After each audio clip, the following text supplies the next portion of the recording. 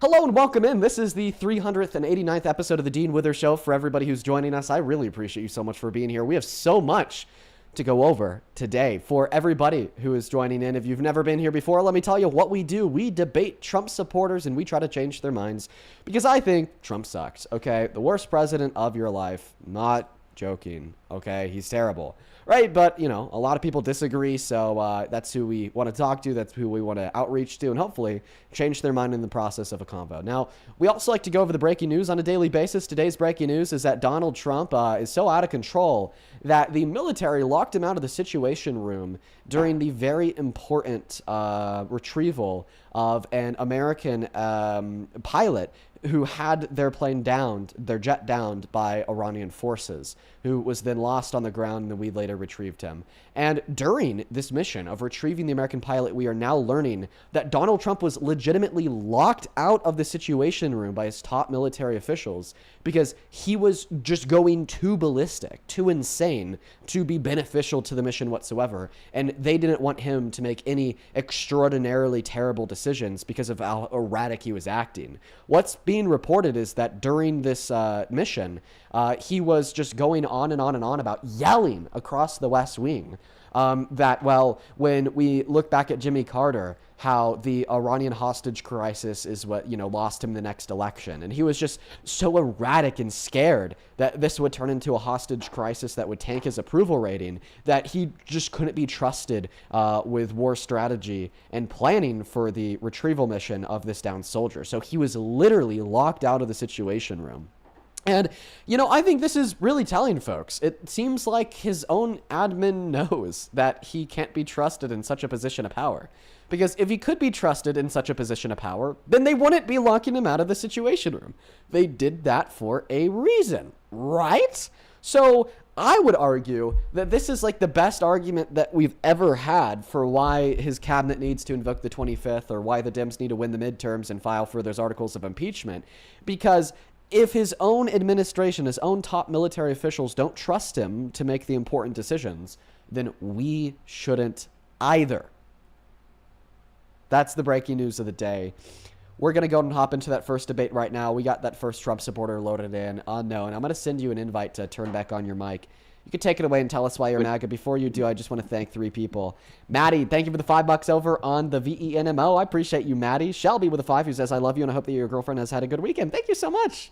Thank you. Thank you, Shelby. And then one over on PayPal from Cammy. Cammy, thank you for the $24 donation. Who says, finally, hi, friend. Hi, Cammy. I hope that you enjoyed today's stream. I know that you're always hanging out with us. Thank you so very much for the love. Let's get 200 Cammy W's down below in that comment section. Thank you, thank you, thank you. And, dude, go ahead and take it away. Tell us why you're MAGA. Okay, so I'm pro-Trump for sure, like 100%. Always W-Trump. That's basically like, why am I pro-Trump is what you're saying? Yeah. Okay. So Blue girl, why thank you for the mini pro-Trump? shower. So pro-Trump I'm just pro-Trump just because I feel like he needs to make those tough decisions, and everyone else I don't even know everyone else, but basically I feel like there's a low amount of people that are going to be able to make those tough decisions that everyone else is going to say.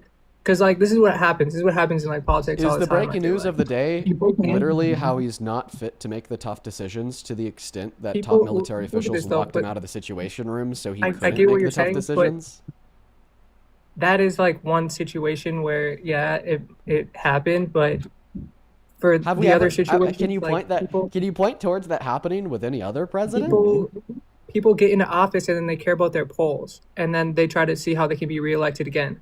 And it's like they only care about, like, he reelected again because he's already served 2 terms.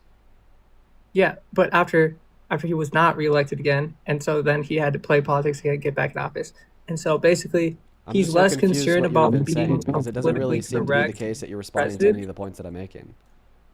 No, I'm just saying, like, why support Trump? I was still saying that, and you kind of, like, cut me off for a second. My bad. Go ahead.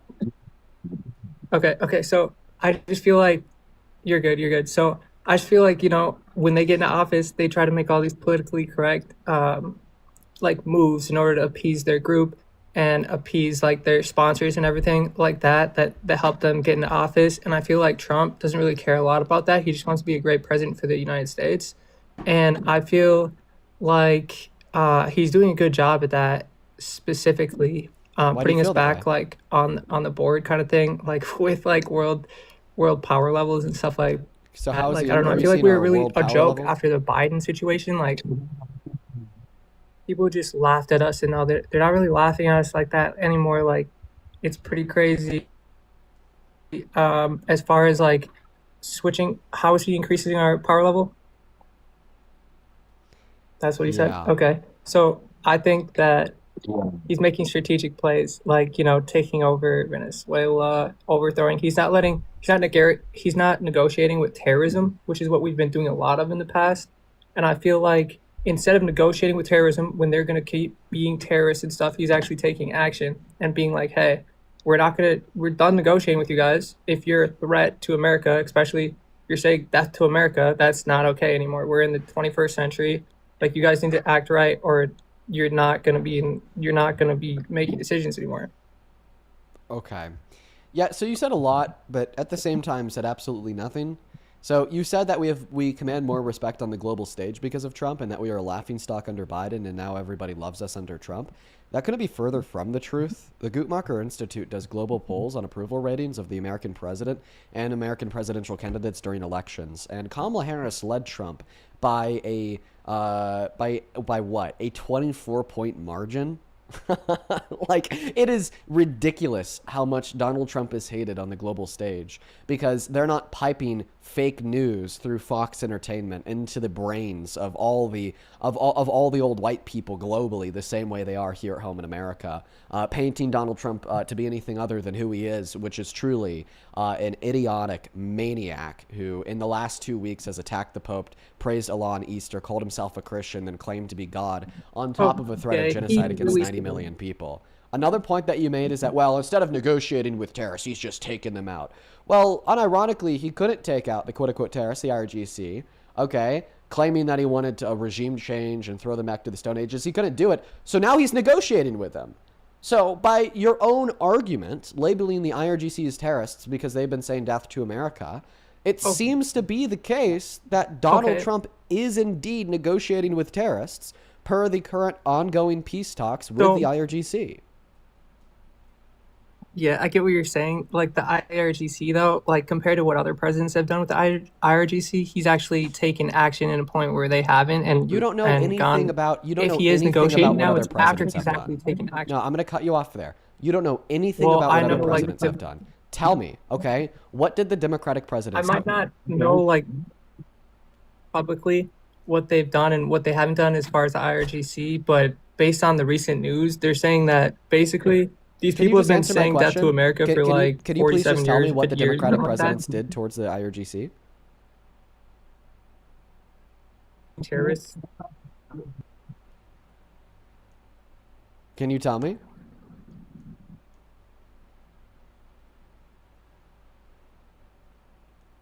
You know, a no would suffice. Uh,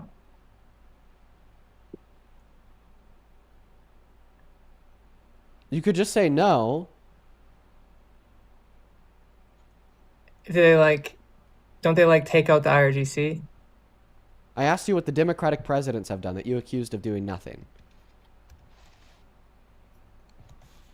You're Googling it. Okay, I'll just tell Sorry, you. it's like We can cutting hear you out. type. Wait, no. It's not cutting out. We could hear you typing. Okay? I'll go ahead and tell you. See, this is why it's important for people to It do their was cutting research. out though. While This I can is tell, it's cutting out. this is why it's important for people to do their research. You're claiming that Donald Trump is a vicar of Christ, sweeping down, saving the Iranian people, liberating them from the terrible terrorists, the IRGC, doing something about it finally, unlike the fact that no Democratic president has ever done anything. That's a talking point that you read on Twitter, memorized, and are now regurgitating to me on live in front of over 10,000 people. You shouldn't do that, okay? You need to do actual research. So the Obama administration were able to achieve a peace agreement with the IRGC. It was called the JCPOA. The JCPOA prevented them from nuclearizing, prevented them from building nuclear weapons, and in turn gave them some sanction relief from us and other allied countries. That was what Obama did. That's what the Democrats did. And that's what Donald Trump, by the way, is trying to do right now, but is less successful in doing so. Okay? Because he interrupted the negotiations with bombing their and taking out their Ayatollah, killing 160 schoolgirls, committing war crimes by targeting civilian infrastructure, then lying about achieving regime change and lying about achieving all goals. And now, okay, according to the New York Post, Donald Trump is considering giving them $20 billion worth of sanction relief when Obama only gave them $1.7 billion. Not to mention the reason why, okay, we have to renegotiate a peace agreement with Iran to stop them from building nuclear weapons is because Donald Trump pulled us out of the JCPOA. So if we just set your historical revision aside and we look at the facts are that the Democrats have been very successful in diplomatically negotiating with Iran to get what we want. Donald Trump torpedoed those diplomatic negotiations by pulling us out of the signed peace agreement, and now is attempting to fearmonger the world into thinking that they're an imminent nuclear threat when our own intelligence has confirmed otherwise, and is killing their children, right? It's sick and very different from your claim that the Democrats haven't done anything. Yeah, I wouldn't say like Donald actively Trump is the killing savior. their children. Like, he's not every day going out there and saying like, hey, I'm gonna go kill children. Like, We killed 160 of them at an elementary school in southern Iran.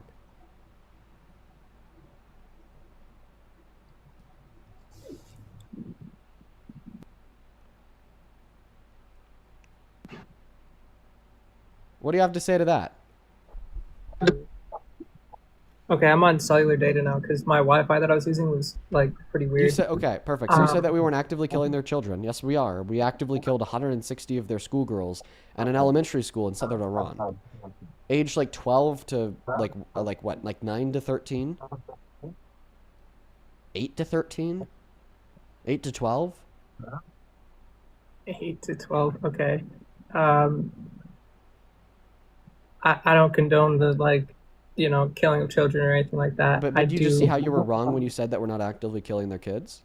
Yeah, we're not going out on a mission to go kill their kids. That's not what's happening. So you think it's a lie that a U.S. Tomahawk hit an elementary school? I'm not saying like it's a lie. I'm saying like well, you have to be arguing that it's a lie, because if it's not a lie, then we are actively killing their kids. Well, what I'm saying is like we're not on a mission to go kill their kids. That's not what's happening. Okay, so do you think that we could actively kill their kids without being on a mission to kill their kids? Yeah, we could do that. Yeah, for sure. Okay, that could happen. So you do accept that we are actively killing their kids, right? I'm not saying like in a way that is like our goal. So you think that there's like some ways to kill kids that's like chill? No, I'm saying like that's not our goal, and our goal is to. Then why did it happen? If it's not our goal, then why did it happen? I don't know the exact reason why it would happen. Because I mean, look at the feats of the American military. We're able to like isolate targeted missile strikes inside of buildings to kill specific people without taking down the building. We were able to drop bunker blasters at very specific key infrastructure points where the Ayatollah was hiding underground, specifically to take him out by the rubble falling on top of him in the underground bunker. But now all of a sudden, when we take out an elementary school filled with 160 kids, it was just totally unintentional and it didn't mean to happen. Listen, think about it this way. We've achieved nothing from the war in Iran. Zero. Nada. And Donald Trump is trying to lie to us all, telling us that every single military objective has been met. Here's the challenge I want to give you to try to prove me wrong. Donald Trump said all military objectives have been met. Name one military objective that has been met. During which part? Taking out like from February 28th until now. Completing the regime change. Most of the IRGC had like leader guys. They're dead. There has to be a regime change. The people that they were negotiating with before are all dead. Can you tell me what a regime change is? It's when the regime changes. Like the regime changes. So what was the regime before the war? Dead. Who was the regime? Yeah, what was the regime? The regime was the IRGC, right? Yeah, but they had like that. Okay, wait, just stop. Yes or no? Before February 28th, before the start of the war, was the regime the IRGC? Was the regime the IRGC? Yes. And who was their leader? The Ayatollah. Khomeini. Yeah, okay, so. And who's their leader today? Khomeini Jr., his son. Like, here's my point, bro. No, clearly we haven't achieved regime change, because the definition of a regime change is to change a regime. The regime that Iran had prior to February 28th was the IRGC. The regime that Iran has today is the IRGC. You can't equivocate the 75-year-old Ayatollah getting killed then replaced by his son, Khamenei Jr., a regime change, because the regime hasn't changed. Just the leader of the regime has changed from a dad to his son. Okay, that's not what a regime change is. Okay, these words have meaning to them, and we can't just use them however we want to paint Donald Trump to be anything but an belligerent fool that doesn't know what he's doing, resulting in the material loss of life, the spiking of oil and gas prices, and an agreement that's going to be more demanding from the U.S. insofar as sanction relief than the one that Donald Trump pulled us out of in 2019 merely because it had Obama's signature on it. I don't think it's because it had Obama's signature. I think it's because we were negotiating with them for specific reasons. They were allowed to do certain things that they were caught lying about. That's what they've said. Is that what were they caught lying about? They weren't letting us like oversee their nuclear operations as much as we wanted to. What's your evidence for that? I don't know. It's just been said. So wait, so then give me the evidence for that, please. Believe that we don't actually really have like hard evidence. Okay, so you believe the things without evidence? No, but any evidence so that then what's you're the evidence? Pull, like some post, you know? So it's just like... So you just said that you don't believe in things without evidence. You believe that Iran lied and broke the conditions of the JCPOA. So therefore you must have evidence for the claim that Iran lied and broke the conditions of the JCPOA. Give me the evidence. The evidence is that it was said. Like that's my evidence. I think it was Donald Trump. Wait, I mean, where did Donald Trump say this? I mean, it's funny that you're going to take Donald Trump for his word of mouth, but you're not going to take the 40-plus women that have credibly accused him of rape for their word of mouth. But show me where Trump said this. Okay, so this is the thing. So there's multiple things that you just said right there. But one thing is that, okay, I'm going to take what he says, especially when he's giving a, like... Can you show me where he said that? Yeah, he said it. It was, I don't know the exact place. It was like when he was talking. Like there's this video. Oh, okay, so then go find the video. He said it. Okay. Let me find the video. But while I find the video, I'm responding to what you're saying about the 40 women or whatever accusing him. Sure. And I know maybe he was convicted or had to pay a settlement in like $2 million or something like that twice or something around those numbers. And I think that when you are a person that has a lot of money and a lot of power, those sexual assault claims get brought up left and right, and that's going to be for anyone that has a lot of money and a lot of power and goes to public places. Okay, so where are Obama's sexual assault claims? Obama probably didn't go to public places after his college smoking sesh, you know? So he just stayed like... Wait. Obama, the president of the United States, with a net worth of over $25 million. Yep. So like that's just public places as in like private public parties type of situations. Well, I mean, a lot of these accusations didn't even arise from public parties. Like, for instance, the woman that was able to prove in court that she was raped by him, it happened in a changing room at a retail store. You don't think that Obama ever went to retail stores? Okay, changing room in a retail store. I don't know too much about that case. And was she able to prove, or was she able to get a settlement? So she was able to prove it. The jury ruled guilt. There was no settlement. Do you believe her? It doesn't really matter if I believe her or not. All I'm saying is it does matter. It does matter. Do you believe her?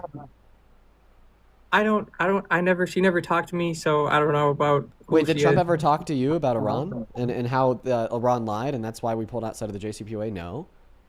No, he never talked to you about that, right? Here, the issue that I'm pointing out here is that you seem to uphold like very unequal standards of evidence, right? You're just going to basically trust an apparent clip that we don't even know if it exists or not. If Donald Trump's saying that the reason why we pulled outside of the JCPOA is because Iran lied and broke the conditions of it, you're just going to take him for his word, even when the IAEA, the International Nuclear Watchdog that was tasked with designating in-person visits to Iran and designating to track their uranium enrichment, never reported that they broke the deal prior to Donald Trump pulling out, right? You're just going to believe that the IAEA is lying. You're going to believe all the evidence that they submitted is like fraudulent, all because of Donald Trump's apparent word of mouth.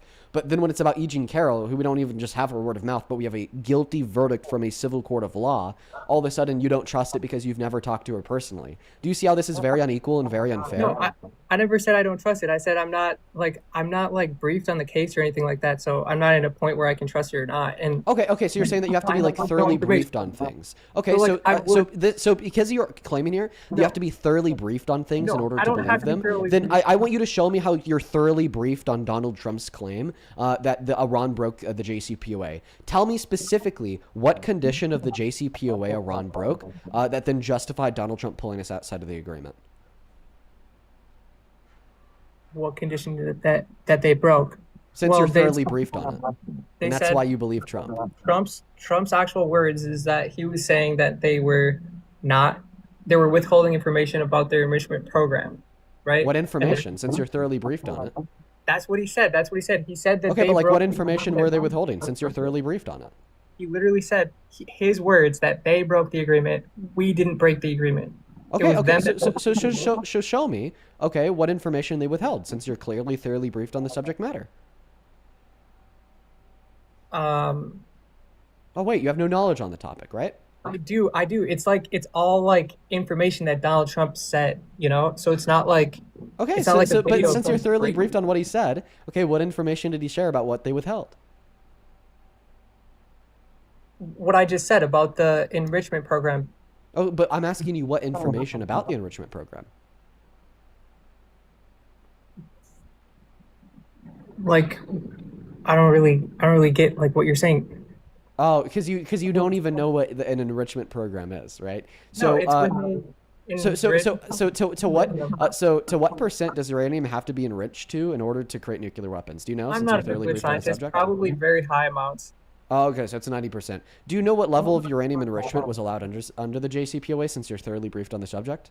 I'm not. I never said I was. But Wait, if you're not thoroughly briefed on the subject, then in accordance with your own standard, you can't believe Donald Trump when he says that they broke it.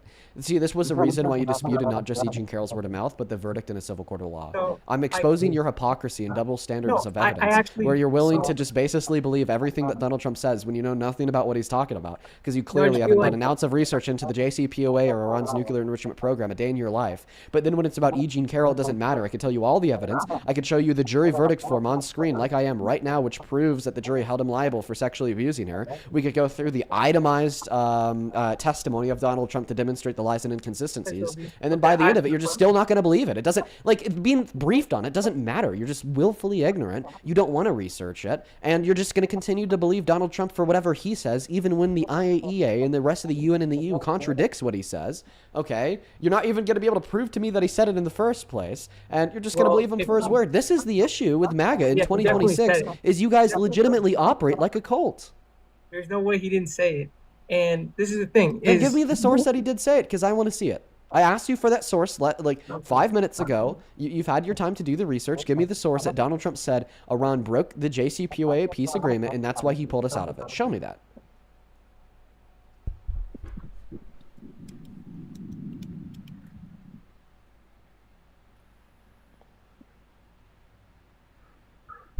I guess while he researches that, I'll go ahead and thank a couple people.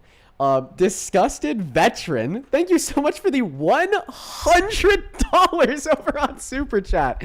Thank you so much, Veteran. I want to see 1,000 Veteran W's down below. That is beyond kind of you, man. That is so much money, and I'm so very grateful for you. Thank you so much, Veteran. That is nuts, guys. Seriously, from the bottom of my heart, I'm just so grateful for your kindness and your generosity. That is so much fucking money. Like, legitimately, Veteran. That's insane. Veteran with 100 says, while so many of us, including myself, are simply exhausted by this timeline, here you are, sir, day after day, fighting for your generation, sending you some high-octane boomer respect. Dude, I love this disgusted Veteran guy. He pops into the stream like once every week or two, and it just sends an incredibly kind message. Just know that I really appreciate you. Same thing to Trey. Thank you for the $10, who says, FYI, the unalive to America doesn't mean unalive Americans. It's a quote meaning to end American imperialism and the policy that exists because of American interventionism. Yes, but which, by the way, is very fair. Yes, death to American imperialism. Okay, and death to American imperialist policies. Okay, they destabilize regions, they kill people. I mean, our first intervention in the Middle East resulted in a bloody civil war that killed over 1 million Afghanis and Iraqis, right? That's something that we should all want to die, right? And then Margaret, thank you so much for the $25 donation on Venmo. Thank you, Margaret. I want to see 250 Margaret W's. Thank you so much for the support. You are kind. You're very kind. Thank you, Margaret.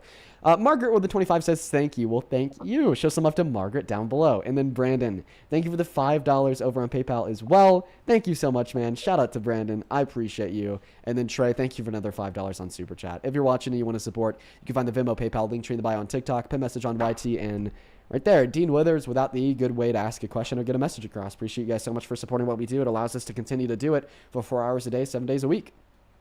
So were you able to find that source, my friend? No, I don't know. I was looking for it, but I know he said it. Like, I watched him say it, like, not with my own eyes, but, on a clip. So it's like, I know he said it. And what year did you watch him say it? What year? This year. Oh, that's funny because he pulled us outside the JCPOA 7 years ago. I heard him say. That's crazy. Like, So he didn't share the reason why he pulled outside of the JCPOA for 7 years. If I had to take a guess here, you're probably misinterpreting his clip, and he was likely talking about something else. Well, I think he was answering a question that someone asked, and that's when he was saying the information. But I think you're misinterpreting what he said. He was likely talking about something else. And of course, I'd be able to demonstrate this to you if you could like produce a clip, produce any evidence whatsoever, but you can't produce any evidence whatsoever, right? Just like notice like the differential and like evidence required to form a belief between the reasonable anti-Trumper and the unreasonable MAGA cultist.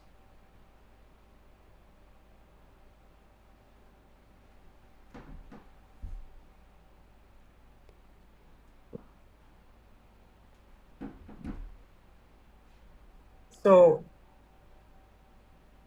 then yeah, that I mean, Nothing. yeah, I think can't that like we're just better off talking about something else because I don't think you could keep up on the subject, with all due respect. Yeah. Do you mind if I ask you a question? Yeah. I feel like with what you're saying, they're very like specific questions that require like proof and all that, and not necessarily like I don't know. All beliefs require evidence. Here's my question. No. That's completely wrong. That's crazy. What? What did you just say? I'm crazy for thinking that all beliefs require evidence. Beliefs require that's a viewpoint, but it's not true because if you look at religion, you don't have evidence and you have to believe. Come on.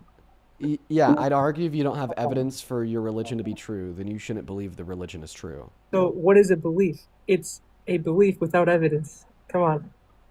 A belief?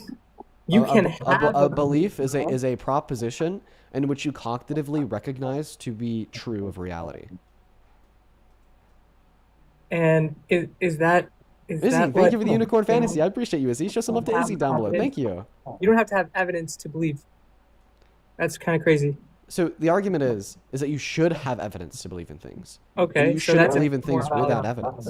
That's more valid argument right there, but you don't have to have evidence to believe. Dude, yeah, I can fucking believe that you're like secretly an octopus, okay, connecting to me with generative AI over TikTok Live. Okay, but does it mean that I should believe that? No, like clearly what I'm saying here is that in order to believe things, you should have evidence. Okay, yeah, that's more accurate. That's good. I like that. Okay, so you couldn't produce any evidence for your last belief, so you shouldn't believe it. Right, I couldn't produce the evidence, but I had the evidence at one point. You know? Oh, so just trust me, bro? Sounds good. No, Here's it's my not question a trust to you. me, bro. Oh, then It's really wait. So do you have evidence that you've seen this at one point? No, you don't. So it is a trust me, bro. It's kind of a trust me, bro, but it's not like. But you just said it isn't. But it's not though. Like. Oh, so how is it simultaneously a trust me, bro, and not a trust me, bro at the same time? Explain that to me. Where you're going with that, but it's just like, how am I supposed to find the clip where he said that?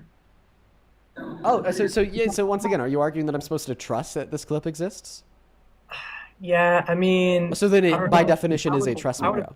I would have thought that you would have seen the clip, but you didn't see the clearly clip. haven't. Thought everyone saw the clip. Okay, so you are asking me to trust you, right? I'm not.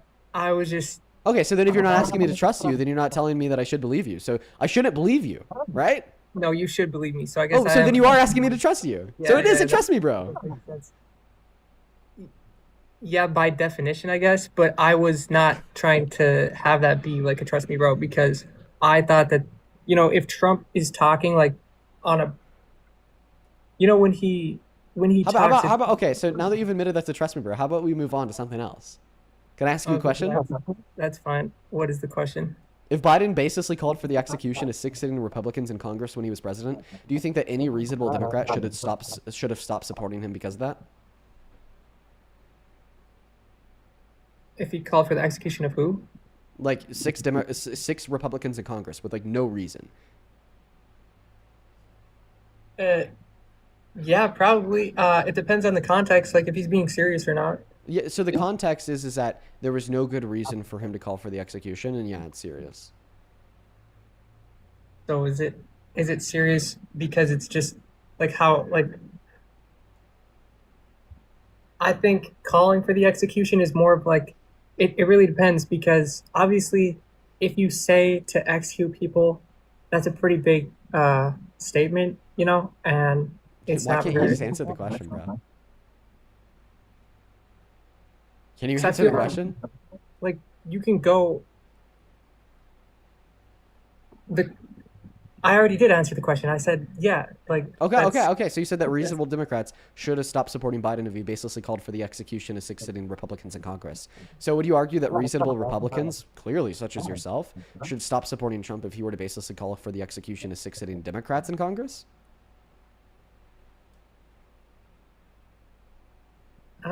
Yeah, but the only difference is that you have to understand like if they're being There's a difference between when Biden does it and Trump does it that somehow Yeah, there's a justifies big you continue to support Trump. But if Biden did it, you'd argue that all reasonable Democrats should revoke their support immediately. What's the difference? the difference is that okay, I bet you basically just said it. It's Trump saying it versus Biden. And So for whatever reason, when a Democrat says it, it's like condemnable. But then when Trump says it, it's like excusable. Why? yeah, like Trump says a lot of things, you know. Like, Dude, do you hear yourself? Like, listen to what you're saying. You're saying if a Democrat did exactly what Donald Trump did, then they should be thrown out of office immediately, and everybody should revoke their support at once. But No, when I Trump would say it does would it, be valid. it's a I said different it would be story, and it valid doesn't with matter. different Like, dude, think about like this. What? Think about it this way. You are very clearly a member of a cult. Okay, and I would say this to anybody that would purport the same argument, even on the left. Like, if I had somebody on the left that had joined my stream and they said, well, if Trump called for the execution of his political opponents, then we need to impeach Trump at once. Everybody needs to stop supporting him. But because they're an institutional, like, establishment dim, if they then turned around and said, well, if Biden did the same thing, I'd actually still support Biden, I would look at this establishment Democrat and I'd say, you are a member of the Democratic cult. You suck, Okay. and you're not using your brain. You need to be more reasonable. Clearly, okay, we would evaluate the identical action identically, regardless if Trump is the person who did it or if Biden was the person who did it, right? So because Okay. you claimed that reasonable Democrats would stop supporting Biden as president if he basically called for the execution of sitting Republicans in Congress, you're in virtue of that claiming, else you're contradicting Okay. yourself, Let me- that if let me Trump did the say- same thing to Democrats in Congress, then you'd stop supporting Donald Trump, and he did. 14 weeks ago on Truth Social, Donald Trump came out swinging, saying that 6 Democrats in Congress were guilty of sedition and they were traitors. Then he went on to say that their sedition is punishable by death, and then he reposted a comment from one of his followers that said, hang them, in all caps. This was Donald Trump calling for the execution of sitting Democrats in Congress. And because of that, you need to revoke your support from him in accordance with your own values that you shared with us as it related to Biden and the hypothetical I gave you to weed out and account for your cognitive dissonance. And if you follow this up by saying, oh, well, it's Trump. Trump says crazy shit all the time. You understand that it only gives us more reason to say that we should revoke our support from him. Okay? A person that never says crazy shit but has only called for the execution of their political opponents one time is comparatively better than a person who always says crazy shit and isn't just calling for the execution of their political opponents, but is also threatening to genocide 90 million people, but is also like admitting to sexual exploitation, calling it funny, but is also telling over 30,000 confirmed lies, but is also lying about the outcome of a federal election, okay, but is also concealing classified documents at his private estate in Mar-a-Lago, but is also saying that Biden was killed and replaced by a robotic clone in 2020. 2020, but is also attacking the Pope, but is also declaring himself God, so on and so forth. So I don't even know why you would mention the fact that Donald Trump has said many other things that are also very insane, because that only gives us more reason to view him worse than Biden, even if Biden were to engage in that same action of calling for the execution of his political opponents. But in summation, do you revoke your support from Trump knowing that he has called for the execution of Democrats in Congress basically, when you said if Biden did the same thing directed towards Republicans, and nobody should continue to support Biden? Yeah, I get what you were saying. You said a lot there. And basically, I think that that would be a reasonable reason to rescind your support for Biden if that was the case, you know? Like, so I'm not saying like there's a double standard here where like, hey, if Trump does it, it's okay, but if Biden does it, it's not okay. I'm just saying it's a good reason to rescind your support for both sides. I Then think rescind your support. I am not going to do that. And But you just said that you had a good reason to rescind your support because this is something Trump I did. said I would have a good reason if I wanted to, you know? Wait, so you're just ignoring the good reason to stop supporting Trump? Why? I'm admitting that there might be a good reason out there, but I'm acknowledging. So then why don't you stop supporting him? If you have a good reason to do something, then you should do it.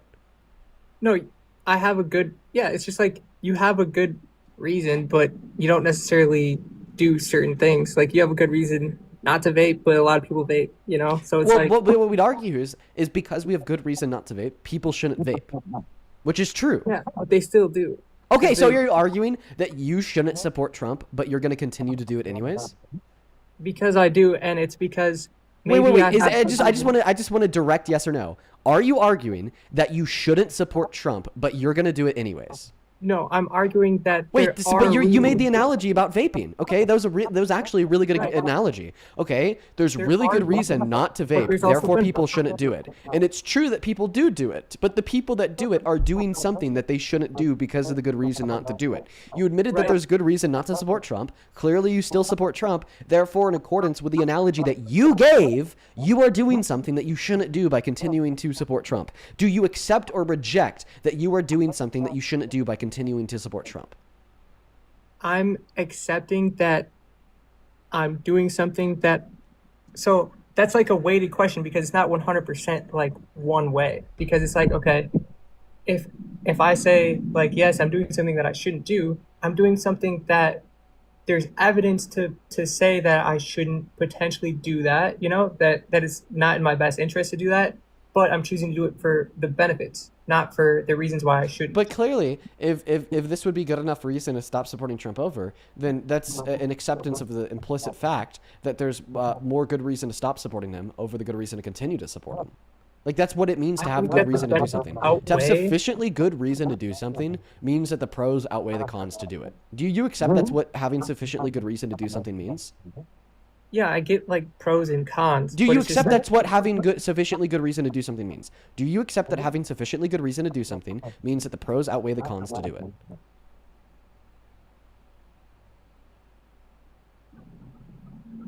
Yeah, of course. Okay, so if you accept that's what sufficiently good reason means, well, you also argued that you would have sufficiently good reason to stop supporting Trump because of him calling for the execution of sitting Democrats in Congress. Therefore, via that evaluation, the pros outweigh the cons of stopping to support Trump, i.e. he's more detrimental to the country than he is beneficial to the country. So this is actually in consideration of all the good things that you think that you'd be able to enumerate. I think the good things that Trump is able to do and pull off severely outweigh the bad things that he's done. Sure, And name I one can't good Trump policy. name all of them because I know you're going to say Name one name good the Trump policy. Name a Trump policy. I know you're going to say that, and I can't necessarily name the Trump policy that's pulling that up. But this is the thing. It's not Then what do you about- fucking mean? Then what not do you about, fucking like- mean? Then what do you fucking mean the pros outweigh the cons when you don't even know what the pros are? The pros are not about one specific thing because you're trying to make them about one specific thing or maybe a No, group. but I'm just asking you to like enumerate, like, and quantify like one of the pros to the Trump administration. And you're like, oh, I can't. You can't name like one fucking policy that he passed that was good. Okay, more of a listen, if you position. can name like one fucking policy that he passed that is good, okay, then like, what do you mean? You like think the pros outweigh the cons because seemingly you don't even know what the pros are. I get what you're saying there, and basically the pros are that some of the pros are that we have a actual leader that is leading, and they're But not what is this leader doing to benefit us? Name one thing that he's done to materially benefit us. materially benefit the United States people. Yes, name one very specific thing that he's done that has materially benefited the United States people. Yes. Okay, I'm gonna say one thing right now. Not let a absolute clown get into office. So just won the election? So him That's winning it the right election there, is the yeah. one thing that he's done that's good that you could name? No. So in other words, you can't name anything good that he's done. I just named one. No. The reason why this is clearly sophistry is because you're attempting to deflect away from answering the question. What is one good thing that Donald Trump has materially done for the benefit of the country? And all you can say is that you didn't like Kamala Harris. All right, okay, answer this question. What is one bad policy that Kamala Harris ran on? Be specific. LGBTQ needing LGBTQ? Bro, what? Okay, It's not a look. policy. It's not a policy. I don't know the So exact yeah, policy. so then name one bad policy. So it has to be like integrated with businesses. Like Can you answer the question? What's one bad policy she ran on? Honestly, I can't, but like I can't. I just know like the general like view, bro. you know, like what she's like generally supporting. Bro. Oh my god, dude, you're so lost, buddy. You're so lost. I'm not even lost. I'm just saying like so that's like lost. clearly You're so you do it fucking for women. I lost. don't. Cortisol Maxine, bro. Cortisol Maxine, bro. Go on mute. Sit on mute. I'm gonna take a deep breath. Oh my god. Oh my god. You're so lost. Holy, what a jester. All right, buddy. What you're gonna do is you're either going to name one specific material thing that Donald Trump has done to benefit this country, or one specific material thing that Kamala Harris ran on doing that would have served as a detriment to this country, or I'm going to kick you for being a jester. Your mic is unmuted. Well, actually, there you go. Okay. Answer the question. So just going off of what I kind of know, I guess. Trust me, bro. No, I'm just kidding. No, the one thing that Donald Trump's done to, besides getting elected, to benefit the country, because that's major. I would say that he was able to work on, so long game here. He's able to work. Bro, you can't do it. You can't do it. You lot of can't different name things. one thing. He was able to take out. So all the things that I've said so far, like de-linking. Bro, he straight up can't do it. He can't formulate a sentence representing one material good thing Trump has done. Clueless. Economic growth, Okay, what economic growth? long term. What economic growth? Tell me. What macroeconomic variable has grown? Wanting Jerome Powell to get out of the head of the Fed. And Okay, that's not a macroeconomic variable, Jester. Name the macroeconomic variable that has grown because of Trump. Because you said economic growth. It's going to be long term. Like he's doing all these things long term. Like Oh, short-term. so the economy hasn't grown so far. Like in the last year and a half, it's only gotten worse. Well, technically, I would say yes, but for the long term, we're absolutely in a very good position as far as like world power goes and world position and the U.S. dollar. We're in a very good position in the U.S. dollar. Bro, but we were in a better position when Biden was president, apparently, because you're telling me that things have only gotten worse since his inauguration. I'm saying like there's been some things that have potentially gotten worse as far as like Yes or no, we're economically speaking, were we in a better position at the end of the Biden-Harris administration? I think the stats would say that we're in a worse position right now, and that's what I'm saying. It's short So term. yes or no, were we in a better position at the end of the Biden-Harris administration? Were we in a better position than we are now? Yeah. Yeah. Dude, okay, but Trump. Better position. So I just want to clarify. So you're telling me here that the economy was much better when Biden was president than it is today under Trump. But the one material thing that you could think of that Trump has done good for the American people was economic growth. economic growth long game. What's the long game? The long game is not negotiating with terrorists, and essentially, the long game is Not negotiating with terrorists is vague and elusive. You don't know what you're talking about. No, I do. I do know Then what be I'm more talking about. specific. What do you mean by not negotiating with terrorists? How's this economic? What does this have to do with the economy? So, the economy, I'm pretty sure. Wait, 5D chess, folks. he's done a lot of things. He's going to be good for the long term because it's 5D chess. He's done a lot of things for the economy in order to bring manufacturing like more in-house as far as in the USA. There's actually less manufacturing now. Last year, we had the most manufacturing bankruptcies since 2010, according to the Bureau of Labor Statistics. And we've seen a massive plummet in the level of business investment into American manufacturing for the first time since his last term. So you're wrong. But the long game, right? 5D chess. We have to bankrupt all the American manufacturers to bring back and there's manufacturing another in the big long thing, term. which is like, okay, so not letting Can like you all can you that just tell me, do you think that we need to immigration bankrupt all of the come into manufacturers anymore? here now in order to get them to come back in the long term? Did what happen? Do we have to bankrupt all the American manufacturers now in order to get them back in the long term? Well, everyone just kind of knows that like Yes or no? bankruptcy Could you just answer the question? bankruptcy in the United States just means you have to file for bankruptcy, like your life's not over. Can you just But answer the your life would be question? over if we outsourced everything. Can you and just never answer the did- question? Do you think that the fact that we had the most manufacturing bankruptcies last year since 2010 is a part of Trump's long game to bring manufacturing back?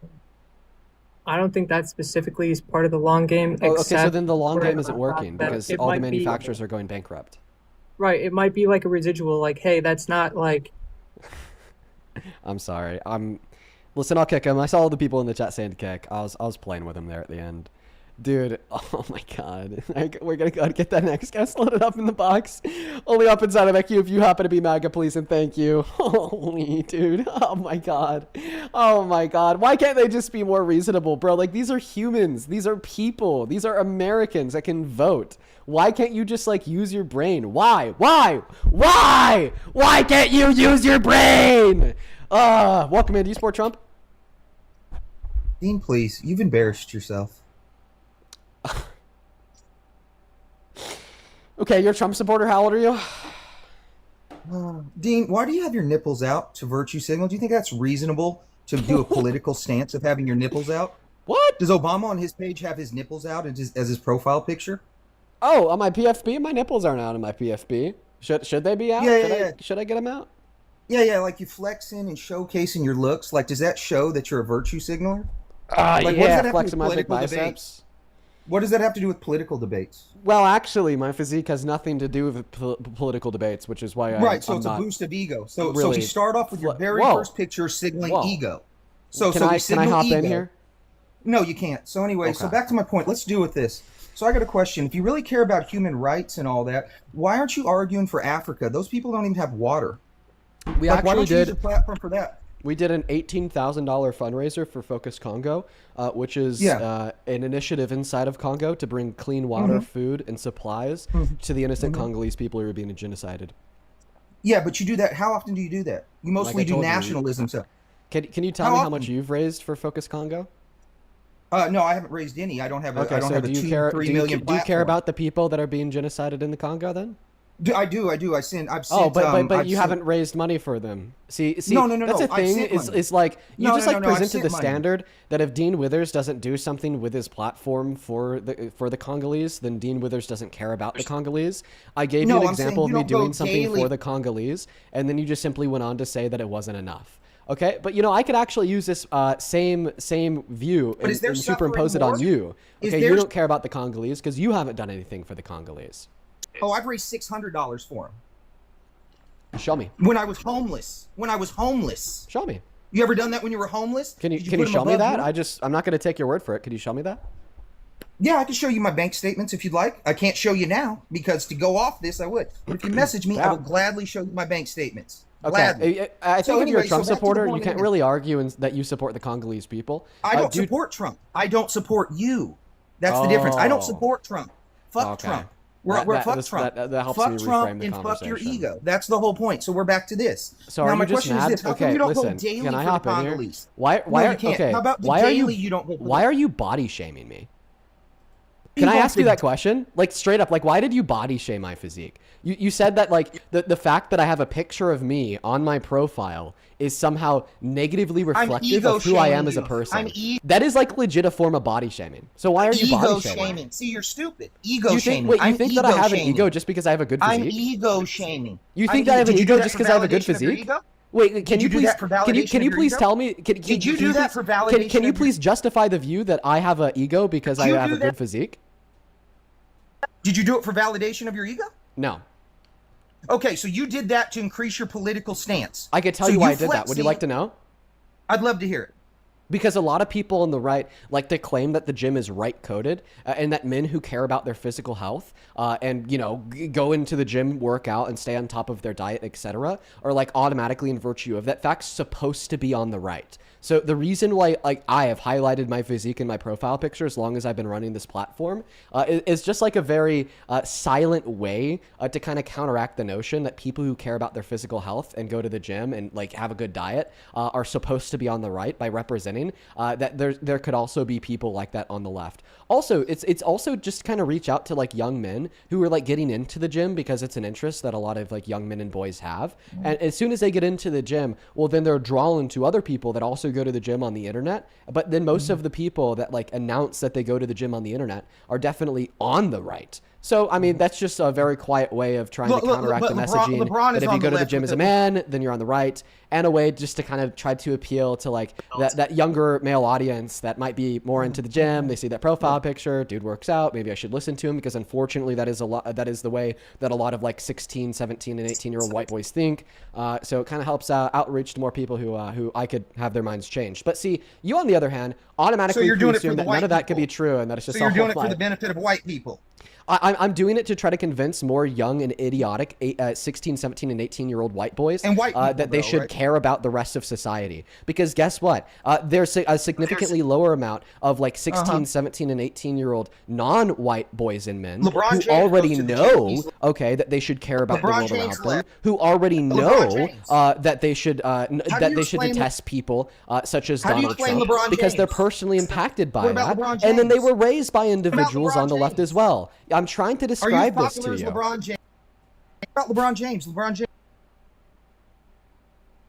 James already shows that he's on the left and he has a good body. Beige. We need more LeBron James in the world. It just honestly, if I had to be clear with you, it sounds like you're jealous of my physique. LeBron James is already doing that. No, okay. Dean, I'm jealous of your ego. I'm happy that I could also do it at a little bit of a lower level. So once again, I don't understand that, Dean. So back to the whole point, right? So why don't you go daily for the Congolese? Are a bad thing?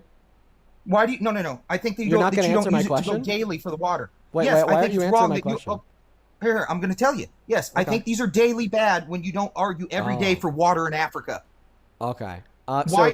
Wait, hold on. So can you please tell me any problem that's worse than water than Africa? Can you please tell me? Can you tell me a problem that's going on in this nation? Can you please? I'm just going to kick you if you continue to steamroll. All right, you're a jester. You're trying to cortisol max me. We just need to let him calm down. So you said that these streams are ultimately a bad thing to do. Okay, right. So see, the issue is now that you've let your hatred for me, likely rooted in jealousy, because I don't know where else that conversation about the physique would come from, like overwhelm like the idealistic goals of bettering the world. Problem worse than water. Okay, see, like this isn't gonna work. When you're, I think okay. If I answer your question, will you let me speak? Definitely will.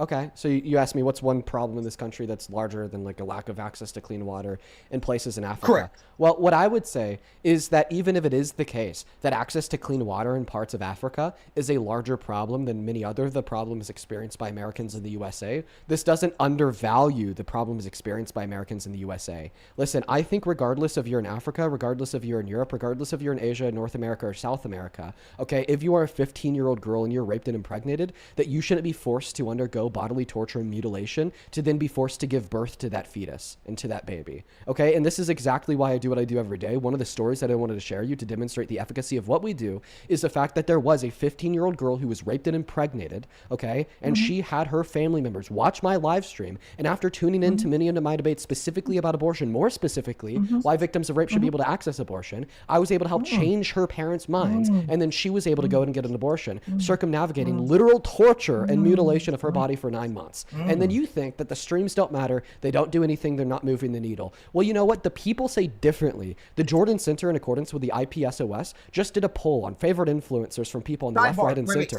Okay, and what that poll concluded is that I'm the fourth most popular influencer with an exclusion of politicians, behind Jimmy Kimmel, this one CNN anchor, and then Stephen Colbert. And the vast majority of people in which follow my content don't claim an affiliation between from the Democratic Party or the Republican Party, which indicates people who are like truly in the center and don't know which way to lean, or further on that progressive left as an extension beyond the Democratic Party, because I advocate for more progressive changes, meaning that we're not only using this live stream to get people like Trump from the RNC out of politics, but also to help reform the DNC into something more progressive for the betterment of everybody's future. But then your takeaway is, because of my profile picture, I show my physique, I have an ego, none of this matters. You're jealous and you're unintelligent. And I think that you should probably start doing something with your life so you don't feel so insecure when you see somebody half of your age doing better. That's my advice to you.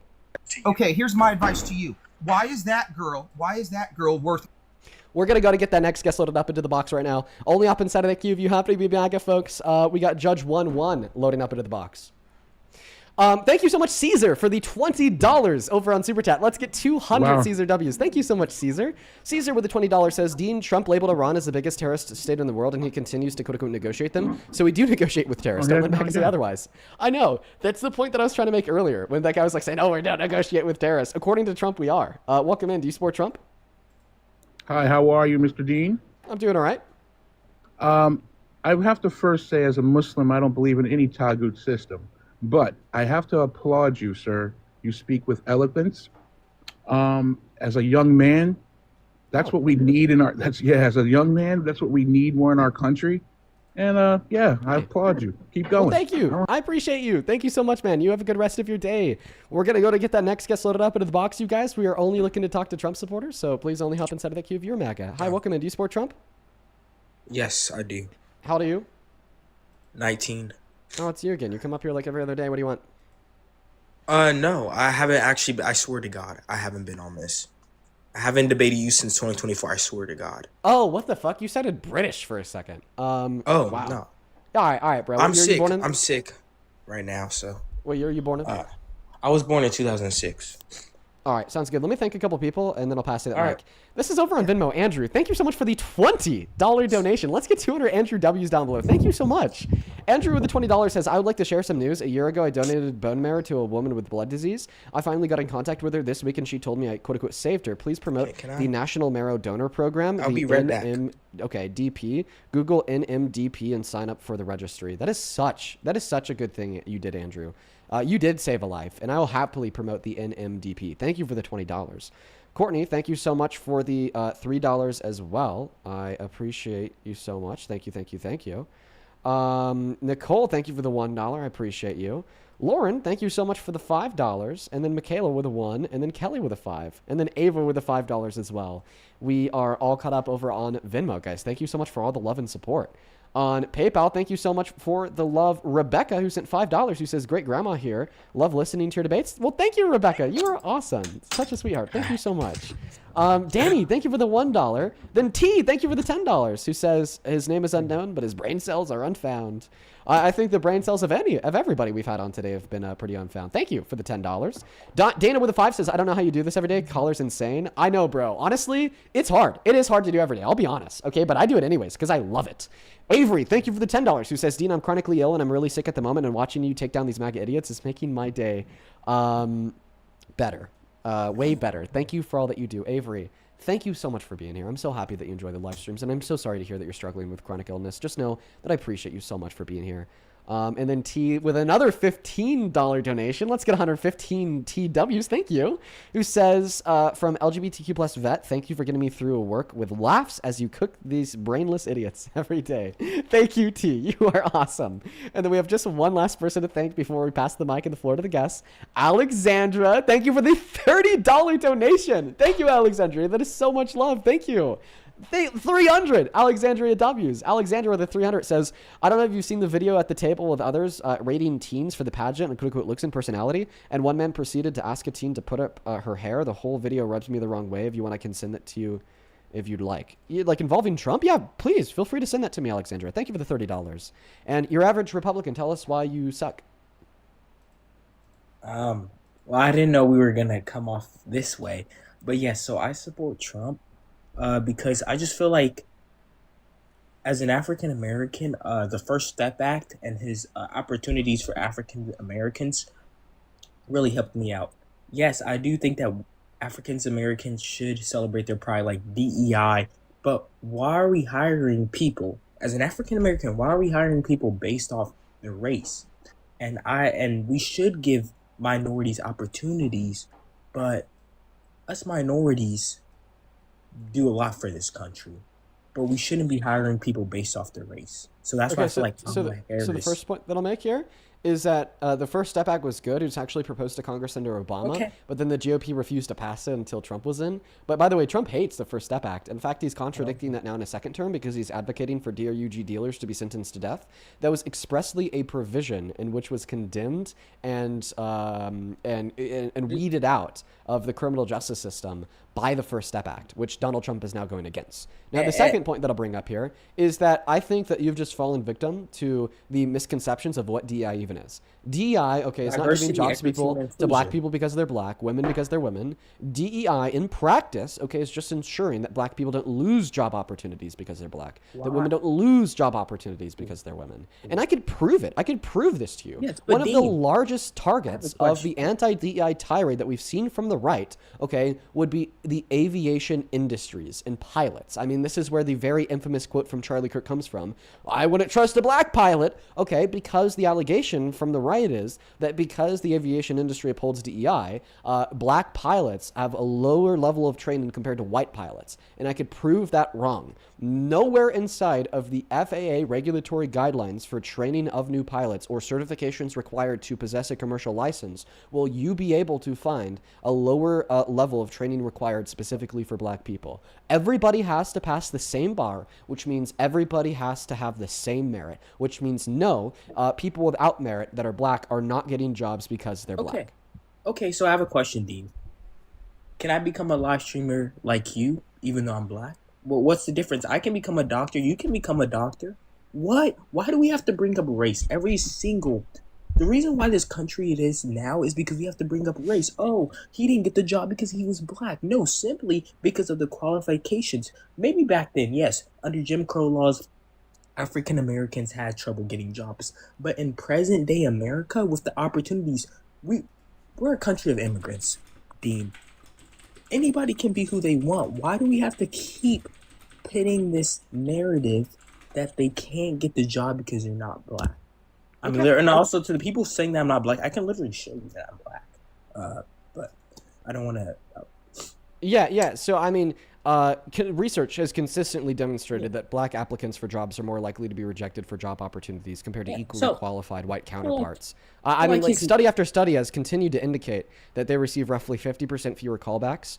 And they're twice as likely to be rejected from top roles. Once again, with the same qualifications. So you could actually find this from the Harvard School of Business. If you go on Google, you type in Harvard Business School, minorities who quote-unquote whiten job resumes get more interviews. You could also find this from the Becker-Friedman Institute. If you go on Google, you type in Becker-Friedman Institute, a discrimination report card, you'll also find that source. You could also find it from the Center for American for Progress. That's another one. And then, of course, you also have Black Talent Charter. This one, correct? Yeah. Is this the one? Okay. Yeah. So, you're talking about not getting callbacks and what this report proves is that black people who mask their race on resumes, okay, and kind of conceal the fact that they are black, are significantly more successful in getting job interviews And this Gotcha, is gotcha. and this isn't like a one-time Can you- event. This has been proven via a cohort of analysis Uh-huh. of data. Yeah, totally agree. But can you talk about this topic? So-called racist, correct? He's so-called racist, right? What are you showing me? I don't know what you're showing me. Yes. So he nominated Dr. Erica. Oh, sorry. Well, you Yeah, broke my Steve. neck with that pivot. Can you please respond to the research I gave you to demonstrate that black people are less likely to get callbacks for interviews simply because they're black, as demonstrated and proven by the study I gave you? My job called blacks employer. Okay, yes. Yeah, pro diversity employees discriminate too. Yeah, I can see what you mean. Me growing up, I've experienced situations like these in the education when I was growing up. Okay, in high wait. school. So you went from saying that black people have just as much opportunity as white people in the Yes, job market but in the America thing today about it to is- now reading a research paper by Harvard which No. proves otherwise. And now No, you're but saying that, well, Dean, you have the thing actually about it personally is experienced similar that discrimination I did- growing up. I think No. that you're a troll because you went from saying that Dean. this type of No, bias what- can doesn't I- can I exist at talk? all Can to I now talk? saying that, yes, of course, this bias is so prevalent, you've personally No, experienced it's it. not always. It's like how you guys say every undocumented person is illegal. This is some sort of cases. When I discovered that, I didn't say, "Oh, Where'd he go? On mute, buddy. it's because it's my race or something." I don't make things about my race. I keep Swipe in and out of the app, you pushing. got a bunch of background noise. Black creator. Thank you, Nicholas. Why are we hearing another live? That's strange. All right, Follow can you you hear me now? back. You have to hop back inside of that queue, man. You have to hop back inside of that queue. Okay, there was some like feedback on your mic. In the meantime, folks, make sure that you're double tapping away on that phone screen. Sharing out that live with a handful of friends. And if you want to support me in what we do here, or just ask a question / get a message across to be read out on live, you could find my Venmo, my PayPal, and the link tree in my bio on TikTok. Pin message on YT, and right there, Dean Withers Was without at the E. 85% when I started. No, it's Can you hear me now? 55%. There's still like another live playing. Feel free to completely reset your phone, dude. We're going to go to get that next guest loaded up into the box right now. Only up inside of that queue if you happen to be a Trump supporter, folks. Only up inside of that queue if you happen to be a Trump supporter, folks. Hi, do you support Trump? Yep. How do you? 55. How many continents are there? I don't know. Yeah, I know that you don't know how many continents are there. In the chat, I saw you say, I challenged Dean Withers to a boxing match. Very clearly. Oh, Yeah, I do. want to box you, dude. You want to fight? Okay. No. No, why? You too much of a pussy? I just You think run that off you're the probably a mouth. little bit of a You seem to be- smelly alcoholic to run who your mouth has pretty nothing better to do with their recklessly. life but then to waste it away screaming at 21-year-olds on the internet that prove you wrong. Like, calm down, buddy. Pipe down. No one knows you. You're irrelevant. Clearly, I wouldn't get in a ring with you for the same reason. I wouldn't drive without a seatbelt. Seems a little bit reckless to put You're a chicken myself in a scenario Just where admit I'd it, be because you're a in chicken such shit fucking pussy. endangerment of dying from the stinky wrench of a 55-year-old chud who lives in their mom's yeah. basement. Grow up.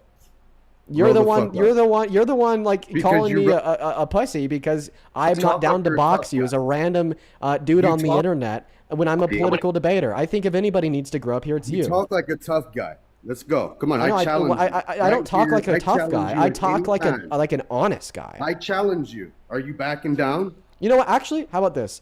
I will box I'm you. challenging you, Dean, right? Yeah. Fucking Okay. at any I'll time, accept at your any place. challenge, and I will box you Yep, if you do beat me in a so. debate. Nah, yo, I'll tell you what. I'll make a deal with you, Dean. If you beat me in a If debate, you then I'll box you. me- If you box me in a fucking gym, right? I won't come back on your lives ever again. Ever. You could come on my lives as much as you want. I don't care. No, but, because you're a pogue, Dean. That's what you are. okay. You're a beat me in a debate. shitbag little pogue. Then You're a prove spoiled me little wrong. bitch. Oh, You're a wow, nepo- someone's you're a really- nepo baby. That's Someone's what you are. Oh, a nepo You know what? baby. You know what a nepo baby is? That's I do you, know what a Dean. nepo baby is. Not me. Yeah, you. So- You. so Look true. At your eyes. Yeah, Look yeah, at your yeah. eyes. So true. When I was like 12 years old, living with my homeless mother, Your reliant eyes on getting tell food me- from the church. You know, just such a nepo baby. Your eyes tell me everything, Dean. Mary, thank you so much for the $10 donation over on Venmo. Thank you so much for that love, Mary. Let's get 100 Mary W's down below. Can you thank Mary for the $10 donation?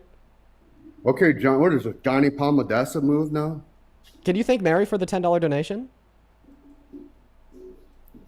Well, apparently not. We gotta excommunicate him. He got a flag for harassment of bullying. Clearly, whatever. Allie with the $2 who says, did you see the Strokes Coachella perform Oblivious? A huge political statement made me cry.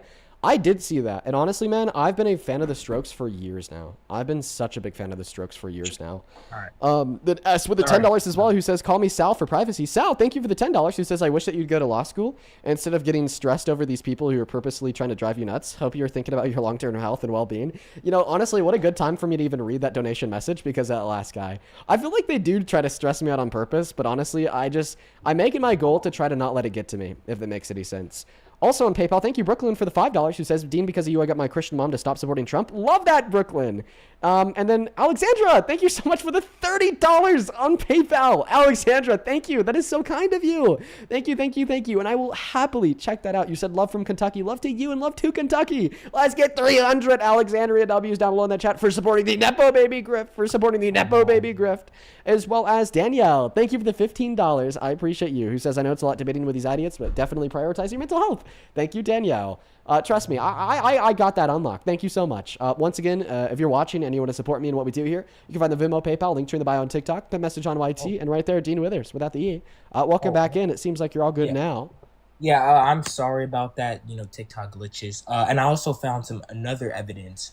Evidence, yeah, so true. Can you tell us why you support Trump?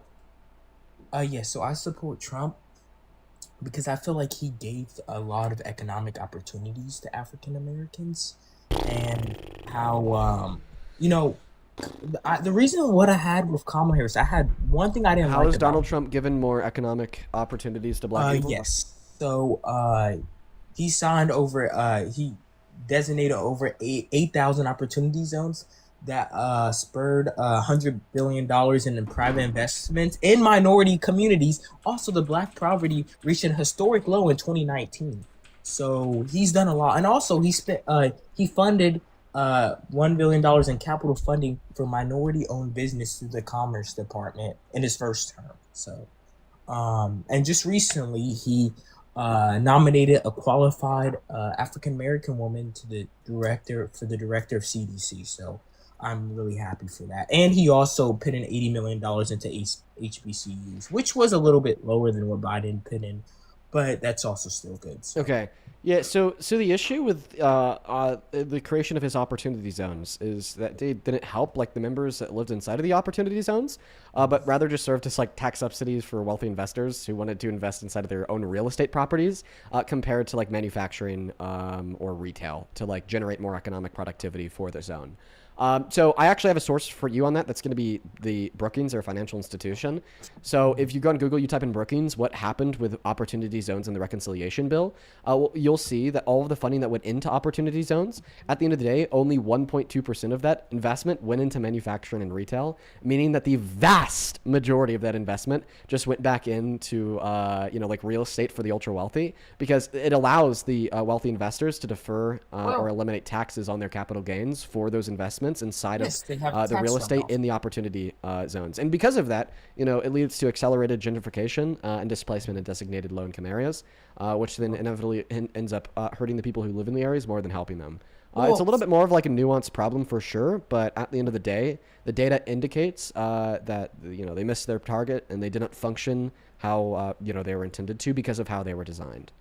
Okay, what about the Future Act? The Future Act, correct? So you have no pushback there? Yes. My pushback is yes. Maybe in more wealthier areas with a lot of, African American people, like Georgia, I would say. In Georgia, they have wealthy neighborhoods filled with African Americans, but that still doesn't change the fact that he was putting in opportunity zones.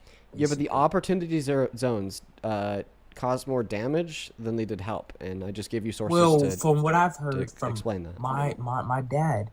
Listen, buddy, your dad's not a source. I gave you a source from the Brookings institution. Dean, that still doesn't change the fact that he did do that. He did something that inevitably hurt marginalized communities, and it helped them. No. God. All right. Can we move on to something else? Yeah. We'll move on to the Future Act, right? That was the $250 billion investment into HBCUs. Which permanently funds. Right. You know how much money they're given to HBCUs under Obama per year? $500 million. Oh, yeah. And then do you know how much they're given under Biden per year? $1 billion. So Donald Trump actually cut the funding to HBCUs in half from Obama, and then the Biden-Harris administration increased it by 4 times. Okay. yeah. So let me ask you a question. If I was president and black people in this country, as an example, were getting paid $20 an hour, and then I signed a bill into effect to designate that they only get paid $10 an hour, would this mean that I'm like not racist because I'm signing bills into effect to pay black people? Or would this mean that if anything, I'm probably racist because the bill that I'm signing into effect to pay black people is giving them less money than they were given before? Like, okay, clearly, this would not be an example of active anti-racism because it's just harming the material conditions of black people because I'm cutting their pay. Very similarly, when he cuts the pay directed towards HBCUs, this is not him being anti-racist and helping HBCUs because it's actively reducing the funding that they get. And then HBCUs, have the savior of the Biden-Harris administration that then increased their funding 4 times.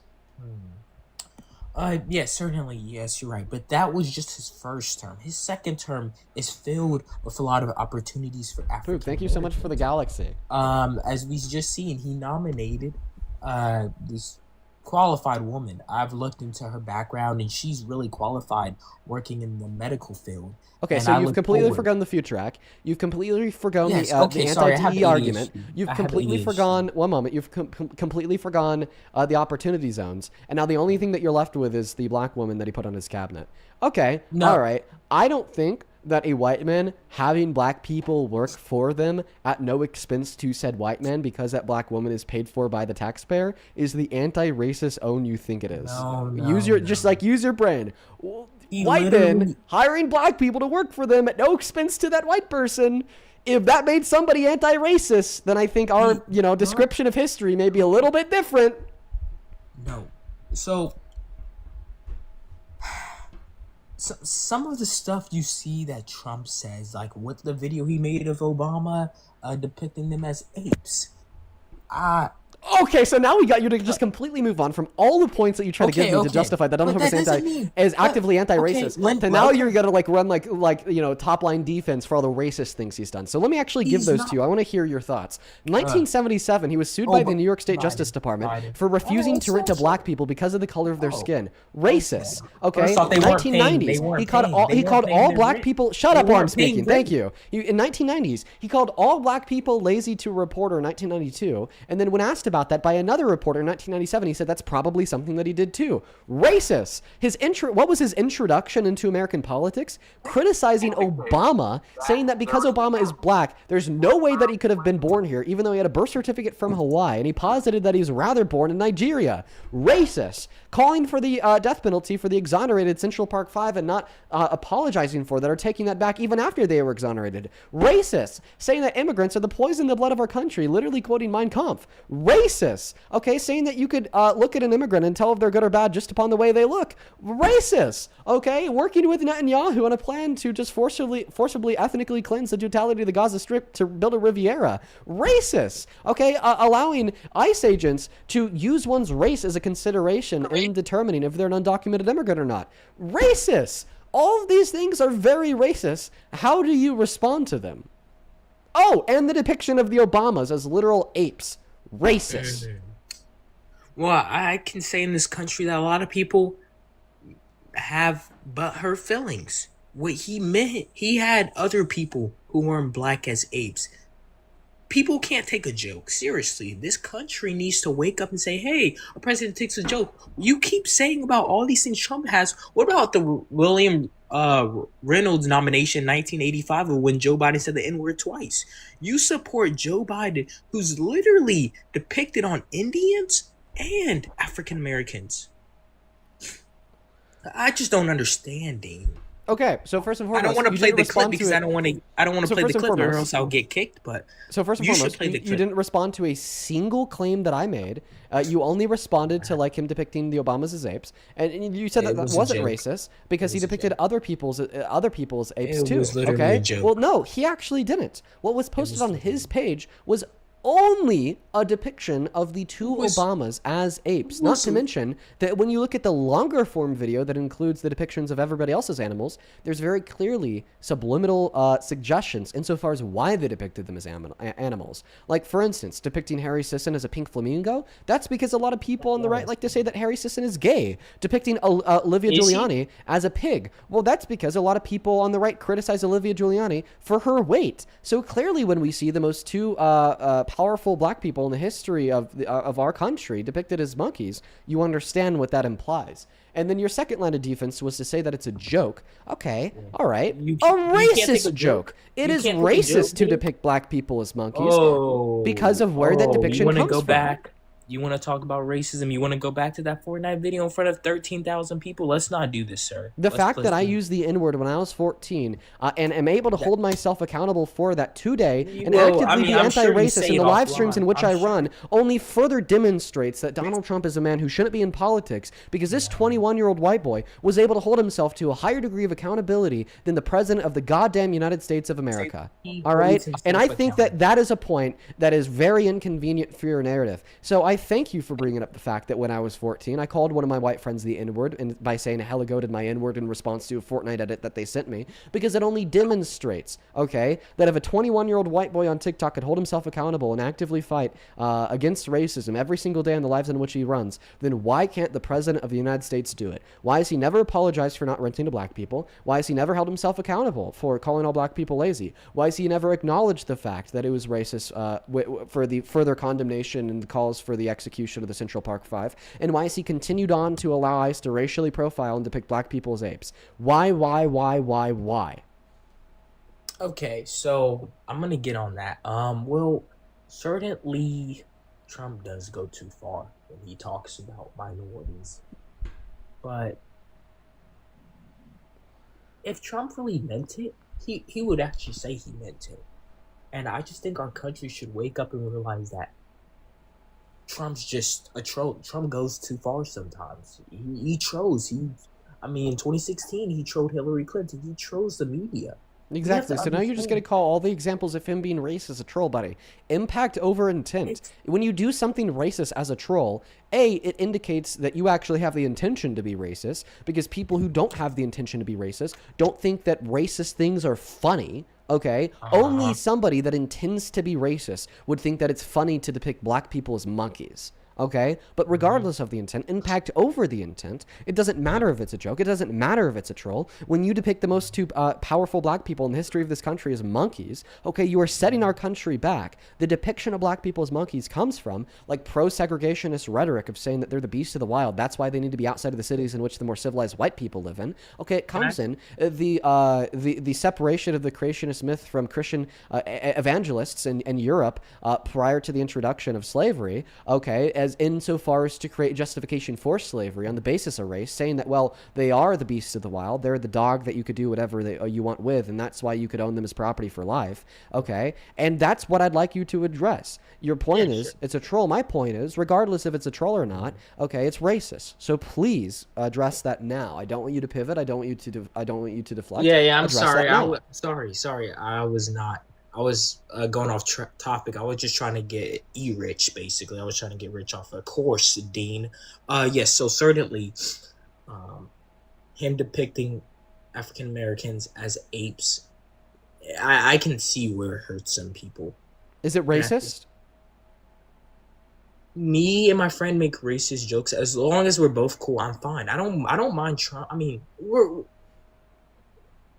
It's just a friendship. If you're cool with somebody, I talk to my Mexican friend like that. We're cool. We understand our boundaries. Okay, so first and foremost, I think it's very problematic to make racist jokes with friends. So what about if we're both cool with it? One moment. What about if we're both cool? First and foremost, I think it's very problematic to make racist jokes with friends, even if this is something in which is like mutually agreed to by both parties. Because I think that indicates a greater intent of like thinking that racism can ever be funny, and B, when we start socially allowing it to any extent, even if it's agreed to by the person that you're making it to, this just pushes the pendulum forward towards the further normalization of that rhetoric and action in society, when we should have no allowance for it in the slightest. But C, there's a difference, even though it's incredibly wrong, okay? I want to preface that. There's a difference between some random kid on the internet making a racist joke against his friend in private and the president of the United States of America blasting, not a friend, but Obama, who he hates. His introduction into politics was hating on Obama, making an incredibly racist remark, depicting him as an ape, as the most powerful man alive. When he was talking about back in 2016 when he said that Obama wasn't born in America, you're referring Yes, to his that. introduction into politics Yes, was so, literally being racist against Obama. I will agree with you on that. I certainly think that was totally disrespectful, and he should have handled me a little bit better. Okay, so then you agree Right. that Trump is racist, right? It just depends on someone's personality and what things they take as. Yeah, exactly. You can't fucking say it. You were such a sophist. You came up in here arguing that Trump is helping black people. You Yes, give me like he 5 has. different He's points helped my from the family. Futures Act to He's the helped my opportunity family. zones, okay, to the unemployment rate under He's his first helped my administration. family. I debunk it fucking all, and then the only thing that you're left with is to argue, oh, he's not racist, and even though he's done all these racist things, okay, it's No. embarrassing. How about this? Why was my Was dad it a joke when he refused to rent to black people in the 70s and violated the Civil Rights Act, then got sued for it by the New York State Justice First Department? off, most African Americans in the area he was living out wasn't paying rent. There was a court filing that he said they weren't paying rent. Dean, if you're a real estate developer and you're renting out to someone and they're not paying your rent, wouldn't you not want to rent to people like them?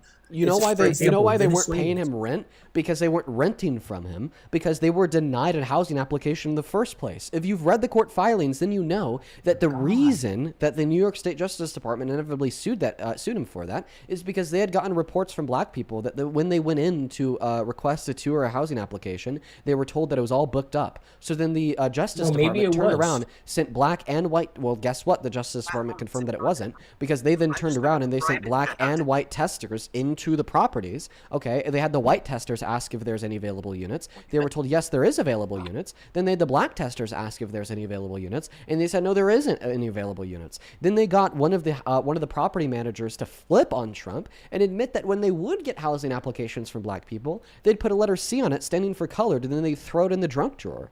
And the junk drawer. So tell me, is that racist? I want a yes or I want a no.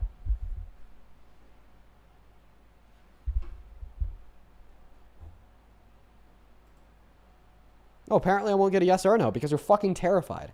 Yes, you're terrified because I know how to effectively. Yes. Okay, all right, perfect. But Then you that accept was- that Trump is racist.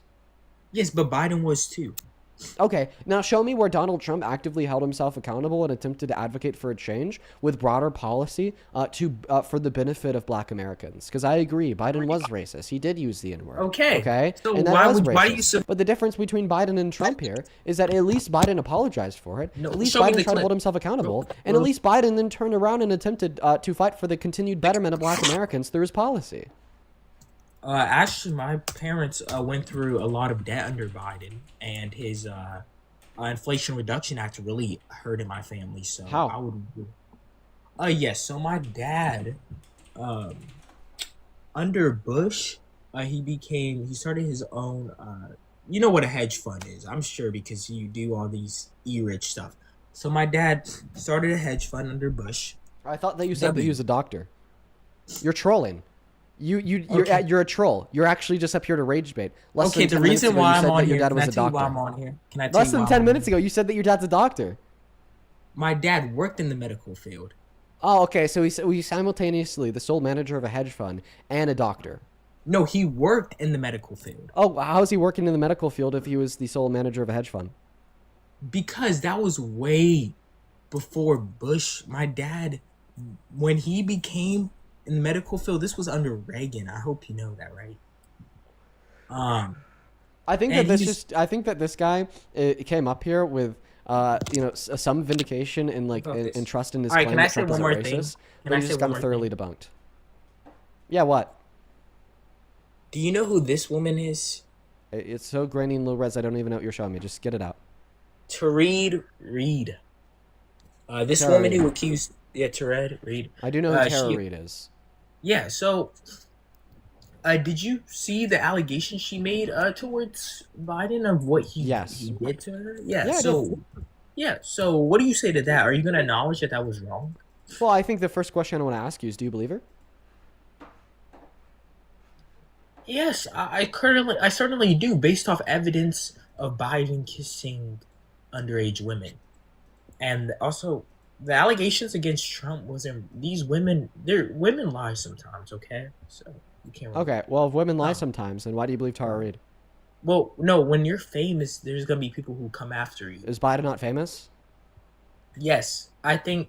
So then why do you believe Trump- Tara Reade? Like, by the way, we'll get to like the grape culture and misogyny just for everybody watching. We're just doing like an internal exploration of his beliefs here because you can't simultaneously be a rape apologist and dispute the outcome of a court as it would relate to E. Jean Carroll and then like shit on women and then believe Tara Reade. That's incoherent.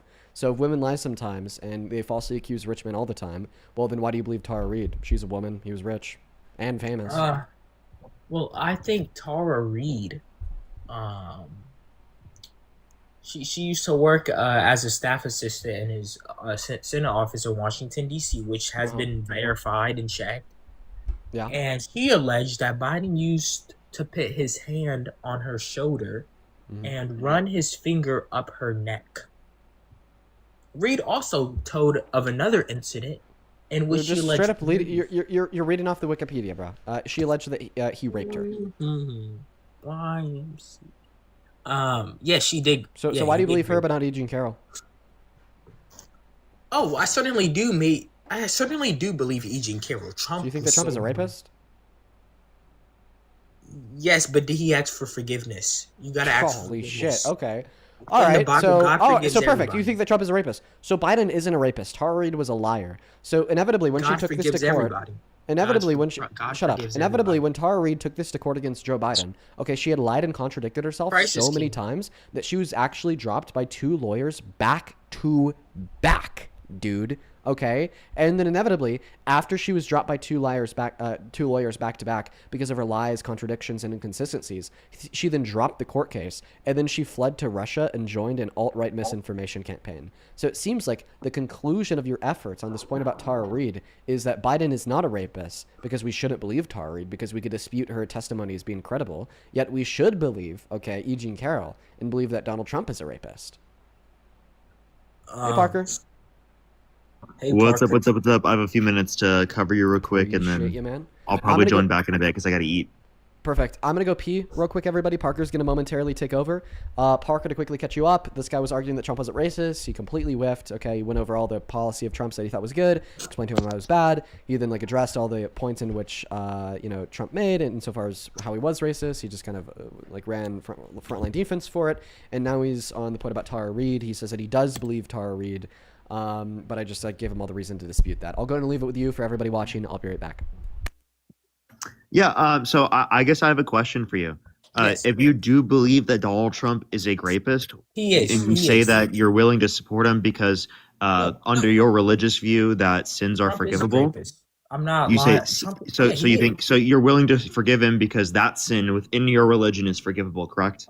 If I'm not, I don't know what Trump does in private, but if he asks God personally for forgiveness, then God, in the Bible you can't judge people. I think if he asks for forgiveness, he asks for forgiveness.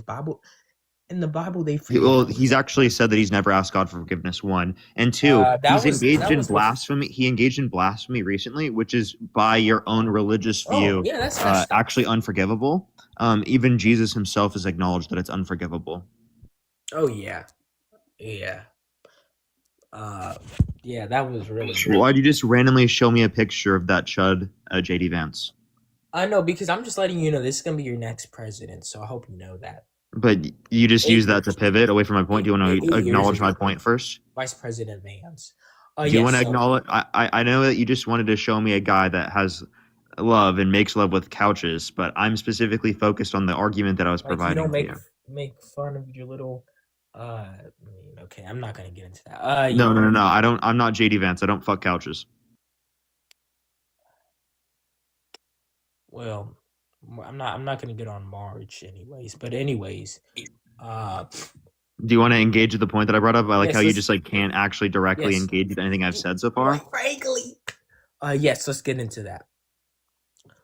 So what was the argument in response? Because you My acknowledge that from your argument is view that- that blasphemy is unforgivable, Yes, right? it is, but Okay, so then you can't forgive Donald Trump doing that, right?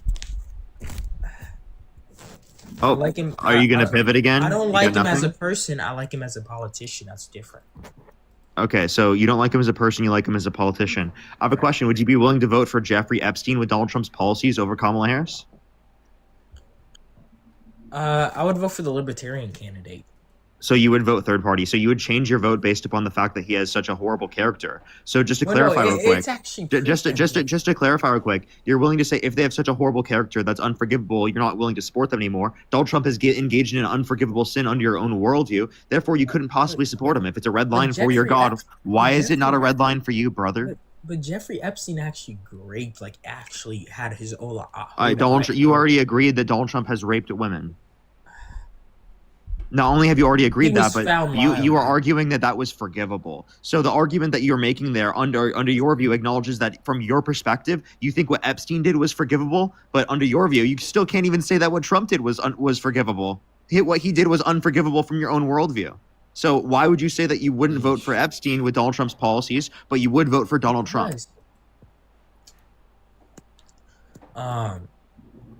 I'm not a really big fan of Trump because Okay, so you don't support Trump anymore? I do. Wait, okay, so then you do support Trump. So then you contradict. So then what's the reason? Answer the question. I'm losing some support, but I'm a little bit there. I'm almost close. Yeah, but like, so to answer the question, you acknowledge Donald Trump's behavior is unforgivable from your own perspective. So then why are you arguing that it's not a red line for you, but it is a red line for your God?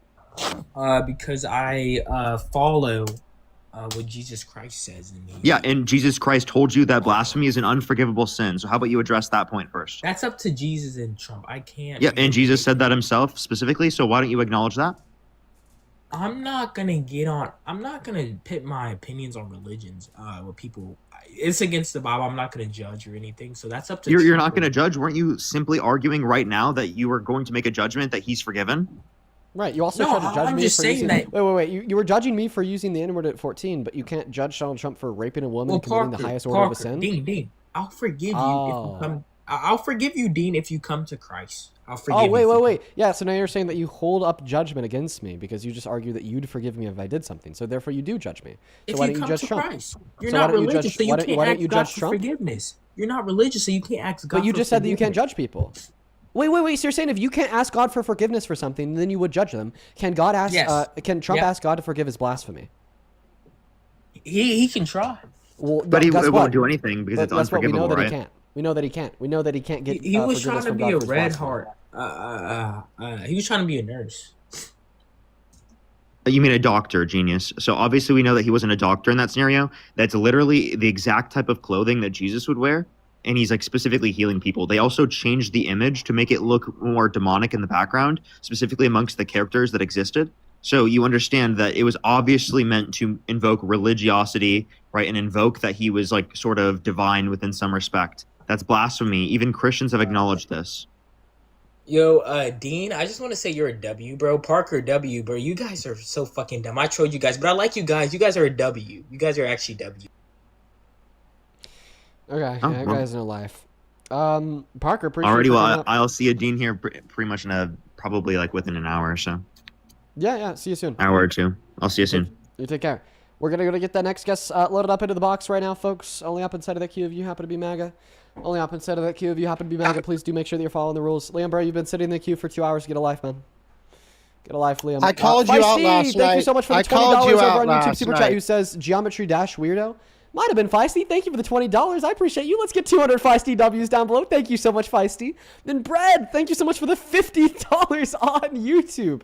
Bread with the $50 says sometimes it feels like Trump supporters are willing or more so wearing a blindfold because they don't want to see the truth when it's right in front of them. Is it pride or ignorance? The line seems thin.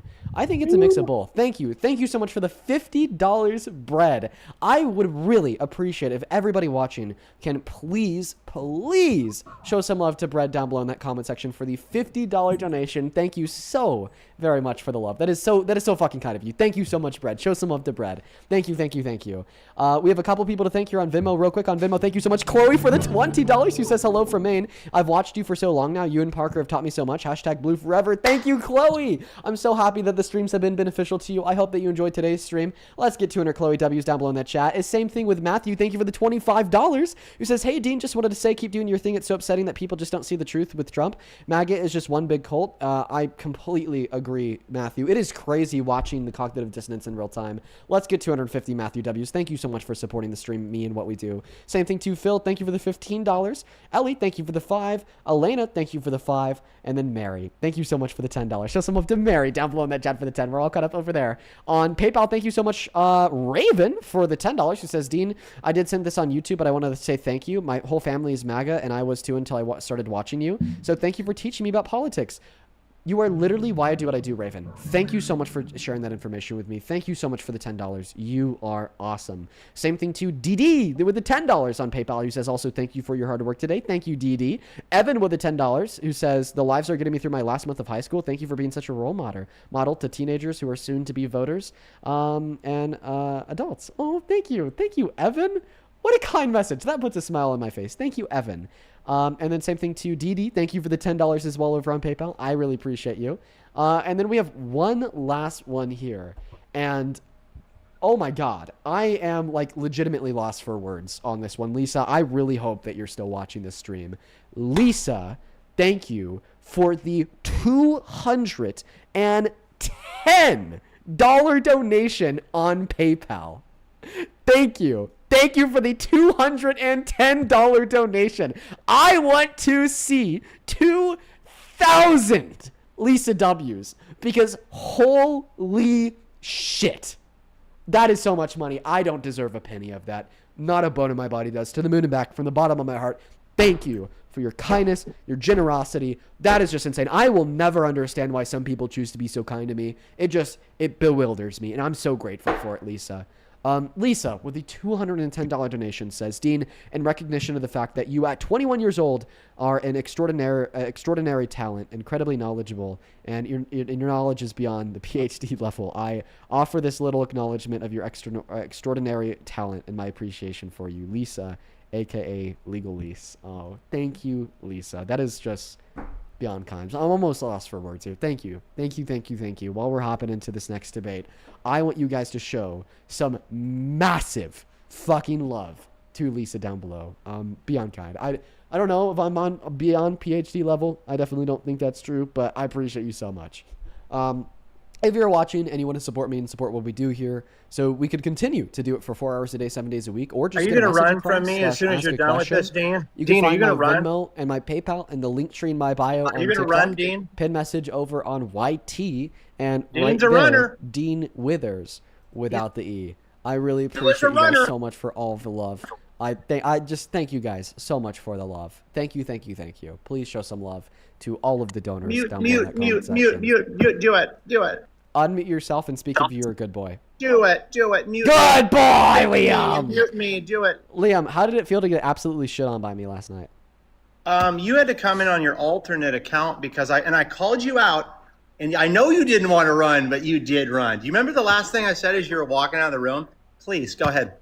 What did I say? Yeah, you're talking about the Great No King's Day speech that I gave. Oh, yes, it got to you. I knew that it would. Anyway, I want to do two things. But I just happened to remember what you said. It was a great speech. I want to have a little bit of a debate, and then I want to have a music off with you. You got your keys there, right, in your apartment. And you're gonna play your song. You're gonna play your nice little Tinkle Your Ivories, and then I'm gonna do a song. You can even sing. I don't think you can sing at all. I would love to hear that, but I know you won't. That's fine. You're scared. So I will play and I will sing, and you can just play. I know you'll win because your chat will WW no matter what you do. But we're going to have a little music off here, okay? Before that, though, let's talk about the last things I said. Is this guy okay, bro? No, listen. I would love to wipe you in the music off. Maybe I'll do that one day on one of my backup accounts if I'm doing a live that's not about politics and debate. But this is a debate live, Liam.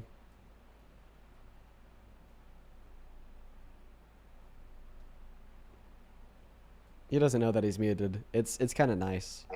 I mean, I think I want to do that just to show the chat that we can't have a conversation because of you. So I'll continue to speak. Wait, yeah, bass? I'll mute you again. Hell yeah. Love it. Love it. Bass. W mute button. W mute button. How many times did Charlie Kirk mute you when you guys debated? Well, I mean, he tried to get her permit revoked from University of Texas campus. So that's like an IRL mute button.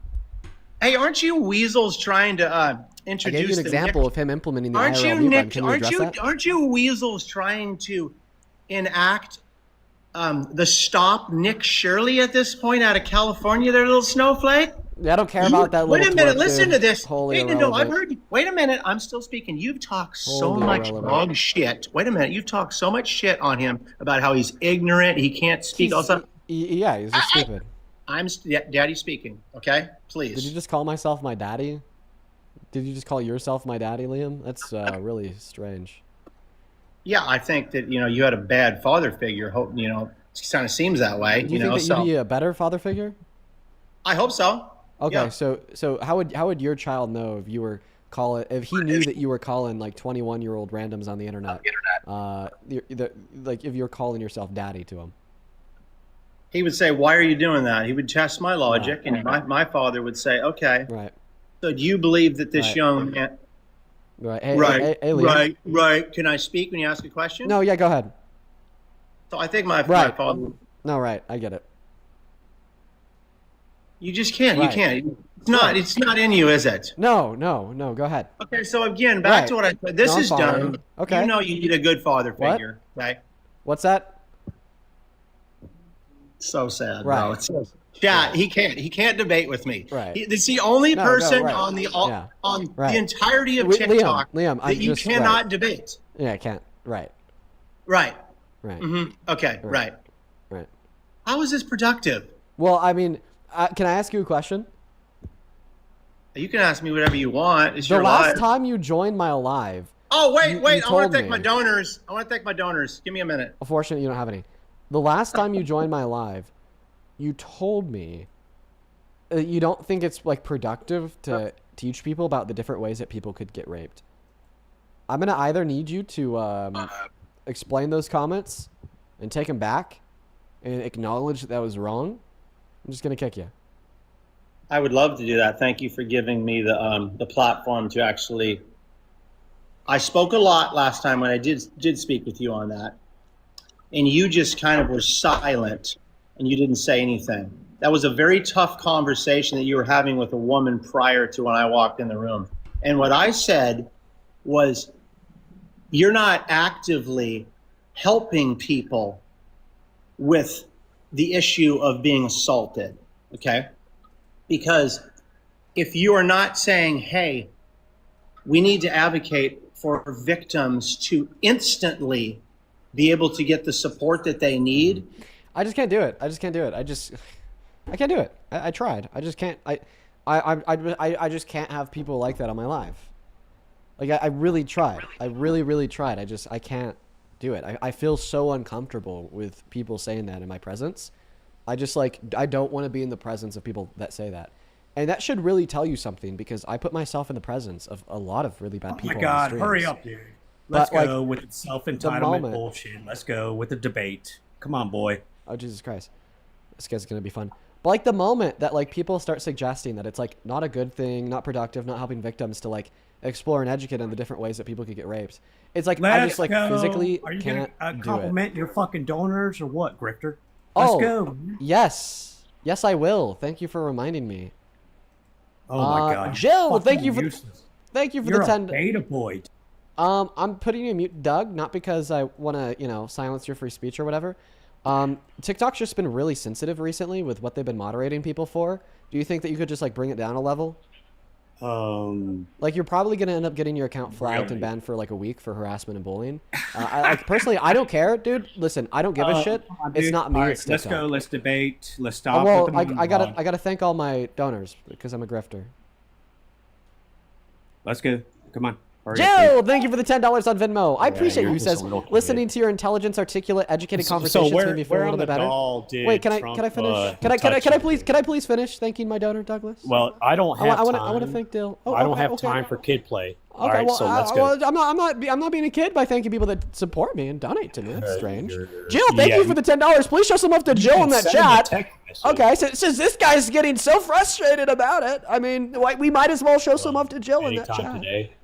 Let's go. Okay, why do you think I'm a grifter? Well, because you're always talking about your money donations. Oh, so Danielle, thank you for the $2 on PayPal. I appreciate you. Have a debate. I appreciate you, Danielle. Thank you for the $2 on PayPal. Alexandra, thank you so much for the $10. She says for the medicine that you'll need to buy a headache after dealing with Liam for the millionth time. Thank you for the $10. As well as Raphael, thank you for the $25 donation, who says sending some Mexican love. Love what you do. Thank you, Raphael. Show some love to Raphael down below in that comment section. Thank you so much. Same thing to Frappe. Thank you for the $10. She says longtime VOD watcher and finished yesterday's VOD. TPA guy was so annoying. He sucked, Frappe. Thank you so much for the love and support. As always, if you do want to support me and what we do here, you can find my Venmo, my PayPal, and the link tree in my bio on TikTok. Pin message over on YT, not to mention right there, Dean Withers without the E. And Aurora, thank you for the $1 and the 23 cents for the grift on PayPal. Sorry, you were in the middle of describing why you think I'm a grifter, but I just had this compulsory need to thank the people that donated to me. I apologize for interrupting you, but if you want to take it away, please go ahead. I don't know what's your so hatred for America, to be honest. Why do you think I hate America? Well, because you hate policies that help America, but you're so indulged in Trump that you have feelings for him. So what do you hate about Trump? Well, I hate the fact that he's a rapist. I hate the fact that so where's the evidence on that? Where's the actual evidence that he is a rapist? The outcome of court. So with Eugene Carroll, with the dress that she wore, hold on. You asked me a question. Well, I mean, you interrupted me. I'm trying to reply to your answer. Okay. You don't like it when other people play the same game you play. Okay, holy shit, dude. All right. So you have go ahead and suck on your vape. All right, for a little bit. All right. So again, where is the evidence since the dress that she wore was for 3 years after the incident? So again, where's the evidence that so-called Trump raped Eugene Carroll? I haven't heard that claim in a long time. That was really popular right after the court determined that he raped her. I regret to inform you that that is just misinformation. Okay, so the peers, I'm in the middle of my sentence. Jury, I'm in the middle of my sentence. You're just going to spread. I regret to inform you that the claim that the dress Eugene Carroll claimed that she was raped in by Trump was not produced for 3 years after the date that she claimed the rape occurred. That is misinformation. And I could actually prove that that's misinformation to you because you won't be able to produce a source for that. Where's the evidence? Where is your proof that you can claim mine evidence or my evidence is that you have no sources for your claim. Where is it? Yeah, well, it's right here. You can't provide a source that the dress only began manufacturing 3 years after. Okay, where's your source to debunk mine? Oh yeah, my debunking of your claim is a demonstration. Okay, so that you have it's no evidence based to support on feelings. Okay, so again, where's the evidence? Wait.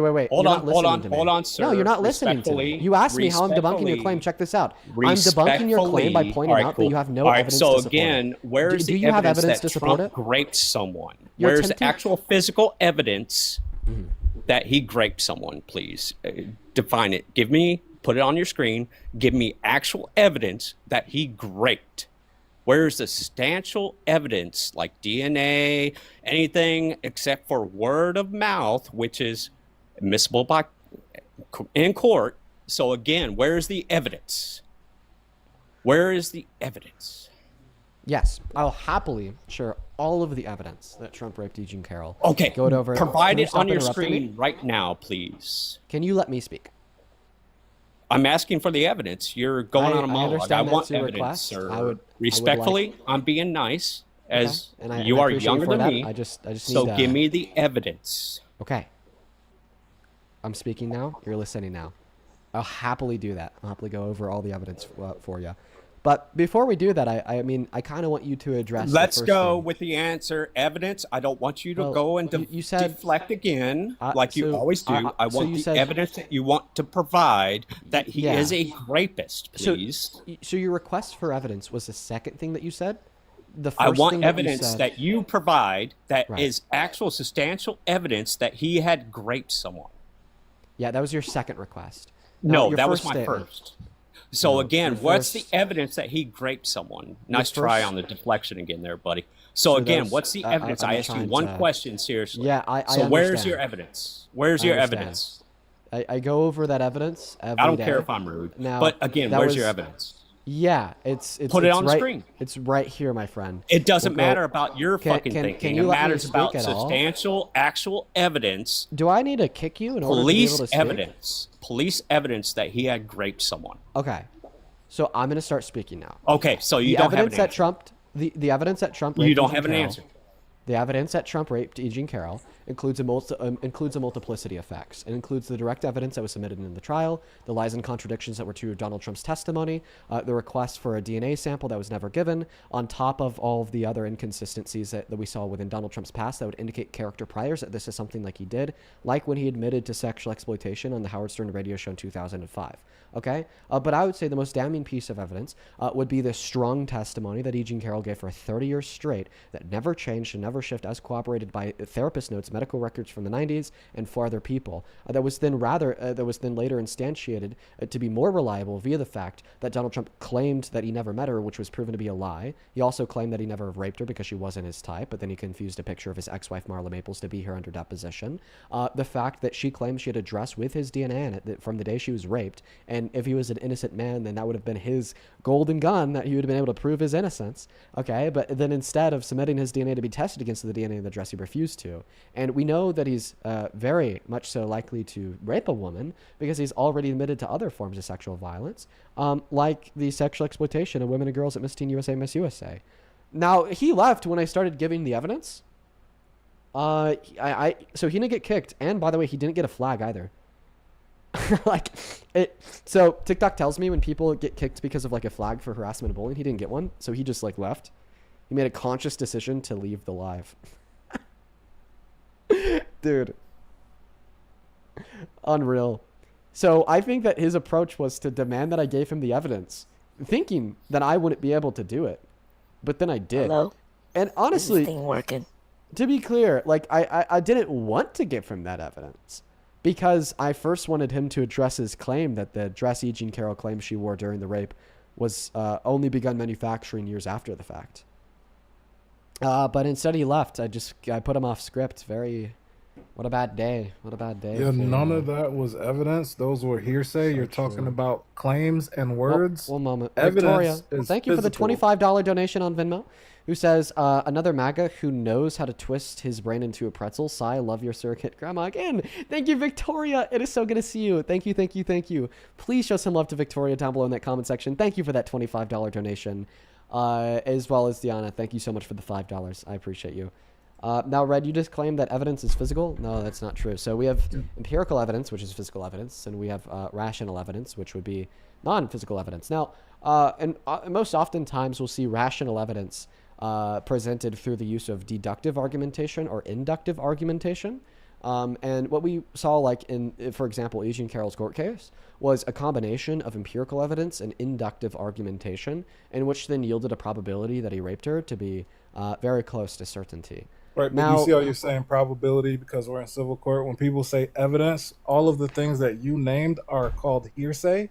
And there are some exceptions, which is hearsay that we allow to be admissible in court, but it is still hearsay. So when you say that somebody claims or somebody said or somebody thinks or somebody, that's not actual evidence. It's actually hearsay. So when people are asking you for evidence, they don't want to hear you say somebody said it, right? If I said Dean punched me in the face, I wouldn't then use me saying that as the evidence to prove that it happened. So I would reject show your a claim that video. it's I hearsay. would show a picture of a bruise. Like we would show evidence that it actually happened, not just make claims that somebody said something. Yeah. So I reject your claim that it was hearsay. It's a fact. It's called a hearsay exception. Federal Rule of Evidence. Can you define 201. hearsay? It's a fact. It's a fact. Federal Rule of Evidence. Can you define 201. hearsay? I defined it for you last time. If you still don't understand, you need to get a dictionary. Okay, so you're telling me that you can't define hearsay. I did define it. I defined it for you last time, and I just defined it if you were listening. Federal Rule of Evidence 201. You can type in FRE 201. It'll give it to you. And there's something called a hearsay exception, which is hearsay that we allow in court, because hearsay is generally inadmissible. So just to clarify, that you can't define hearsay. I already did define it. What was the definition that you gave? I gave it to you last time. I'm not gonna educate you every day. Oh, okay. So then I should just like kick you and move on because you're unwilling. You could kick me because you don't have any evidence. If you're gonna claim that it's hearsay, you should just argue something else. Like, listen, check this out. You know what? You're wrong because of the Gilgamesh. The Gilgamesh really proves you wrong. Now, if you ask me what Gilgamesh is, I couldn't tell you. If you asked me to define the word Gilgamesh, I also couldn't tell you. But trust me, it was Gilgamesh. Therefore, the outcome of that court was reliable. Now, how does this example impose itself onto the debate that we're having? Okay, well, you're claiming that we can't trust the outcome of the court because it was hearsay. Okay, well, then I tell you that I don't think it's hearsay. Then you automatically shoot me down and you say no.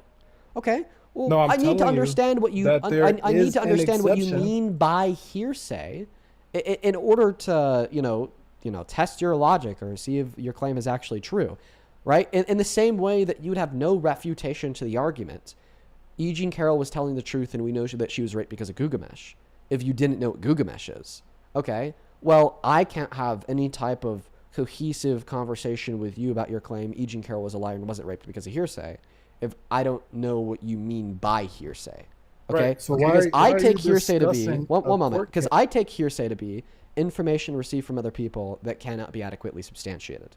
Okay? Now, clearly the reason why I would reject the notion that E. Jean Carroll's testimony instead of this court case was hearsay is because we could adequately substantiate her testimony.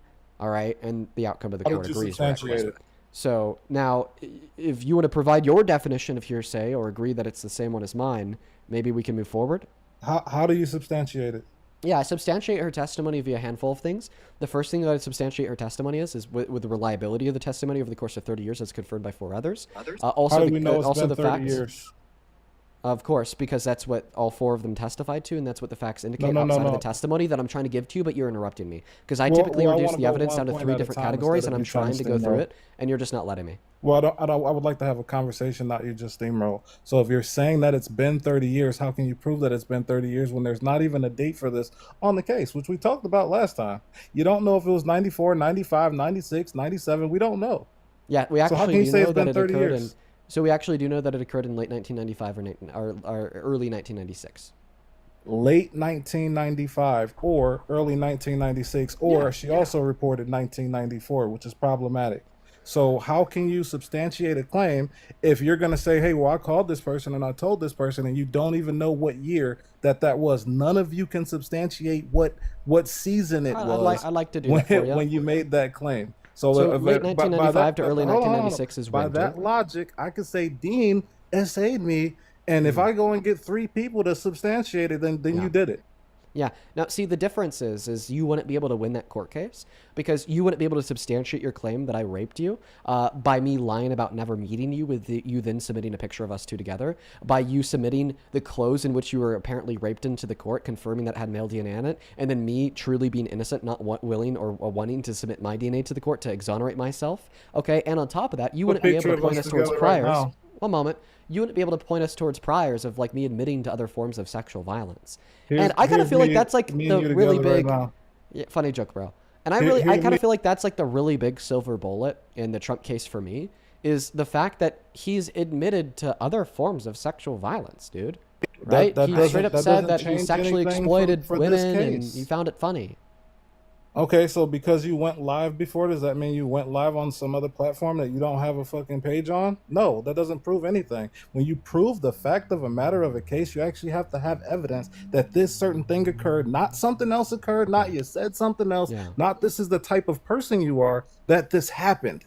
Okay. Well, it's so called, if you can't do that, why even talk about it? Why not stick to the facts? So why the not first stick to level, the things that you can prove? So the first level is proving that Trump is the type of guy that would rape somebody, and this would on its own increase the probability that the claim is true. Now, we can prove that Trump is the type of guy that would rape somebody because he is admitted to not only engaging in other forms of sexual violence, but he's also boasted about them, calling them funny. So now that we know that, well, let's just stop there because this is going to be a multi-staggered argument. You said that you didn't want me to steamroll. So do you accept that claim that Trump is the type of guy that would rape somebody? Because that's going to be the foundation for the continuation of my argument. I don't agree with that, and I don't agree that that's been established by any reasonable metric. I'm going to establish that right now. I can establish that Trump is the type of guy that would rape somebody because he's admitted to engaging in other forms of unconsensual sexual violence.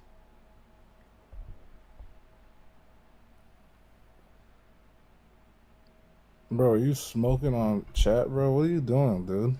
Smoking on your pack right now, buddy. Holy, losing the debate. Can you agree or disagree with that? How old are you? What? 21. 21, frying your ass. Okay, so do you agree or disagree that Donald Trump has admitted to other forms of unconsensual sexual violence and even added on top of that he found them funny? I don't think any of it is relevant, and I don't think that you've proven or shown any evidence. So the reason why it is relevant it is because this is the first layer of my multi-layered argument to conclude that Donald Trump raped E. Jean Carroll.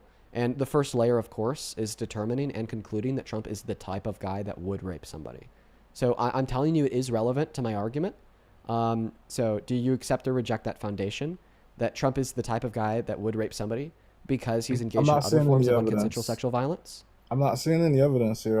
You said you were going to provide evidence, and now you're talking about claims. Sure. I'll provide evidence. I'll provide evidence for that foundation outside of the that Trump court. is the type of guy that would rape You're somebody. going back to hearsay. Somebody said this outside of this courtroom. Why? How are you proving anything? Perfect. Okay, so here's the evidence for the first layer of my multi-layered argument that Trump raped E. Jean Carroll. That first layer being that Trump is the type of guy that would rape somebody.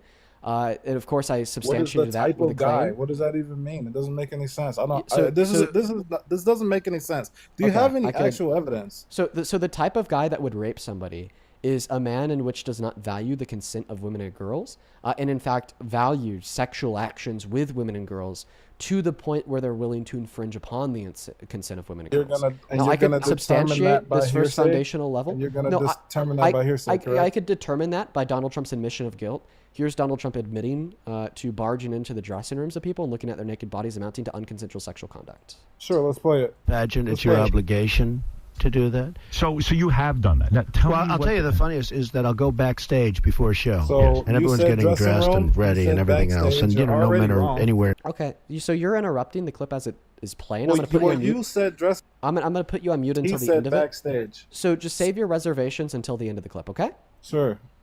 Save your reservations towards the end of the clip, or I'm going to kick you. I'm just going to say them as they come up. Pageant, it's your obligation to do that. So you have done that. Now, I'll tell you the funniest is that I'll go backstage before a show. Yes. And everyone's getting dressed and ready and everything else, and no men are anywhere. And I'm allowed to go in because I'm the owner of the pageant, and therefore I'm inspecting it. I'm inspecting. I want to make sure that like everything is doctor. good. You're there. Yeah, the dress. Is everyone okay? They're standing there with no clothes. Is everybody okay? And you see these incredible-looking women, and so I sort of get away with things like that. Sure. So I already know what your first refutation is because you interrupted the clip to share it, that he said backstage, not dressing rooms. So if I were to say that I'm sitting on a 2x2 plank of wood affixed to the ground with 4 sturdy legs with sturdy back support, I'm telling you that I'm sitting in a chair, even though I never used the word chair. Very similarly, when Donald Trump says that he goes into the backstage, and more specifically into an area where men aren't allowed, that he has to abuse his position of power as the owner of the pageant to get into under the lie. Said that men weren't anywhere, and at the end he said that he's breaking a rule by entering, and the only reason why he was allowed to go in is because he was the owner. You're making emphasis that aren't there, dude. That's what I'm telling you. So what it means to get away with something means to break the rule and face the consequences. Do you agree that he said backstage? Yes, and then I agree. He said that he went backstage and then described an area that would be private to women only. Hold on. And do you agree that you said in the dressing room? Yes. Okay, so do you understand that there's a difference between backstage and a dressing room? Yes. Okay, so long as we're on the same page. Yes, and the reason why I say dressing room is because he then went on to describe a dressing room. So what that leads us to is that he went backstage to go into the dressing rooms. So then why didn't you play a clip that said that actually proved what you said instead of something else? So no, you didn't. The description of the dressing room that he gave after he said he'd go backstage was the fact that no men were anywhere, was the fact that under typical circumstances, he as a man wouldn't be allowed in because he had to be the owner and abuse his position of power under the guise of doing a fictitious inspection. He then went on to say that when he'd go inside of the space, there were a bunch of women who were dressing with no clothes on. And then at the end of the clip, he then went on to say that he'd get away with this, and to get away with something means to break a rule and face no consequences. We also have second order justification in the sense that every woman who remembered this happening to them, even those in which defended Trump and said that there's no wrongdoing, all said that it occurred in a dressing room. None of them said that it occurred in a general backstage area. So for all these reasons, we know it was in a dressing room. Let's slow down. Listen, I understand that argumentation that I'm giving you is a little bit too nuanced for you because you're not that smart. But it's because not you're trying to throw 15 things in there, and I just want to take it one step at a time so that we can agree. So, as someone who's done drama and theater, who's been backstage, there are some times where you're going to do a scene where it's all men and all the people on the stage are men. So if you were to come backstage at that time, there wouldn't be any women anywhere. You would see all men. If I'm doing freaking Rent or I'm doing freaking some scene where there's only dudes, if I'm doing 300, right, and there's a battle and it's all a bunch of men fighting, right, backstage there's going to be a bunch of men who might look incredible. That's not proving your claim. Your claim is obnoxious. So if you want to bring some other evidence to prove your claim, then go ahead, but that doesn't prove what you said, because he said backstage and you said in the dressing room. So if you want to prove that it was in the dressing room, show us something that said it was in the dressing room. Yeah, so the reason why it does prove my claim is because when we make that consideration of him saying no men anywhere while also saying that he got away with it, while also saying that the only reason that he was allowed in is because he was the owner under the guise of doing a fictitious inspection, then he'd see a bunch of naked women on top of the fact that every woman who remembers it said it happened in the dressing room, even the women that defended him. Definitely does prove that it was a private women's only space, 110%. And further justification of that, like clearly there's going to be some questions that I have under the suggestion that it's just a general backstage area. Like if it was just a general. Can you show that? Can you show us something that says what you're saying? Because what you just played for us didn't say that. So what did I say that this clip didn't say? But you said in the dressing room. So I'm looking for you to show some evidence that says in the dressing room. So you're being what I'd like to refer to as intentionally dense, because I'm building the conclusion that it was a dressing room based upon the things in which she said in the clip that obviously would indicate that conclusion. Can you show us something where somebody said it was in the dressing room? That's all I'm asking. How hard is that? Like for other people, sure. Yeah, I'm just asking you to show something that says that. Yeah, of course.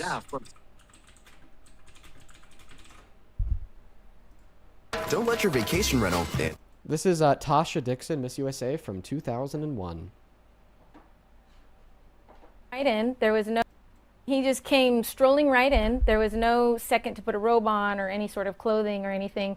Some girls were topless, other girls were naked. As Miss Arizona 2001, Tasha Dixon competed in the Miss USA pageant.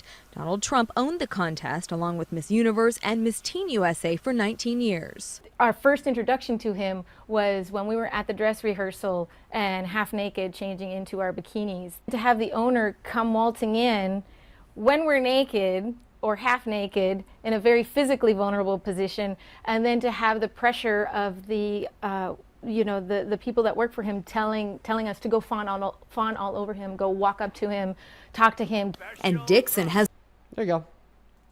So she didn't say in the dressing room. She said half naked in a bikini contest, which is kind of implied the whole time. You're going to be pretty much naked the entire time. And then she's saying that they're fawning over him. So do you have anything that says he's going in the dressing room when they're not clothed, please? Wow. Wait. Wow. Okay. So first and foremost, she said that they're either half naked or fully naked. And she said that they were made to feel really uncomfortable by Donald Trump walking in there. And it was just insane that Donald Trump would be walking in there, which would indicate that there's an expectation of privacy away from men. It's a dressing room.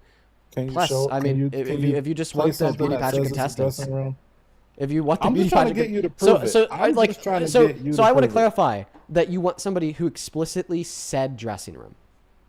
Yeah, if you could, show me that he's walking in a dressing room, because they're just saying walking in what, and you're saying a bikini contest. Well, the place where they were getting Everybody's half naked when they're getting ready to hop into their bikinis, which would be a dressing room. So first and foremost, I think that you either have zero comprehension skills or you're being intentionally dense. And I'll play you a clip of somebody explicitly saying dressing room, because that would be Virginia Hughes. But before I do, I just want to ask you first. If I told you that I was sitting down on a 2x2 wooden plank affixed to the ground with 4 legs with sturdy back support, am I telling you that I'm sitting in a chair? No. What's that? No.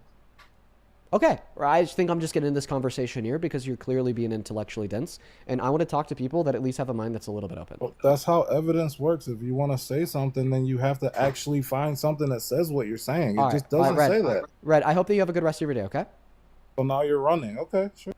All right, let's go to move on to the next guest, guys. Only up inside of that queue if you happen to be an American adult that supports Donald J. Trump as president. Only up inside of that queue if you're MAGA. Wow. All right. Well, yeah, so he was being intentionally dense. Hi, welcome in. Do you support Trump? No, I don't. I just actually called in to tell you thank you for what you're doing. I appreciate you, and I hope that you have a good rest of your day, okay? You take care. Let's go to get that next guest loaded up into the box right now, folks. Only up inside of that queue, guys, if you happen to be a Trump supporter. Dude, that's crazy. That's crazy. That's actually nuts. Quote unquote, if I told you that I'm sitting on a sturdy 2x2 wooden plank affixed to the ground with 4 legs with sturdy back support, am I telling you that I'm sitting in a chair? And he said no. Like, I think I just need to, save my cortisol for other people. Let's go to get that next guest loaded up into the box right now. By the way, the last guy was asking specifically for who said it, like the words dressing room. That's going to be Virginia Hughes. She was Miss Teen USA 1997, explicitly said dressing room. Welcome in. Do you support Trump? Hi, Dean. So I have my mom. I was actually going to ask. She, is a huge kind of Trump supporter and kind of been brainwashing and influencing me. But I would love for you to have a debate with her. This would kind of be later on. Would that be okay? Oh, yeah. Hop back inside of the queue whenever you're with your mom. I'll happily debate her, okay? Okay, sounds good. Thank you, Dean. Yeah, you take care. Let's go to move on to the next guest right now. Only hop inside of the queue if you happen to be MAGA, guys. Only hop inside of the queue if you happen to be MAGA.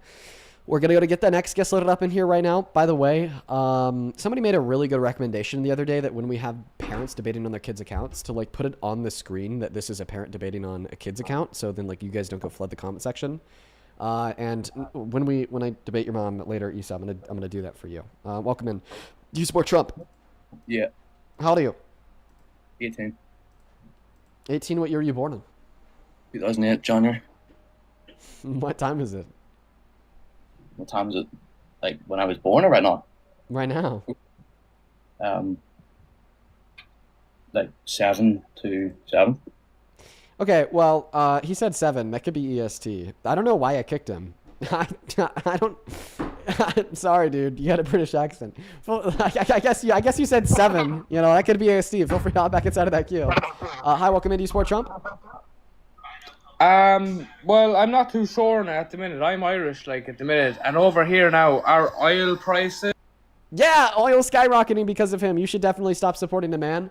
On Venmo, Megan, thank you for the $5 who says, I'm getting so sick of these people. I know, yeah, me too. Yo. What's up? Do you support Trump? Hold. You support Trump? All right, first off, I want to say, yo, Dean, me and my girl, we mess with you, bro, heavy. I ain't gonna lie. But next thing I want to say is that I can't believe all these MAGA niggas, they deadass sit here and they actually run with Trump, bro. I can't believe. Listen, bro, I gotta kick you because we're only looking for American adults that support Trump. But just know that you and your girlfriend are absolutely based. Okay, you and your girlfriend are quite the power duo. Okay, the couples we need, the couples the future of this country needs. Amy, thank you for the $20 donation over on Venmo. I really appreciate you so much for that love. Amy with the $20 says, Dean, help you get lots of rest after dealing with these cultists. I cannot do it daily, but thank you for educating us. Thank you, Amy. Yeah, the people today are pretty difficult. I'm going to be honest. I appreciate you for the $20, Amy. That is very kind of you. And then Jill, thank you for the $5. I'm so happy that the stream's a distraction for you, a good distraction at that. And then Kenneth and Demi, thank you both for the $5 as well. Welcome in. Do you support Trump? I do. Yes, I do. You driving? Not anymore. I just pulled in. Perfect. Can you take your phone off of Bluetooth so I can hear you a little bit better? Yes, I can. Awesome. While you're doing that, I'm going to thank a couple people on PayPal. Harold, thank you for the $10 who says I prefer obtuse. Oh yeah, as a word. That last guy was clearly obtuse. Thank you for the $10. And then T, thank you for the $10 as well. He says just for you. Thank you so much, T. Show some love to T and Harold down below. Thank you so much, you two. And then John with the $10 for the grift. Thank you so much, John. And then Daniela with the $2. Thank you. we are all caught up. If you're like, hey, I like this guy and I like his stream and you want to support me or this and the stream, you can find the Venmo and the PayPal in the link tree in my bio on TikTok. Pin message on YT. And right there, Dean Withers without the E. Now tell me, why do you support the worst president of your life? I support him to an extent because I feel like without Trump, we wouldn't be educating ourselves the way we are right now with people like you, with people like Charlie Kirk, things like. All right, you have a good day. Let's go to move on to the next guest, Shark Week. We got him loading up. Sorry, incoherent. I hope you have a good one, man. Hope you have a good one. You take care. You take care. Dude, honestly, guys, I'm not gonna lie. I'm not really putting up with much shit today. Yesterday, I think then. Well, I gotta get up. I gotta get works anyway. Shark Week, hello? Oh, my goodness. I am so sorry. I'm in the middle of something. No worries. Are you a Trump supporter? I am actually an independent party, but I do support both sides. If the election was held tomorrow between Harris and Trump, knowing everything that you do now, who'd you vote for?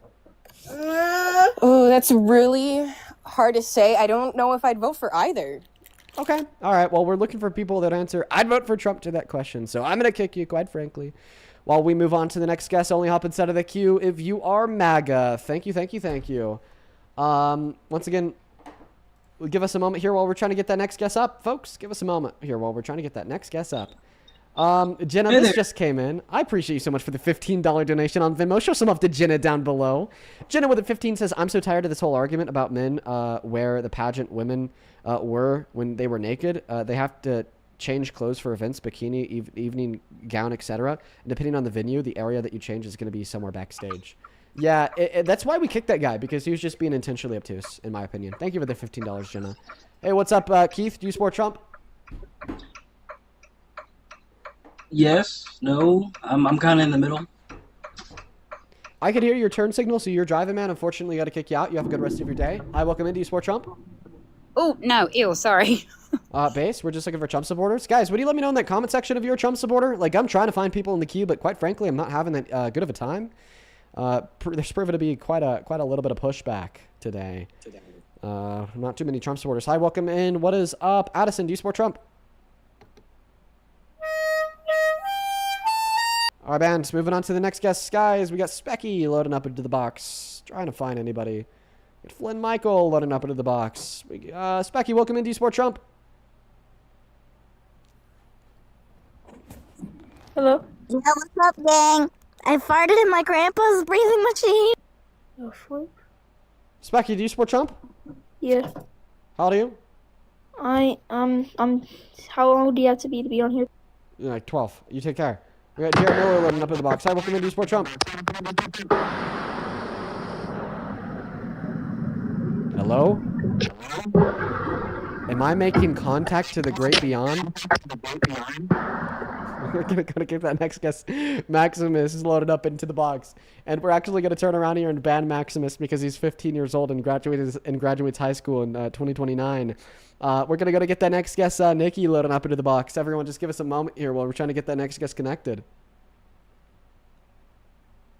Dude, what a rough time we're having today. What a difficult time we're having today. Don't worry, you guys. Just trust the process. We'll find someone eventually. We got 4 people loading up right now. You know, how about let's make that 5? Yo, what's going on, Joey? Do you support Trump? Oh, sorry, Joey? I'm so sorry. I didn't mean to get in the queue. Okay, what about you, Too High, my guy? Do you support Trump? Yeah, I do. Jay, do you support Trump? Nah, I just wanted to come on here and say Appreciate you, Jay. I hope you have a good rest of your day, dude. Shout out to you. All right, my guy, how old are you? I'm 22. August 13, 2003. And you're a It's 4 Trump o'clock. supporter? Yes. Oh, God, I'm going to vomit everywhere. How can you still support this maniac? You should be impeached at once. So, I'm going to just say I'm not very educated myself. Like, most of what I've been told has been told from my uncle, who's my boss, my dad, my family, etc. You've been popping up on my page a lot, so figured I would give you a call and kind of just, like, ask maybe for, like a better understanding of why I shouldn't. Just tell me what you think you know. What do you think you know? Why do you think Trump is a good president? Let's go through it. So like as far like I don't really wasn't paying too much political wise like during like COVID and everything like that. But, like as far as I've seen since he has been elected, it's been kind of crazy with like the whole overseas and everything like that. But like I'm seeing gas prices are starting to go down. So gas food's prices still outrageous. So last month gas prices rose by the most they have in any given month since the Vietnam War. So what are the good things Trump is doing? Because clearly that's not one of them. Well, I'm just saying I'm in California right now. It's going down. I don't know as far as like why. I don't know if that's his doing or not. I guess that's why I'm coming on here is like maybe you can give me like an explanation. Like, do you mean that they went down from like yesterday? No, like in the last like 2-3 months, especially diesel. Sorry, that's just not true. So there's not a gas station in America where the price is lower today than it was 3 months ago. Really? Yes. Despite that, we can get off the gas prices. Everyone knows this. Like, everyone who drives a car knows this. Because if you drive a car, you have to put gas in the car. If you have to put gas in the car, then you have to pay for the gas that you put in the car. Maybe I should say diesel went down. If you I pay mean, I don't for know if it's just through. even diesels went up. And if you have to pay for the gas that you put in the car, then you know how much you pay. So there's literally there's three different options here. The first option is you don't drive, therefore you don't put gas in the car, therefore you don't pay for it. Second option is that you do drive and you do put gas in the card, but you put it on somebody else's card so you don't pay for it and you don't pay attention to the price. And the third option is that you're trolling. Which one of those three options is true? Well, it would be closer to 2 since I do have a fuel card through my uncle. But that's just what he's telling me. That's what I'm saying. Like I don't know too much about like the political standings of everything. I just know that like as far as I know, like I've been told he's a good businessman, all these things, you know, that he's doing good for the economy, that he's a hard worker. He wants more for the people. He's working on immigration. Oh, that was another thing I wanted to talk to you about. Can I ask a question? Yeah, dude, I honestly just feel like you'd benefit much more from watching the stream compared to being on it. Okay, I don't want to like waste your time or nothing. You know, like I just feel like what you're in need of is like an education on these things. So it's like the recommendation that I just give to you is maybe watch the stream and hear me out for the different things that I have to say, right? It doesn't really sound like you're coming up here with strong convictions, and it sounds like you're trying to learn, and I appreciate that a lot. And I feel like you would be benefited a lot by just tuning in and hearing me out for what I have to say. Okay, well, thank you, Dean, for taking your time. Yeah, bro, you have a good rest of your day. You have a good rest of your day. I do have a lot of appreciation for people that know that they don't know a lot. I think that we have a really big problem with people not knowing a lot and being confident that they know everything. So, you know, I very, very politely invite people like that guy who like think Trump is a good president because of what they've been told, but they kind of know that they don't know much and they're open to learning. Welcome in, Phil. Do you support Trump? Phil's not here. Bye, Phil. Take care. Still looking for that next guest right now. Kylie, thank you for the $6, who says, thank you for giving me an outlet every day to help get some of my frustrations out on MAGA through you. I feel like a blue dot in a red sea. I know how that feels. Trust me. I have those same frustrations just in my own life. Thank you for the $6, Kylie. Please do show some love to Kylie down below. If you want to be like Kylie and you want to support me and what we do here, you can find my Venmo, my PayPal in the link tree in my bio on TikTok. That is a child. On YouTube, and right there, Dean Withers without the E. And thank you so much, Kylie. Hi, welcome in, Coleman. Do you support Trump? Coleman's not here. Let me know if you're MAGA down below in that chat, you guys. We've been looking for a Trump supporter for a little bit now. We are banning people who do not support Trump, you guys. We are banning people who do not support Trump. Delaney, hello? Do you support Trump, Delaney? I do, and I also feel like I don't have enough reasoning. Okay, how old are you? I'm 22. Okay, Lilith, do you support Trump? No, but I was gonna ask why you're not a socialist. Like, why aren't you further left? Yeah, just like small discrepancies and disagreements that I have with like completely but you expelling fuck with like Kamala Harris. allowment. Why don't you actually oppose the genocide happening? Why are Well, you you so just asked- spineless? Why are you? So you can't ask me 2 questions at once because I can't answer 2 questions at once. I I can mean, only they answer kinda one go question at one coincide. time. So, like, what question do you think takes priority? Why do you support the Democrats while they still materially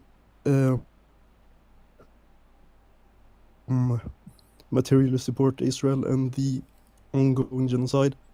Yeah, good question. It's because they were better than the Republicans.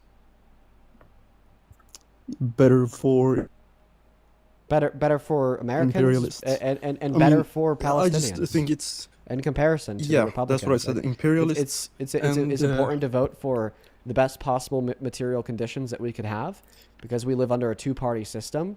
The best possible material conditions that we could have had following the 2024 election was for Kamala Harris to be president. Do you disagree? I do disagree. Okay, then who's a viable I think, political option that could have given us better outcomes? Tell us. I think that it's more important to actually do change and make the Democrats either go further left so that they actually would oppose the current genocide, or you guys should. Listen, I I can't agree. really say what you guys should. I do, agree but- that I agree we should make the Democratic Party more progressive, but you're not answering my question here. So I told you the reason why we should have voted for Democrats in the last election is because they're the best viable option that we had, and then you said I disagree with you. So who is the better viable option than Kamala Harris in the 2024 election? Can you tell me? I don't think that blue painter or red painter are two different. Can you people. just answer the question? Who is the better viable option? I don't think that I'm going to answer a question that is. I know, because she was the best viable option. I mean, if Kamala Harris was elected, we wouldn't be as pro-Israel. Sure, we would still be pro-Israel, okay, but we wouldn't be fighting their war for them in Iran. Nothing would have changed. Okay, Nothing material would have changed. I could tell you the material differences if you want to know them. The material differences for yeah, there's very clear material differences. Americans would have been better. Great. The not people, just the the people not who even are just the carrying out Americans. the genocide and the imperialists. Okay, not just the What do you- Americans. First and foremost, even if Kamala Harris and Donald Trump were just as imperialist as one another, but yet Kamala Harris was better for Americans, then I still would have voted for Kamala Harris, and I would have told everybody else too, because still yet under that view, she would have yielded the best viable outcome for humanity in comparison to the relevant alternatives. But the claim isn't true. There's very clear material differences between Kamala Harris and somebody like Trump. First one is, although Biden and Harris were pro-Israel, they weren't pro-Israel to the same extent. Like, for instance, Israel had given the Biden-Harris administration false intel indicating that we needed to bomb Hezbollah as a preemptive strike because they're going to start a war. We said, no, we're not going to fight your wars for you. They were not willing to drop bombs from American blasters in the Middle East, unlike Donald Trump, who's now, started a war in Iran that has led to the deaths of thousands of civilians, which is something Kamala Harris wouldn't have wanted to do. The second thing is, although they did support weapons and money going to Israel, they supported weapons and money going to Israel at a lower material threshold than Trump. Like, for instance, they supported embargoes on bombs that weighed over 2,000 pounds. I mean, this is also a cheap debating tactic, just pointing out so many facts that I can't even rebuttal. The thing that Kamala would have done, she wouldn't have done it in the same way, but she would have imposed sanctions, especially on Cuba and Venezuela. She wouldn't have gone in like Trump and just, took a Maduro out, and Maduro is still in New York City. Like, what? Can you guys release him? Okay, so then you accept that she would have been better. I mean, it's two sides of the same coin. What's better, imposing sanctions on Venezuela or invading Venezuela, taking their dictator away, than becoming dictator ourselves? What's better? What is better, starving an entire population or not starving an entire population? Not starving the sanctions would have posed more material. No, the sanctions would have posed more material harm to the Venezuelan population. So you think actually Donald Trump was better for Venezuela than Kamala Harris? That's exactly what I'm saying, bro. Wait. But you started off this debate by saying, that they're two sides of the same coin. Never vote for Kamala Harris because she's an imperialist. But now you're saying that Donald Trump is better for the world. No, I'm obviously being sarcastic. So you're being sarcastic. So then you just dropped the debate. Yes, now I'm being sarcastic. They were both equally bad. Yeah. No. You started to be sarcastic because I proved you wrong. I proved you wrong, dude. I proved you wrong. You were incorrect, and in response to you being incorrect, you then explicitly said that you were not going to answer my questions and admitted to being sarcastic in your responses. Hello? It's very embarrassing. Hi, welcome in. Do you support Trump? I do. I just want to start by saying, is the noise in the background too loud? My daughter's watching Elmo. I can turn it down. I don't know if you can hear it. It's a little bit too loud, but I got you. I don't really want to turn Elmo off for your daughter. That's kind of. No, I know. I'm a Trump supporter, and I wanna talk to you. All right, let's see if I could change your mind. Because I will say maybe based your from daughter past not watching Elmo experiences, for a you couple probably minutes. could. Good. Yeah, sounds good. So why do you support Trump, man? Okay. So growing up, very Republican family.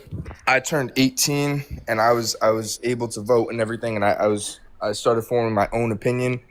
I had a lot of people in my life telling me like a bunch of sort of like left leaning Democratic opinions, and I'm still sorry. I'm trying to get the words out. I'm still leaning towards Trump a lot more. I'm not the most educated. I think you'll find that out pretty quickly. But everything I've seen online from just different people, different opinions, different facts, I would definitely go towards Trump. Okay, what facts? Let's see. I think probably the biggest thing that's going on right now, the war in Iran. I would say I'm not as against it as many people are. Why? I personally think that, and again, not very educated. I don't know everything about it, but I do think that there's a bigger plan from it. I have heard you say before though that Why do you think there's a bigger plan from it? I mean, Donald Trump said that we've achieved all of our military objectives and we've effectively conducted regime change. All right, he says that the war is over, we've won. So what's the big plan here? Yeah, so I was gonna say the build up to it, from what I knew at the time, I thought it like made sense. I guess. I appreciate you. Thank you. Yeah, Thank you so much. Listen. Yeah, that was a gift that somebody had sent in. All right, listen. So I understand like your perspective. You think it makes sense to go to war with a country that like says death to America, I don't now. Is like killing a bunch of their civilians and whatnot. Okay. No, I don't now. Okay. So I don't even need to explain to you why it's a bad thing. Okay. So you don't. Yeah, I want you to know that. I'm sorry. I'm so sorry for interrupting. That's what I was trying to say. I did, but now I don't. So the question that I asked you, like, why do you support Trump? Clearly, you wouldn't support Trump over a war that he started that you think is bad. So what are the reasons why you support Trump? Well, I am not Christian. I actually don't know if that has anything to do with this. I'm not Christian, but I'm not religious either. But I think when I first started doing my own research and based off of his opinions and his supporters' opinions, I guess, I would rather abortion or I don't know if I can say that. AB. I would rather that get banned than it just be. But if someone's can I say grape? Can I say that? You just say rape. Oh, okay. If someone is raped, I think they should absolutely 137% be able to get access to an abortion. I personally don't think anyone should just be careless and just go and.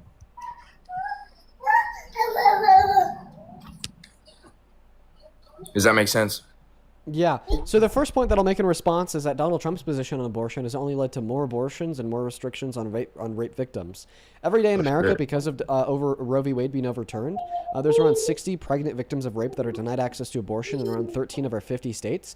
Because following the Roe v. Wade being overturned, there was no federal legislation passed to protect access in circumstances of rape nationwide. So many states have just banned it, and that's because of Trump. Okay, that's very bad. Second thing is, abortions were on a 30-year downward trend prior to Roe v. Wade being overturned. Roe v. Wade got overturned, and the number of abortions that we've seen in this country have been going up ever since. Why? Well, I maybe think it's because now women have this sense of like urgency, where if they're not 110% confident that they want to keep a pregnancy when they get pregnant, then they go and they get an abortion, even if they wouldn't have done it otherwise, because they don't know if their state will make it illegal for them to do that in another month or two when they might really need it, right? Can I ask a super quick question? Yeah. I'm so sorry. I don't want to forget it. Can you explain Roe v. Wade in like 10 seconds as if I'm like 10? So does that make sense? Roe v. Wade was a protection on the federal level, which meant it extended over all 50 states that ensured, regardless of what state you live in, if you're a woman or girl, you could get an abortion in most scenarios. Okay. Sorry, that was it. And all that Donald Trump did was he overturned Roe v. Wade. So that couldn't happen. Banning abortion, even in circumstances of rape. Now, rape victims aren't getting abortions. Mhm. Okay? And after Roe v. Wade was overturned, for whatever reason, we saw that abortion started going up after going down for 30 years straight. So it doesn't seem like this was even effective in reducing abortions. Maybe because it developed a sense of urgency in women because their access to abortion was no longer protected on a federal level, so their state could theoretically ban it tomorrow. So if they got pregnant and they weren't 100% confident about it, maybe they just got an abortion today because their state could theoretically ban it tomorrow. But regardless of what the reason is there, the number of abortions in this country went up. And you should support women and girls' access to abortion. It's healthcare, man. Yeah, I'm not even gonna lie to you. I was like, I feel like for a while I was basically in the middle of that specifically, but like a little more not, if that makes sense. But Let's go I through the feel like reasons.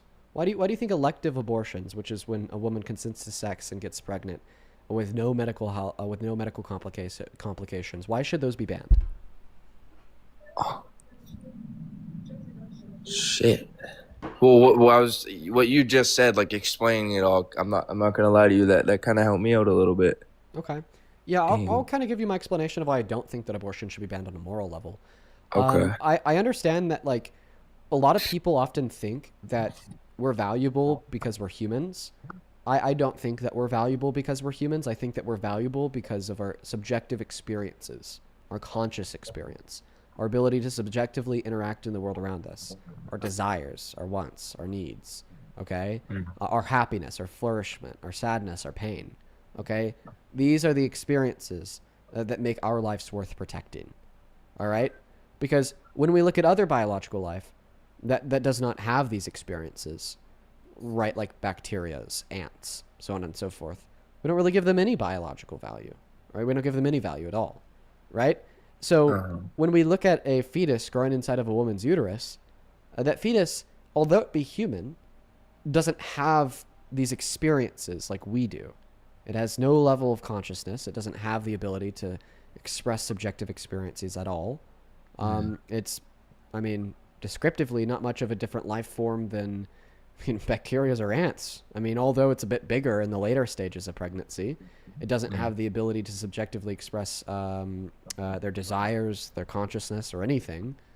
I just don't see why we should value it, right? And when we look at other humans that also don't have an ability to express subjective experiences, we don't value them either. Like brain dead patients. Brain dead patients are alive. They're biologically alive. Brain dead patients are humans. They're a member of our species.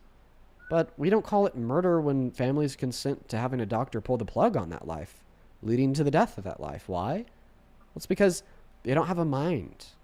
It's a mind that we value. Fetuses also don't have a mind.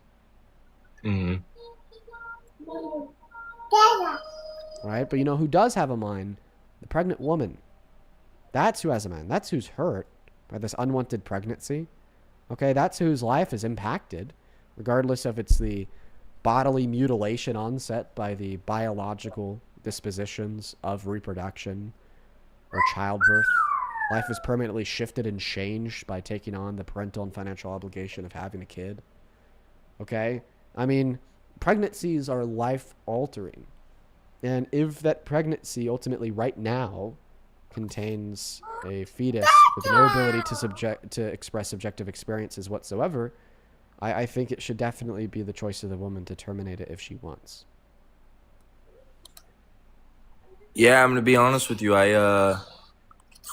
That definitely opened up my mind about that. I'm gonna be honest. I agree with that. Yeah, and I understand why, like, you would intuitively think that maybe it's wrong. You know, like, think about, like, your daughter. I mean, she sounds really cute, and, you know, you love her, you're her dad.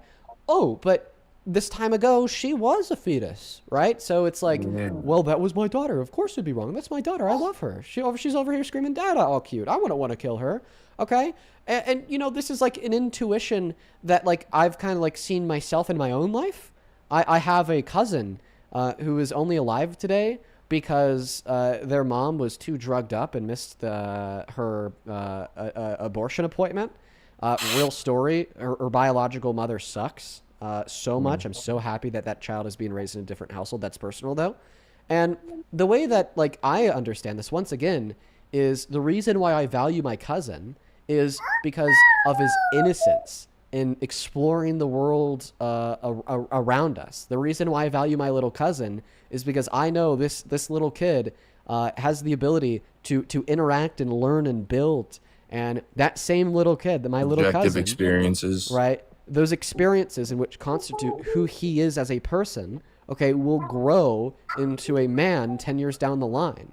But fetuses lack all of those characteristics. A fetus is just like the boilerplate in which a person will be born from, okay? But prior to sentience, in the emergence of consciousness at around 20 through 24 weeks, okay, it doesn't have the ability to express any of those things. And that's why I think at that point, it's okay to kill it, because we should value the pregnant woman infinitely more than, the clump of cells. Are you? I don't want to be like sound rude. Are you done? Yeah. I don't know. I feel like just kind of sitting here and like looking at my daughter. I feel like I'm getting like, I don't know. I'm getting like sick to my stomach thinking like if she ever got older and something like not even like bad, just the idea that like if she ever, I don't know, if she many years from now gets pregnant, I feel like I would never ever want to be the reason that she has to go through with something that she doesn't want to do. Does that make sense? Yeah, imagine she's like 15, 16 and starting high school and unfortunately gets pregnant. I mean, parents' worst nightmare, okay? Parents' worst nightmare. Now, if you lived in 13 states today that have full and complete total bans on abortion, even in the circumstance of a 15 or 16-year-old, your daughter would be forced to go through 9 months of the most gruesome bodily torment. And the only reason why right now is because Trump overturned Roe v. Wade. If Roe v. Wade was still in place, if Trump was never president, or if Kamala Harris won the election, was able to pass those protections on the federal level, then you're this hypothetical of your daughter, getting pregnant at 15, 16 because whatever reasons, it wouldn't even be a possible thought that could happen.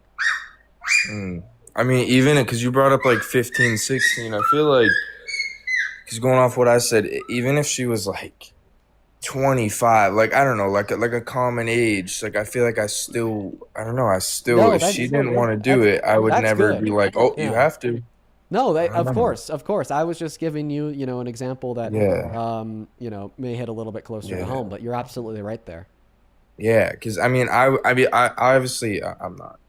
I personally didn't have her. I didn't go through with it for 9 months, so I can't fully understand it, obviously. But I'm 19 right now, and I was 18 when she was born. You're 19?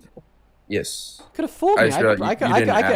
I took you to be 35. Oh no! I'm 19. She's 16 months old. Yeah. What's that? She's 16 months.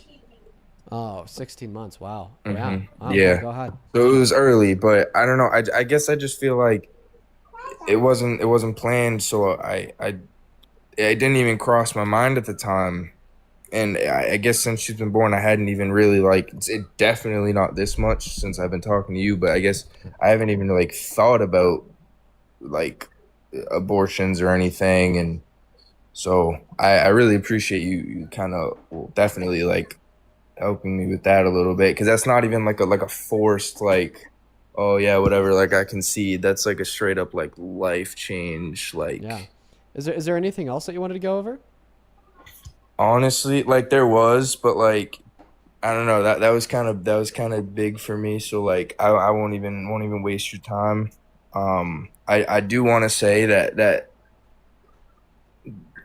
obviously, I just said, that was deep, but I brought up before that my whole family, like genuinely everybody in my family is big on Trump or even just Republican, always has been. But I like promise it's not even just for you. This is just like, I don't know, just like, it might not seem big to you or like to anyone listening, but like you genuinely just changed my mind so much that like I wanna like tell it to other people and like change. Does that make sense? I want to change their mind. Listen, man, that's why I do this every day. I can't even believe that I thought the way I. Oh my god. I come from a very similar family. Everybody in my family is super Republican, with an exclusion of my grandparents. I grew up in a super Republican town with Republican friends and going to Catholic church 2 times a week. The reason why I do what I do is because for many people, the only way to be presented with information that challenges their preconceived beliefs is on the internet. And, you know, usually that's through like short form videos and cut downs that may never end up on your For You page because it's not in your algorithm. But I mean, I think that this live it's genuinely a really cool place where, you know, long form discussion could unfold containing nuance and real critical thought. But I really appreciate you for coming up. You are mature beyond your years. I mean, like, truly, you could have fooled me if you told me you're 35. I'd believe you. And you sound like a good dad. So you have a good rest of your day. Thank you. That right, means man? a lot, man. Thank you. Of course. You take care. You take care. You too. All right, we're going to move on to the next guest right now. Only up inside of that queue if you happen to be MAGA folks. I'll happily get you up here for debate. Seriously, that guy, wow, really sounded mature beyond his years. I mean, there's and this is unfortunate, but it is true. There's just simply not that many 19-year-old dudes out there that have an ability to, you know, empathize with other people like that guy. And yeah, he'll end up being a great dad with a daughter that loves him if he keeps on thinking that way. Let's move on to the next guest right now. Only up inside of that queue if you're MAGA. Hi, welcome into Sport Trump. Well, I have a question. I'm going to take that as a no. Let's move on to the next guest, guys. Only hop inside of the queue if you happen to be a Trump supporter. I'd really appreciate it if you'd be able to follow our rules, please and thank you. On PayPal, thank you so much, Emily, for the $7, who says, "Hey, Dean, I watch you almost every day when I cook dinner or get ready, and I just want to say thank you for continuing to do what you do because you're more educated and I have more ammo to educate people with the facts." So thank you. Well, thank you, Emily. Thank you for that $7 donation. You're awesome. Same thing to Kylie. Thank you for the $5, and then Sophia, thank you for the $1. We are all caught up on PayPal. To catch up on Venmo, thank you so much, Taylor, for the $1. Daisy, thank you so much for the $20 donation. Fuck yeah, Daisy. Thank you so much for the love. Hell yeah. Daisy with the $20 says, thank you for giving so much of your energy to help open people's eyes. You paint the picture so vividly for them, and they still refuse to see what's right in front of them. Most of them do. But that last guy, you know, he saw it. I'm so happy that it's just, you know, I'm jumping for joy out here. Thank you for the $20, Daisy. And same thing to you, Patsy. Thank you for the $30 donation, Patsy. Thank you, Patsy. That is so very kind of you. Thank you so much. I want to see 300 Patsy W's, who says, "Yay, Dean, keep changing minds." I'm doing my best out here, Patsy. I'm doing my best. Thank you. Thank you for the $30 donation. That is beyond kind of you. Thank you. Same thing to you, Oscar, with the $11, who says, "A 19-year-old father is more mature than these 50-something-year-olds." I know, right? He was like the most mature guy we've talked to in like eons, and probably one of the youngest. Mo, thank you for the $10 on Super Chat, who says, "Trump harness anger, making empathy seem like a weakness and redirecting frustration towards the marginalized." Thank you, Dean, for speaking out when it matters. Thank you, Mo, for the $10 and the incredibly kind words. Jay, thank you for the $10 donation as well. And with that, it looks like we're all caught up. If you're watching the stream and you want to support the stream, support me and what we do, you can find my Venmo and my PayPal in the link tree in my bio on TikTok. Right there, Dean Withers without the E. Just make sure you get that right because there's a bunch of fake accounts out there.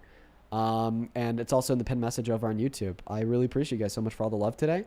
That's also a really great way to ask questions. If you want to ask any specific question, sure, you could ask it in the chat and I might see it, and if I do, I'll answer.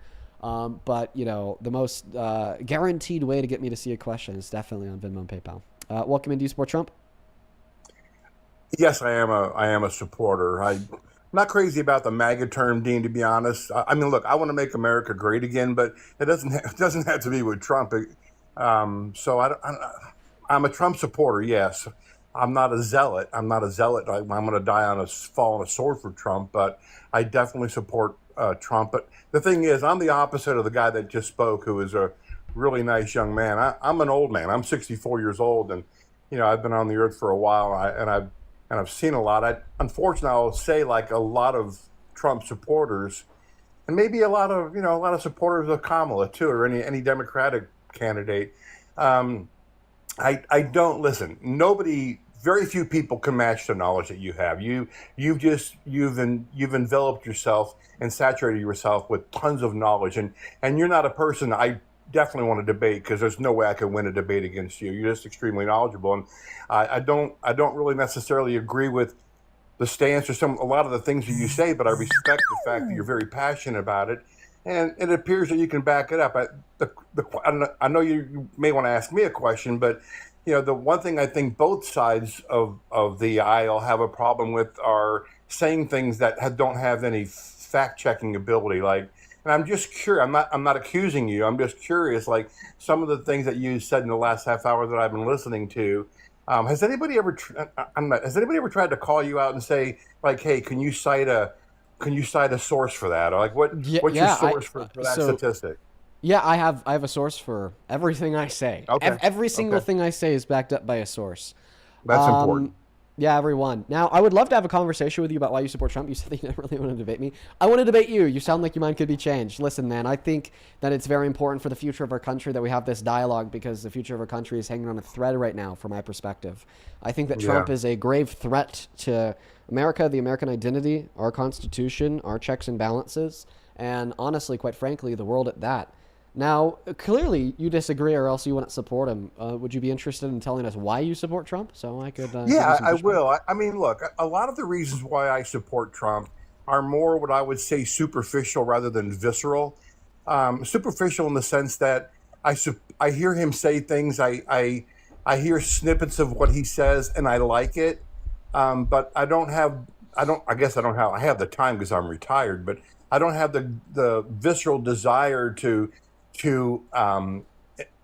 digest, like just research stuff to see like, where's he really going with that? So what are a couple of the things that you've heard? Sources. Yeah. So superficially, because I was brought up in a Christian family, I'm definitely not pro-choice, and I don't think you want to rehash this, but I mean, to keep it simple, I believe the difference you and I have, Dean, is I believe that life starts at conception from a scientific point of view. And so even though the consciousness is not there, according to sources, which I can't verify, I can't prove they're right, but if life does start at conception, the Bible's very clear that murder is wrong. Now, you can say, well, Trump's murdered all these people in Iran by bombing. Yes, he has. And the thing is, I think what I've come to understand is I can support somebody and not agree with everything they do. I don't think there's anybody that we can support that everything they do we're going to say, man, they were right, man, they were right. If we do that, then I think we become followers of a cult, and not really no longer like able to make your own opinion. You're now just following whatever the wind's blowing. You're so consumed by that process that now everything they do is going to be right. And I just don't think there's anybody, Kamala included, that anybody that would have been the president other than Trump. Yeah, I'll be honest with you.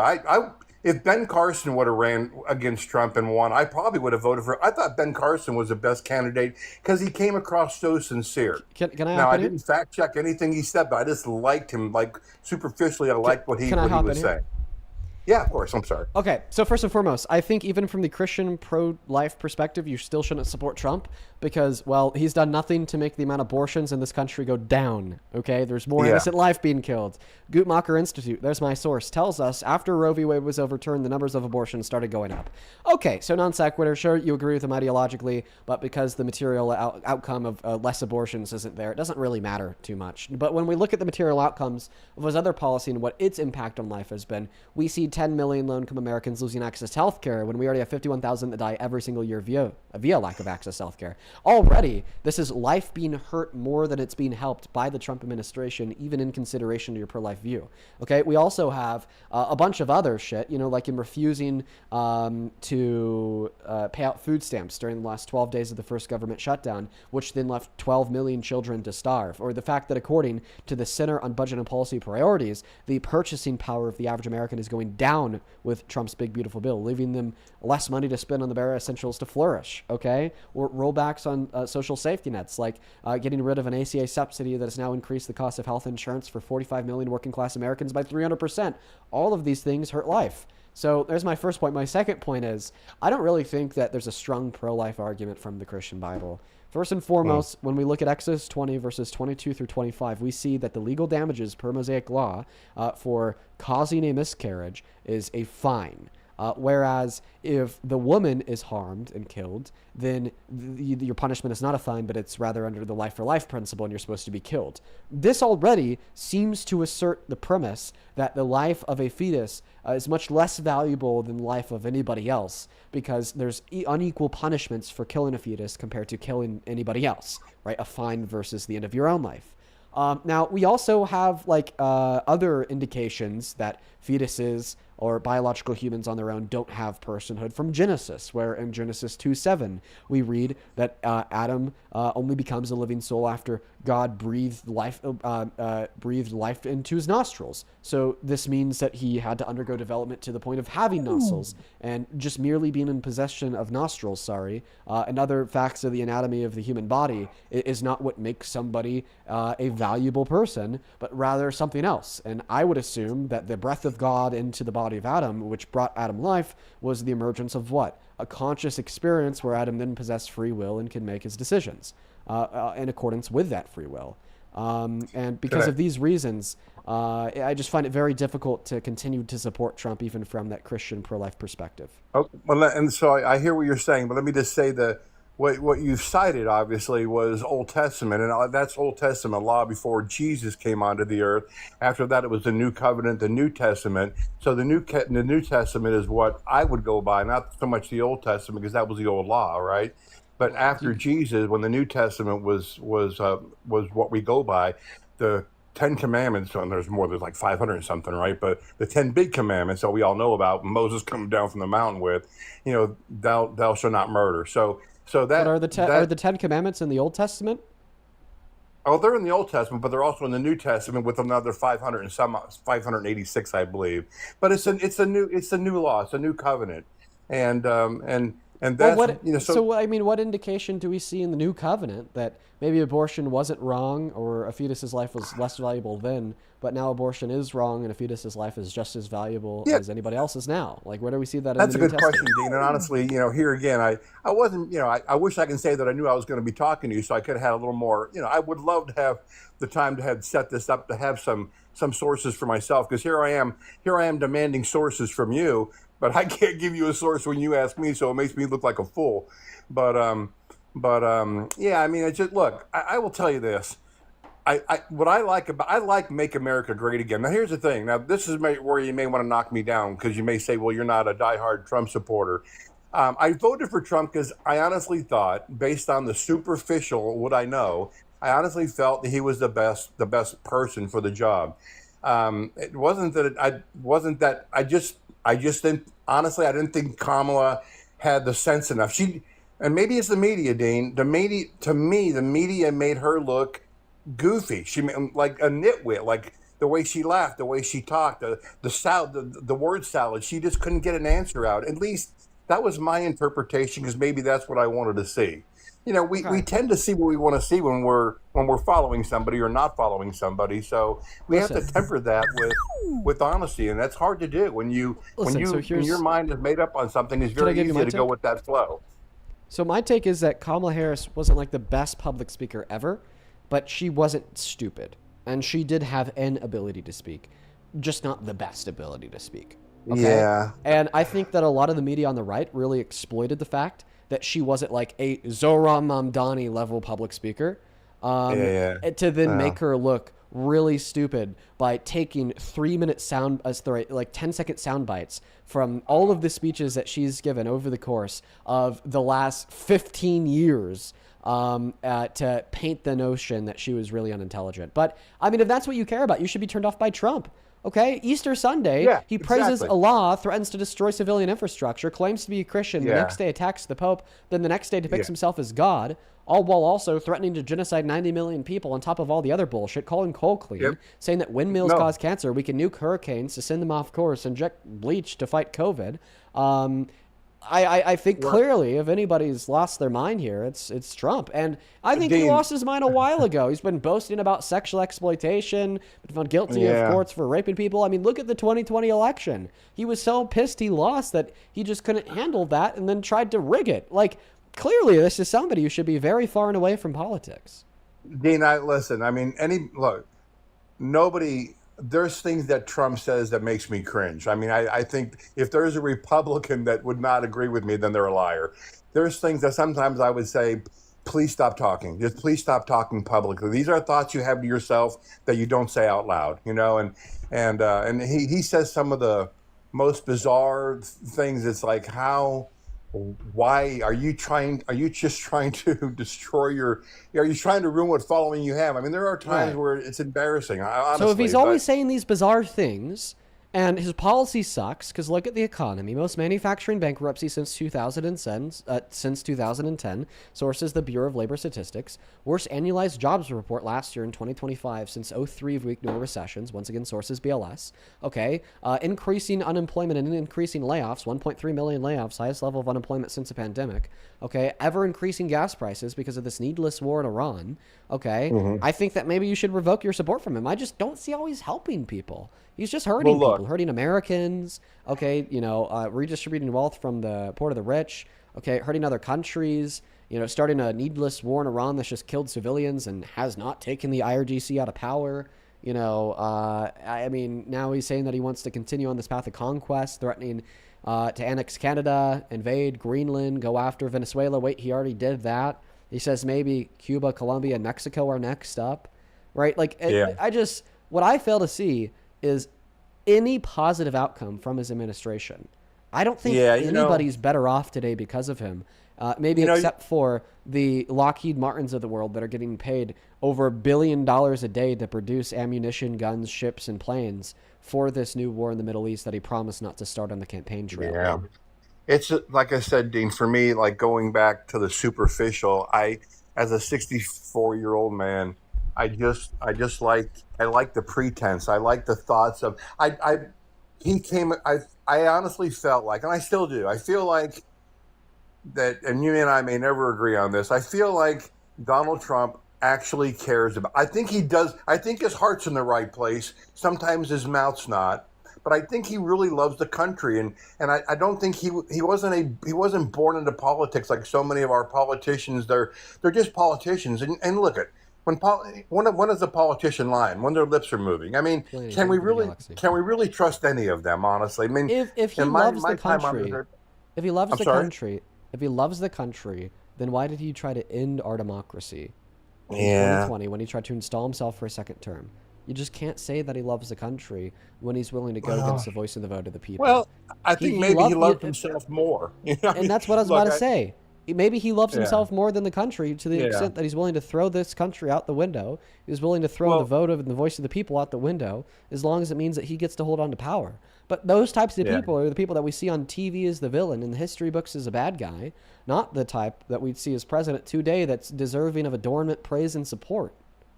Well, Dean, I'll tell you this.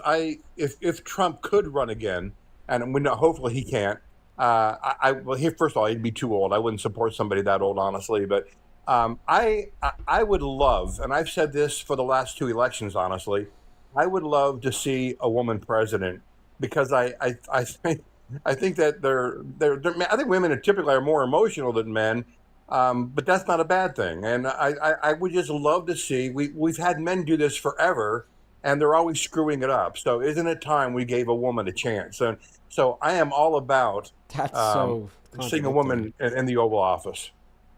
I think that's an original sentence. I don't think anybody's like ever said, it's time for a woman to be president, but they're more emotional than men. Okay. I disagree with your math, but I agree with your conclusion. I don't think women are more emotional than men. I think the other way around is true. But hey, at least we both support giving a woman a shot because women have been fucking it up so much. Emotional, Dean. I say emotional as a father and a grandfather of 6 kids. I see my daughters with their children. I see my wife with my children. They're, when our kids fall, when they cry, they run to their mommy, and their mommy coddles them. There's that emotional, the maternal bond that you don't get by being a father. So it's more of the maternal instinct, which here again is a powerful instinct that a man cannot have. I think when you say they're more emotional, what you mean to say is that they have a higher emotional level of intelligence, EQ. I would never say the contrary to that. Well, I would never say a woman is not as intelligent or can't be as intelligent as a man. I mean, that would be an asinine thing for anybody to say. Well, 100%. I appreciate you for coming up. I'm going to move on to the next guest, and you have a good rest of your day, okay? Thanks, Dean. Yep, you take care. BC. Go ahead and hop inside of that queue if you guys are MAGA. I'd love to chat with you. We got that next guest, Laura, loading up. We've been talking to men all day. I'd love to talk to a MAGA woman. If you're a MAGA woman watching, hop in that queue. Love to have a chat. Emery, thank you for the $10, who says, I'm an 18-year-old Christian liberal who's thinking about doing these debates. How do you get the info for these debates, and how do you actually get people on these lives? Well, I mean, all the info has just come from years of research, but I appreciate you for the $10, Emery. If you want to start getting into the lives yourself to get people up on them, just host them. People will swipe in and out. At the start, it'll be pretty slow. You might get 5-10 viewers, but you keep that consistent. You do it every day. You'll start garnering a little bit of a base. Madison, thank you for the $15 donation on Venmo, who says educator and prison minister on the side.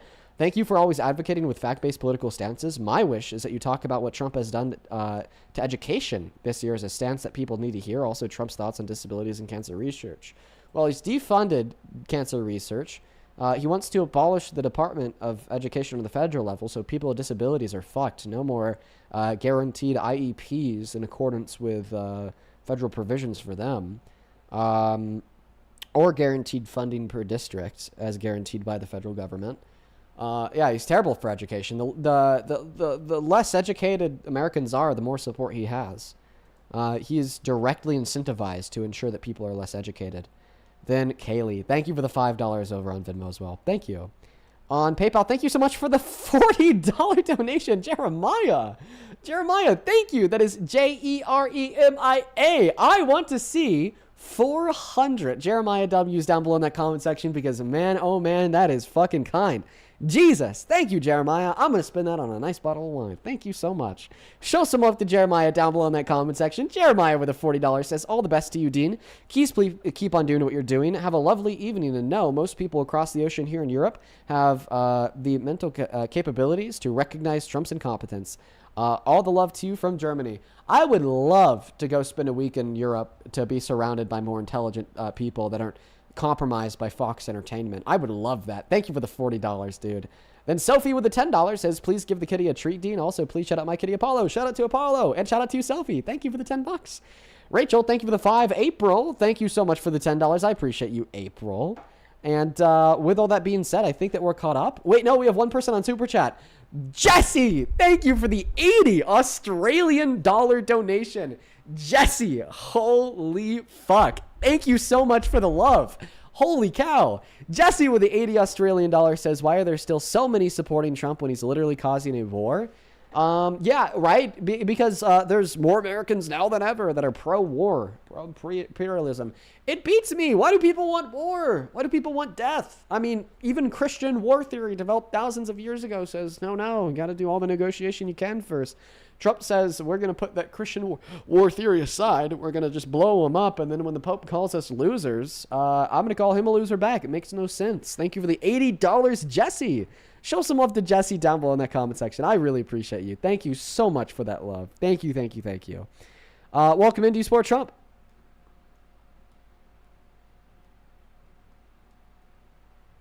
Okay, Laura, I thought that they were just being really patient. Turns out they're not even here.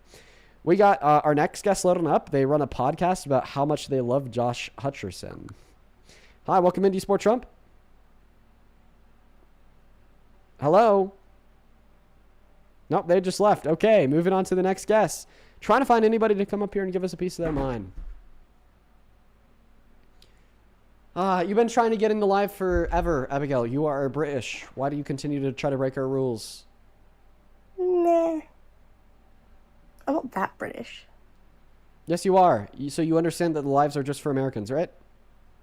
And at one point, And you're not an American. At one point, yeah, at one point, why do you support Kamala? Dude, she just doesn't care. And then she'll sit in the queue all day long. And she'll sit in the queue all day long. Let's go to get that next guest loaded up in here. Hi, welcome into Support Trump, Bryce. Bryce is not here. What about you, Joe? Joe, do you support Trump? Hello? Hi, do you support Trump? I have a question for you. Why are you gay? Wow. Are you transgender? Wow, I mean... And we're going to do 5... What? Was that a recording?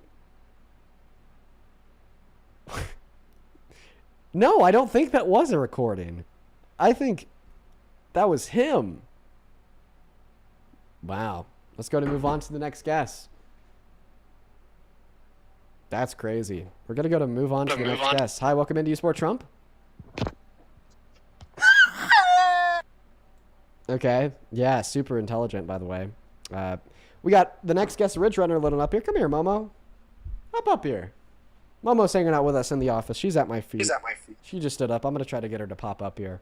Hi, welcome into Sport Trump. Oh, no, apparently not. They left. Quite frankly, what the fuck? Why can't I find debates? It's been a day with no debates. Quite frankly, no debates. We got Chucky loaded up into the box right now. Oh, Momo's just hanging out in the closet now. Hi, welcome into Sport Trump. Yes, I do. How old are you? 18. What year are you born in?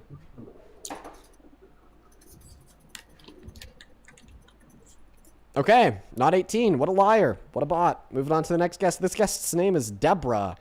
Deborah's been trying to get up in my life for a while. I love think they're you, a troll. Dean. Turns out they are. Oh, Momo's back at my feet. Come here. Come here, Momo. Hop up here. Hop up here, Momo. Come on. Yeah, you want to hop up here? Yeah, you see that? You see that open space on my chair? Is that enticing to you? Yeah, I'll probably just grab. Dean, I love you. All right, we got a lot of trolls today, dude. Oh, it's because Deborah's still up here. I thought I kicked Deborah. Whoops. We got Momo in the building. Look at her. She's so cute. She's so cute. You're so cute, kitty. While we're looking for that next guest, go ahead and hop inside of that queue. If you happen to be an American adult that supports Trump, we're looking for some MAGA idiots. Quite frankly, do debate. Quite frankly, hello, Momo. Hey, what's up? Joe, do you support Trump? No. Okay, base, but stay out of the live. Please and thank you. Stay out of the queue, I should say. Please and thank you. Let's go to get that next guest, Caroline, loaded up into the box right now while we're giving Momo some pets. Okay, she didn't want to join either. Dude, nobody wants to join! Where'd all the Trump supporters go? They're all gone, quite frankly. Hey, Momo. All the Trump supporters are totally gone. Dean! Hi, Dean. Can you guys stop, please? Like, you understand that I want to debate Trump supporters, and when you hop in the queue to troll me, and then we have like 10 trolls back to back, you materially prevent me from debating Trump supporters. Upwards of like 45 minutes a day are like spent on exhausting trolls who just don't care. We're gonna go to get the next guest up into the box right now. We got Reade joining in. Yo. Reade, do you support Trump? Yeah, I'm MAGA. Okay, you're making your voice artificially deeper. Pop Yeah, out. no, it's not artificial, but I just want to say keep doing. Oh, thank you. All right, moving on to the next guest right now. I'll only hop inside of the queue if you're America. How many times? How many times do I need to repeat that? How many? How many? How many, Momo? How many times? Do you have an idea? A couple times? Yeah. Let's go to get that next guest loaded up into the box right now. We got Dustin the Wind joining.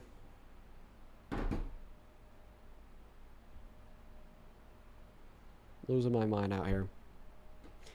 Losing my mind. How about we put the rules back up on the phone screen? Hey, J-Blade! Thank you for the $10 over on Super Chat who says, Momo Supremacy! Hell yes. Momo Supremacy. Thank you for the $10, J-Blade. Still looking for that next guest, folks. I promise. I'm trying my best to find somebody, but it looks like they don't want to come out and chat. You support Trump? Dean, I love you so much. Oh my god, I love you so much. Guys. That's like 10 in a row. I really have a lot of appreciation for you guys in my heart as well. But please respect my boundaries.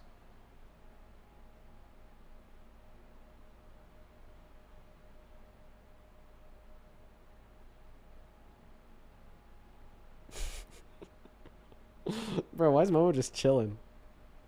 Let's go to get that next guest loaded up into the box right now, folks. We're going to try our best to get that next guest connected. We got Brooke loading up in the box. Hey, kitty. Hi, do you support Trump? Oh my gosh, it doesn't let me get out of the queue for no reason. Okay, you take care. We got the next guest joining. Momo. It's so cute. Hello, do you support Trump? Tic-tac-toe, man, do you support Trump? Yes, sir. Can you come a little bit closer to your mic, please? Yeah, can you hear me now? Stop, bruh. Pop out. I'm 75. Yeah, for sure. For sure, dude. For sure. Hi, welcome in. Do you support Trump?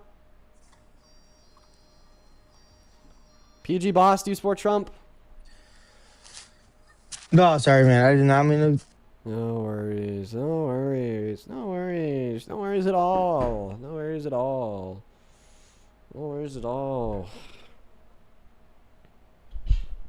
Momo. They're driving me crazy. What do I do, Momo? How do I stop them from driving me crazy? How do I stop them from joining the queue? How, Momo? How do I do it?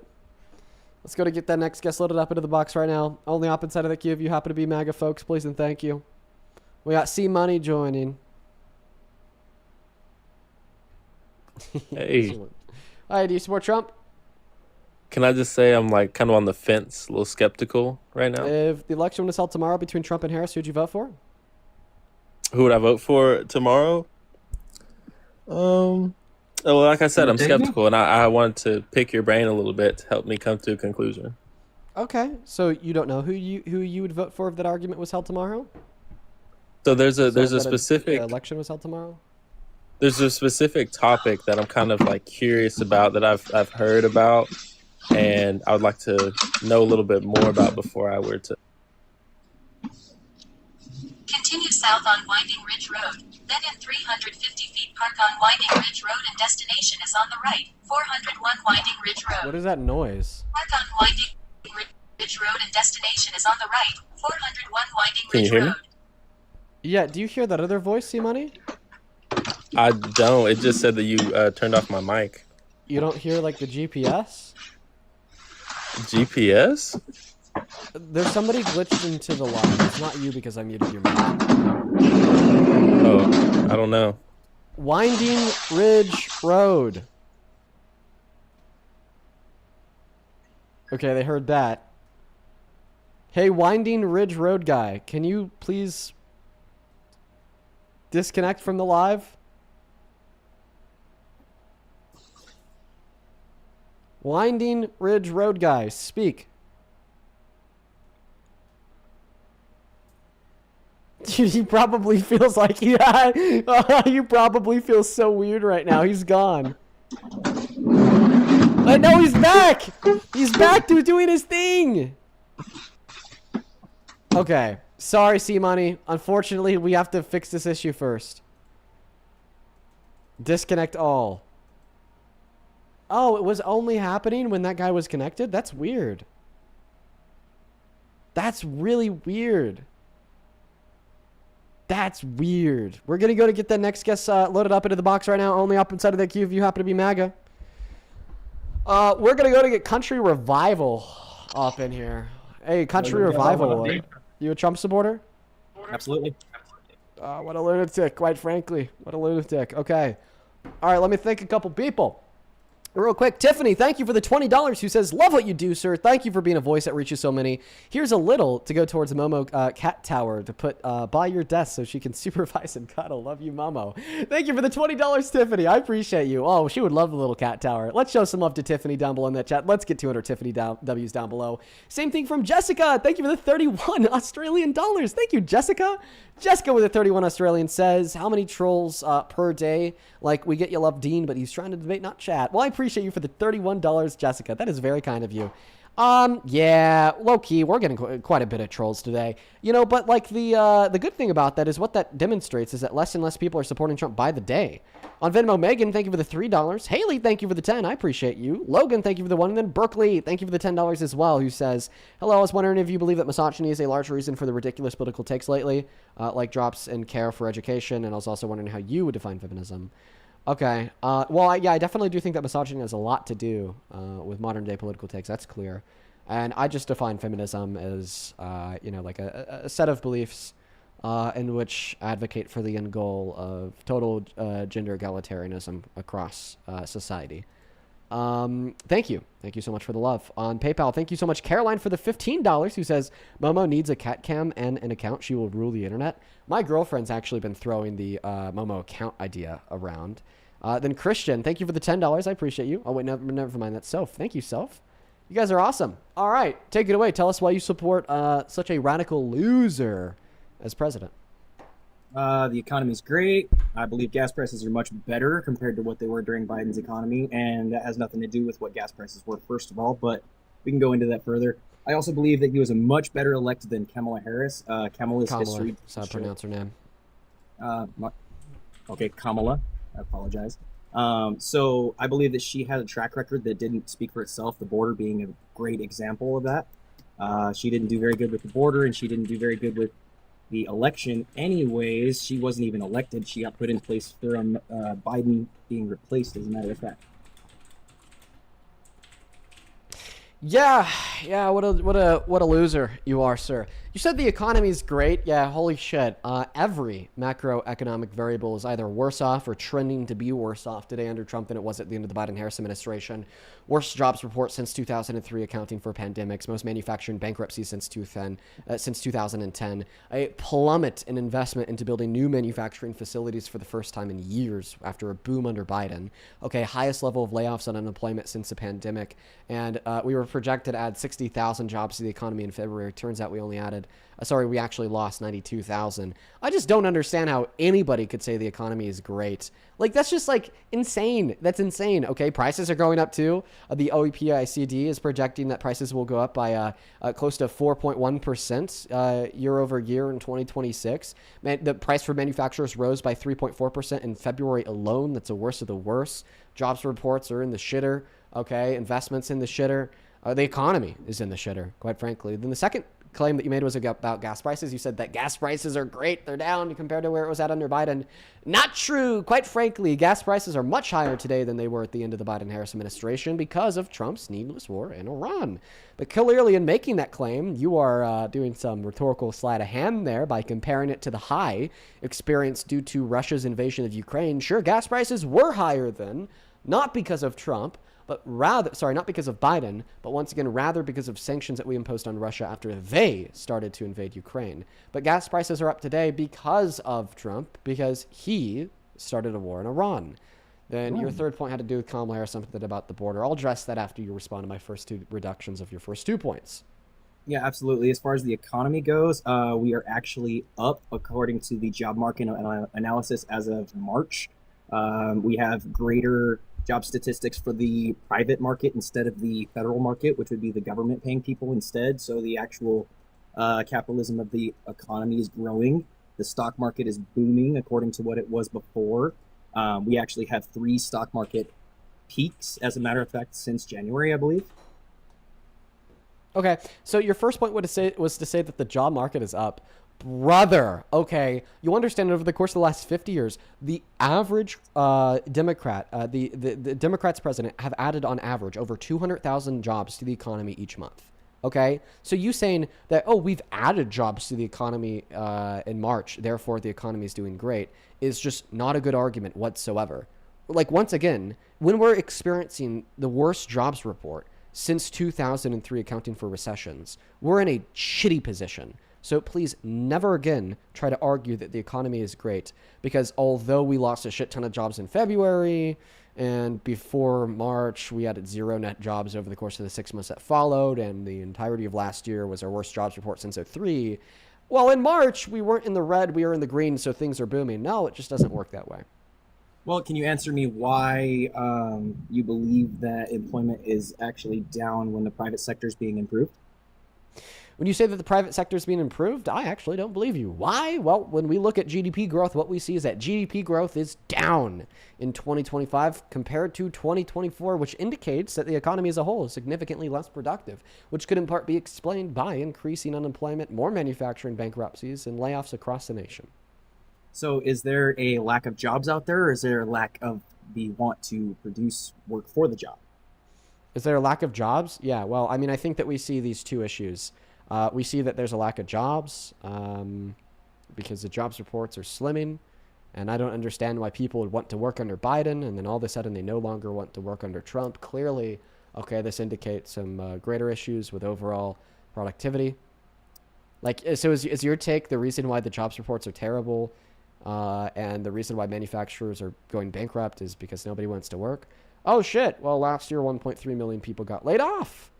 Well, currently there's a lack of jobs in the United States, according to what you're saying, but I believe on the opposite end of things, it's actually a lack of people wanting to work. Then we wouldn't have seen the most layoffs since the pandemic last year. The layoffs were according to the federal layoffs. You're putting those two together because the federal government. Those are also we experienced a significant high of private layoffs, and this is because of the fact that we had the most manufacturing bankruptcies since 2010. So is the farming market and everything not also boosting the economy by assisting the farmers and stuff? He's assisting the farmers, but absolutely. Because why is he assisting the farmers? Well, because of all the tariffs that he's been imposing on other countries, which have led to reciprocal tariffs that kill our soybean farmers. We've always assisted farmers. That's just kind of been something that U.S. presidents have always done. But overall, assisting the farmers has not helped the economy in the grand scheme of things, because GDP growth is down, jobs are down, layoffs are up, meaning that it's not as simple as saying that people don't want to work. And by the way, I want to let you know the figure that I cited you of 1.3 million layoffs last year, that is strictly layoffs in the private sector. Okay. So as a reference to gas prices, so do you accept that the economy is not great? Because that also goes into the farming and the working availability from the farmers. Do you accept that the economy is not great? No, I don't. I think the economy is booming. Why? Wait, via what macroeconomic metric? First of all, you have a lot of growth coming in from the United States being industrialized again. Wait, okay, a vague rhetorical claim saying that it's being industrialized again is A, false, but B, not a macroeconomic variable. There's a bunch of different countries that are investing along with Honda. You've got a lot of steel markets that are coming in and investing into the work sector as well. Okay. Just in New Mexico alone, they're actually doing production for information on the Golden Dome project, which is also going to increase jobs. So where you're looking at job increases is going to be future interest as well as investment. What a clown. What a clown. So your claim is that we see a lot of investment into building manufacturing facilities in America, right? Do you not need people to work those buildings? Can you answer the question? That's your argument? Can you repeat the question? That your claim is that we're seeing a lot of investment into building manufacturing facilities in America, correct? Just building manufacturing facilities into car structure, purchasing from the right. So that is your claim, United right? States. So the United States is actually industrializing. Yes, correct. That's what I believe. Okay. Well, you're wrong, and here's the data to prove it. So this is from the Federal Bank of St. Louis. You could find this yourself by going to stlouisfed.org. Now, this is pulling data from the U.S. Bureau of Economic Analysis. And when we look at this data, let me go ahead and pull it this way so you can see the rest. Under the Biden-Harris administration, starting here in Q1 of 2021, we saw a very, at first, gradual, then incredibly sharp increase in investment into American manufacturing. And keep in mind, This is specifically building the structures, okay? So manufacturing plants. But then when Donald Trump won the election, people became uneasy because of his tariffs. So then we saw the first decline in quarterly business investment in years, 3 years. And then so far, every single quarter under Trump, investment into American manufacturing has been going down. Now, you like the same thing that Trump likes to do. You like to lie about this, okay? You like to claim that all of these companies are investing into American manufacturing, when in all reality, what you do and what Trump does is you guys will name a couple companies that are investing into American manufacturing, because sure, there's still investment, although it's going down, okay? Last quarter, there was still $126 billion put in, okay? But when we do a quantitative analysis of all of the investment into American manufacturing countrywide quarterly, and then we compare that to where it was at under Biden, what we see is that Donald Trump has been failing this country via investment into American manufacturing. By the graph, I guess you can maybe make your assumptions, but That's going not by an the assumption. market. I'm going by the market. Okay, so and by wait, proof do of you reject market. this? Wait, are you telling me that you reject the U.S. Bureau of Economic Analysis? Because I this, reject once the again, premise that the idea that the effects of the graph are going to be projected onto the future of the economy of our world. Wait. So up until today, in reflection of the last year and a half, okay, you said that we've seen a bunch of investment into American manufacturing. Do you accept that claim as false? Because investment into American manufacturing has been going down every quarter under Trump when it was booming under Biden. I claim that's false because you also have American investment from outside sources of other countries like Saudi Arabia. They're the biggest investments that we've had from other countries in decades. Okay, perfect. And yes, guess So are what? you Those are disagreeing included that on the graph. But are you disagreeing that that's going to bring like job market to the American people? What I'm saying here is that we simply see less investment into building manufacturing plants in America today than we did under Biden. And you can't But would you disagree with that disagree because that that's what the there's data not people that need says. to work that employment? Well, last year we had the most manufacturing bankruptcies since 2010 and the most layoffs since the peak of the pandemic. So not only, okay, are we seeing a lower level of investment, contrary to your claim, which was you saying that we had a higher level of investment, but because of the lower level of investment, because of the unstable market, these companies are going out of business and firing all their employees to declare bankruptcy. So it's not because people don't want to work, just concede. We see a declining amount of investment. We see an increase in bankruptcies. We see an increase in layoffs. How could you possibly say that this environment is A, conducive towards reindustrialization of our country, less investment, more bankruptcies of our manufacturers? That's the deindustrialization of our country. And then C, it's just like you just can't claim that there's more investment into American manufacturing. We have data from the U.S. Bureau of Economic Analysis that explicitly tracks investment into American manufacturing, and it's going down, not up. If you refer to the information on, I can actually reference this, U.S. Manufacturing Investment Tracker, it actually goes into U.S. manufacturers experiencing a historic surge of over 1.5 trillion in the private sector. The investments announced across technology, pharmaceuticals, automotive, and industrial sectors. Would you disagree with that? Monitors $1.5 trillion in announced manufacturing investments since 2025 across 132 companies in 32 states. Updated bi-monthly, Industrial Sage, it tracks reshoring all these types of investment. Okay, yeah, for sure. Okay, so we see a bunch of announced investment like we always do. You said that this was an historic high. It doesn't say it's an historic high. And when we look at the data of how much is actually being invested, it's only going down. But would you say that people aren't needed to work these jobs for the job market? What I'm saying is if you went to this website last year, what you likely would have saw is a number higher than $1.5 trillion in announced investments because the amount of money that has been invested is going down, right? Like there's nothing historic about that $1.95 trillion figure of investment. Most investments are made over like 10 to 50 years. Okay. So like clearly when we're already seeing levels of investment that meet like $136 billion quarterly, if we were to extrapolate that out to like the next 10 to 50 years, well, clearly we would see multi-trillion-dollar investments. But the fact of the matter is, because we know that our manufacturers are going out of business and we know every single quarter they're getting less and less and less investment, clearly Donald Trump is not propagating an environment in which is conducive towards more investment, or else we'd see it. And see, why would you say that we have more manufacturers going out of business? Because of tariffs or because reindustrialization of the industry from the Americans instead of outsourcing? When you're talking about tariffs, it's all outsourced information from other exports, not imports and industrializing. So reindustrializing the American populace is how you make America grow and develop, and then we don't have to rely on power and other things. If American consumers were now all jumping ship to American manufacturers, then why are the manufacturers getting significantly less investment and going out of business? So who's paying the tariffs? Why are you pivoting? I'm sorry, go ahead and repeat your question, then I'll answer mine. If American consumers are now being very incentivized, okay, to start buying from American manufacturers, then why are they getting significantly less investment than they were under Biden? And why are they going out of business at unseen levels since the Great Recession? I believe because they don't want to switch over to American investment properly, and because you don't want to actually invest. Something about the company's fault? Absolutely. Why does the company get excluded from decision making? Prove it. Prove that the reason. Wait. First, let me even just understand your argument. Wait. Why is there a decline in investment? Say that again. I wasn't tracking.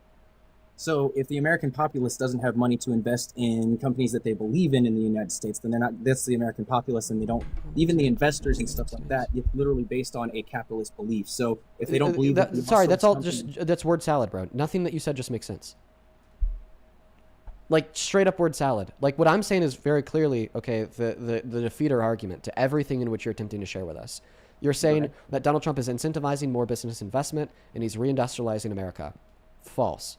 Way less business investment, way more layoffs, and most manufacturing bankruptcies since the tail end of the Great Recession. Now, you're saying that this is like the fault of the companies that they're getting less investment, and I'm asking you to describe like why or how, and it doesn't really seem like you can. So like clearly, okay, with very simple language that a 5-year-old could understand, explain to me why, if Donald Trump is incentivizing investment and reindustrializing America, investment in American manufacturing is going down for the first time in years, and bankruptcies for manufacturers at an all-time high since the tail end of the Great Recession. So as far as your question to the American investment going down, we've already discussed that. Yeah, why do you think that? Why do you think it's going down? Current weakness, trade policies, uncertainty, fiscal concerns. That's the tariffs, right? That's what we're explaining. Okay, so Donald Trump is making investment to businesses going down? The tariffs themselves would be making people from outsourced the investments going down, right? Because there's not as much money coming into the country. I'm sorry. Foreign investment isn't tariffed because it's not a good. The goods from outsourced, like wood, milk, things like that, that we could definitely. Okay, yeah, but like we're talking about monetary investment here, not wood. So or are you milk. referencing American growth as far as American companies or outsourced companies? These are American companies that have been experiencing a significantly lower level of investment. And that would be because of inflation rates, things of that nature. This is inflation rates? What do inflation rates have to do with real private fixed investment? The money's not out there as much. So people aren't going to invest in things because the market is crazy and skeptical right now. Okay, so then the economy's not doing great because Donald Trump has made everybody skeptical of its. Donald Trump's created the conditions where people don't feel good in their investments. Is that what you're saying? Yeah, Donald Trump has made it to where people are the markets are questionable. The 1% and everybody that is the 1%. What led to the markets being questionable? Sorry, repeat. I didn't catch you. What led to the markets being questionable? A weakened U.S. dollar. And why is there a weakened U.S. dollar? Inflation rates. And who's caused inflation rates to go up since they got in office? Currently or in previous? Because every well, this administration, Trump, because of his actions, the war with Iran, which has caused inflation to go up. Secondly, in terms of the Biden administration, nothing they did caused inflation. Also, you're yielding a contradiction here because you're saying investment is going down because of a weakened U.S. dollar. We had a lot of inflation under Biden and Harris, right? Okay, and I'm looking. Right, but what happened to business investment? Did it go up or down in consideration to a weakened U.S. dollar? Per the graph you're showing? Yeah, the graph he's showing is accounting for inflation. Yeah. Right, so it says it's going up, right? And then why did it go back down again? So investment went up, accounting for inflation under the Biden-Harris administration, and then it's declined every single quarter of Trump's administration since he got in office. Right. And so clearly that first hypothesis of, investment into American manufacturing is going down because of a weakened U.S. dollar doesn't really stand. Okay, so how do you re-empower the U.S. dollar? That's why we were talking about gas prices, and we were talking about outside investments from outside of the country. Right, but this is accounting for investments outside of the country that are made from other countries. As long as it's an investment made into American manufacturing, it's tracked on this graph. And then I gave you my rebuttal and showed you a site that you didn't give me a rebuttal. What you gave me was a website that just claimed that there's $1.59 trillion in announced manufacturing investments. Okay. Yeah, the graph that I keep on showing you, does it say that under Trump we've had no investment? Or does it say under Trump we've had recessed investment? It says that we have recessed investment. So yeah, when I see that there's an announcement of like $1.6 trillion of investment in the last year, okay, and? Well, I would assume because we see less actual investment, this means if we were to look at the same website 2 years ago, there would have been an announcement of more than $1.6 trillion. Okay, So what are you you'd have to saying- prove here is that this level of announced investment, $1.59 trillion, is higher than the level of investment under the Biden-Harris administration, but you can't because of the graph that I can continue to show you.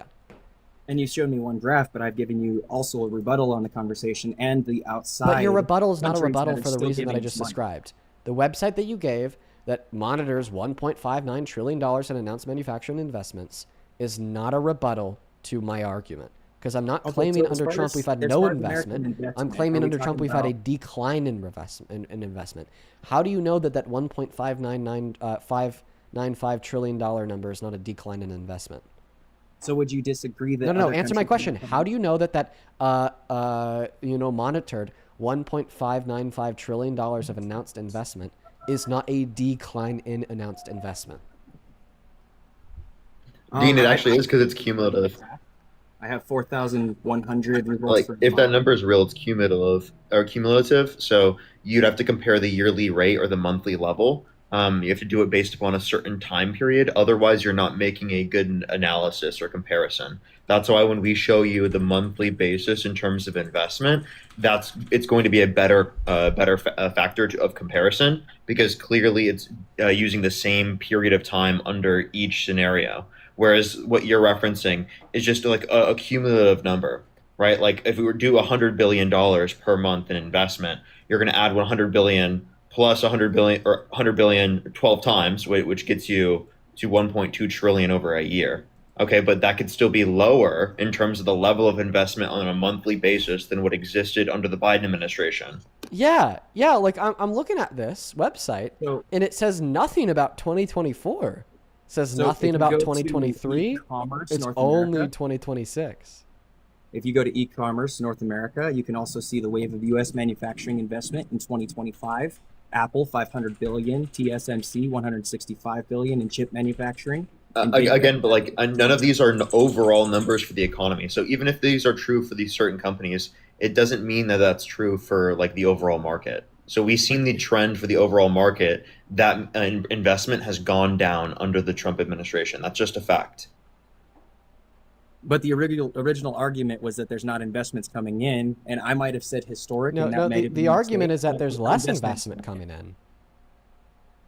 And you said the economy is down according to investments coming in, but this is outside investment and everything coming in, and you can see the American dollar But you going can't up. prove that it's more than there was under Biden.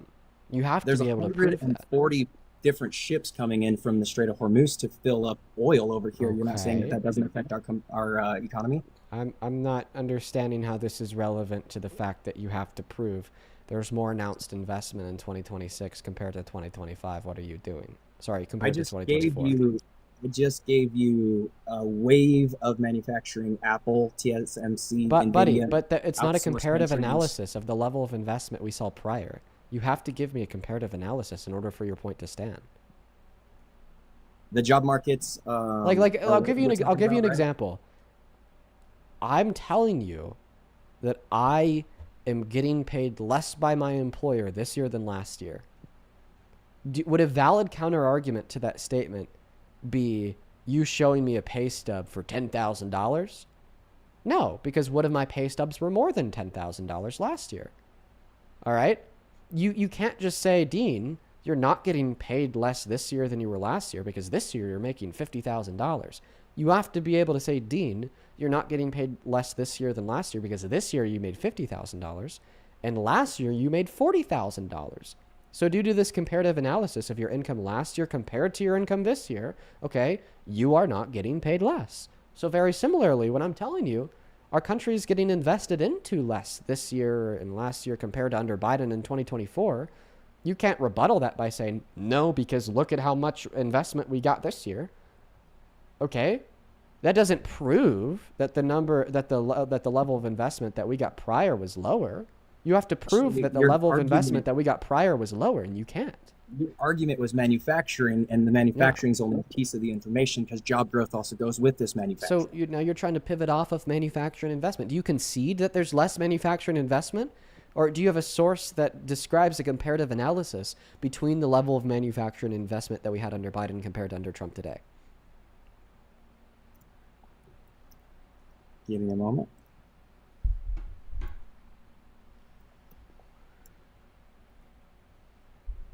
By the way, Parker, this guy's argument is that the economy is great. Yeah, I know. It's very absurd. Like, practically, or actually not practically, every single metric of the economy that I've seen, major indicator, has got worse off since Trump got in office. Yeah, I know. It's like, I don't even know why people just choose to reduce themselves to like really shitty positions like this.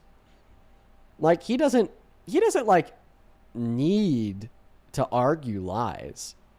You'd go much further within your position here if you were to argue the truth. I'm trying to come to an understanding. That's my big thing is I want to hear the opposition side of the arguments, and if I'm wrong, I can admit that I'm wrong. Okay, but I disagree because you didn't admit that you were wrong when I showed you the source that proves you wrong 10 minutes ago. Like realistically, I know that I'm like continuing to engage in like further semantical disputes surrounding the level of investment into manufacturing, but the source that I showed you ages ago, this one proved you wrong, right? But I'm still like giving you a lifeline here to allow yourself to try to like claw your way out of this hole. But I mean, you literally won't be able. I'm not really considering. So we're comparing in like Biden administration and Trump administration. Your account is that the economy is bad based on manufacturing, but I concede. No, I don't concede. I contradict that because I believe that in the investment and now the metal works and everything, personal growth through the oil tanker or the oil being manufactured here. You have exports being manufactured here that are going to other countries now that are being much, much more growed. Well, that claim's not true because GDP growth is down. Going off of the charts that you're showing, correct, I guess, but that's not even that's a different. Like you're making a different claim, so now I'm giving you a different rebuttal. No, we're not making more here. Okay, we're not selling more here, or else the GDP growth wouldn't be going down. Sorry, my TV's going off. That one's even easier. GDP growth is going down. Therefore, we're not selling more here. So would you say that the American average household is worse off under the tax bills and everything that he's also assisting with? Because that also contributes to the economy. Oh, yeah, I would. The Center on Budget and Policy Priorities tells us that the purchasing power of the average American making at or under $51,000 is reduced by the Big Beautiful Bill. Now, were you able to find a source to dispute my claim that investment is down under Trump? Or manufacturing investment and job trends diverged sharply between the Trump and Biden administration, according to the multiple analysis and data sources. Manufacturing jobs and construction investment grew substantially under the Biden administration, while terms saw stagnation or decline, especially before or during the pandemic. So that was during or before the pandemic. That does not include his information coming in from outside countries and things of that nature.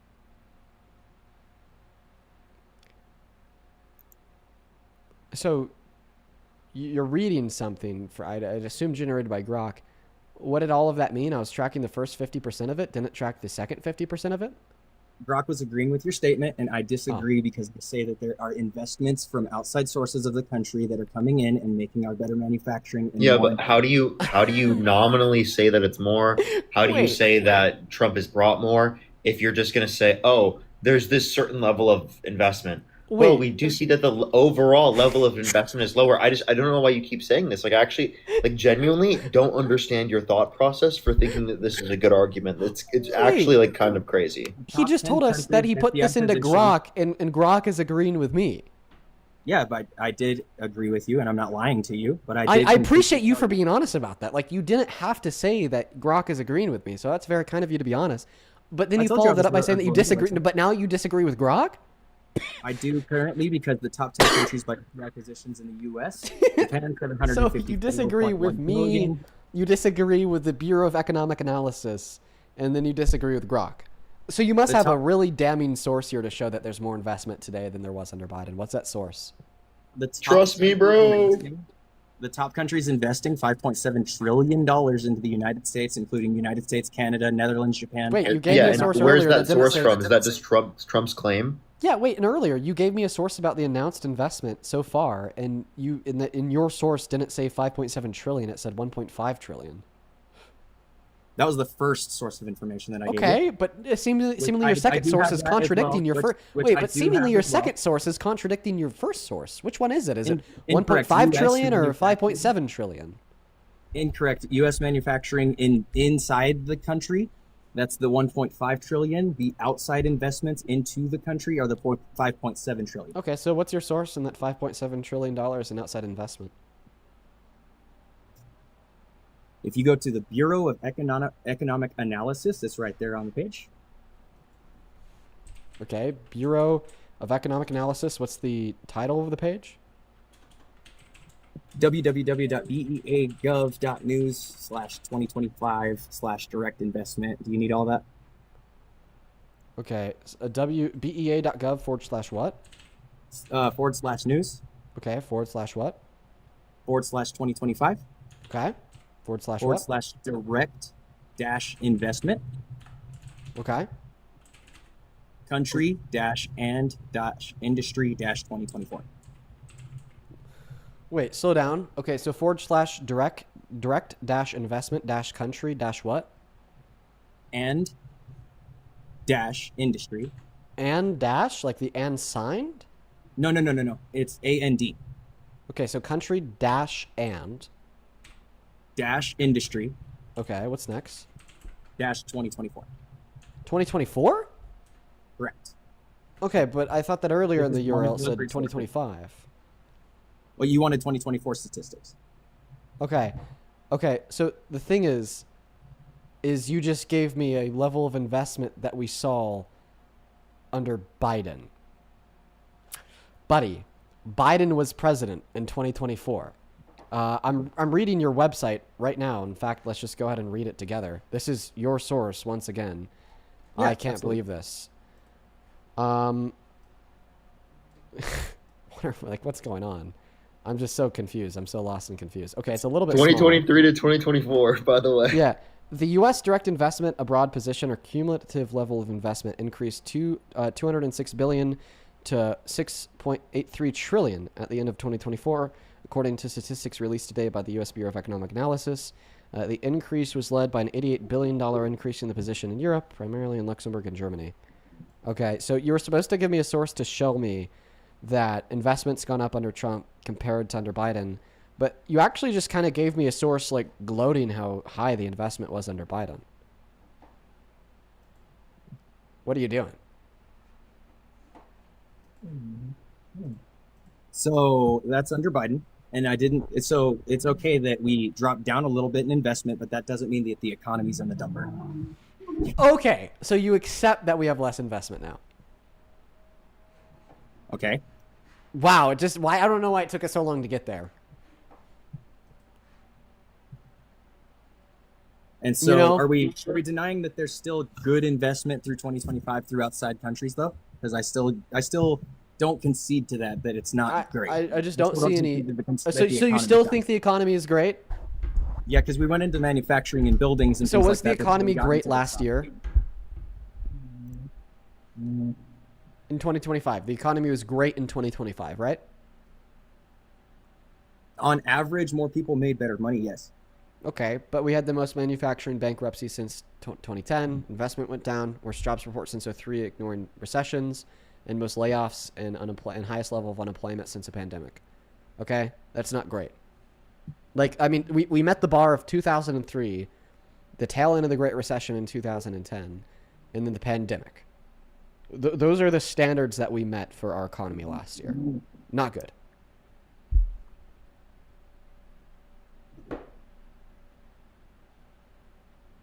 So would we agree that the job market was supposed to drop massively more in March?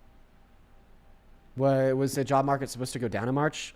Tina, thank you so much for the Falcon. Thank you. Show some love to Tina down below in that chat. I really appreciate you. Thank you, thank you, thank you. March of what year? 2025 or 2026? 2025. In 2025? I think he means 2026. Do you mean 2026? I apologize. Okay, well, right now we're talking about 2025. Because you said that the economy was great in 2025.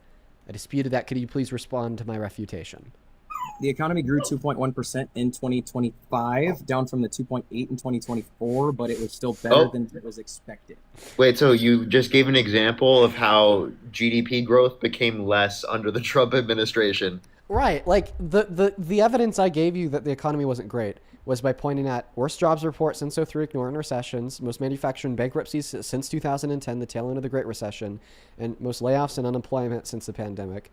And then I said, well, okay, you can't say the economy was great last year because we met the bar of 2003, 2010, and the pandemic. Clearly, that's not an economy that's doing well, in 2025, right?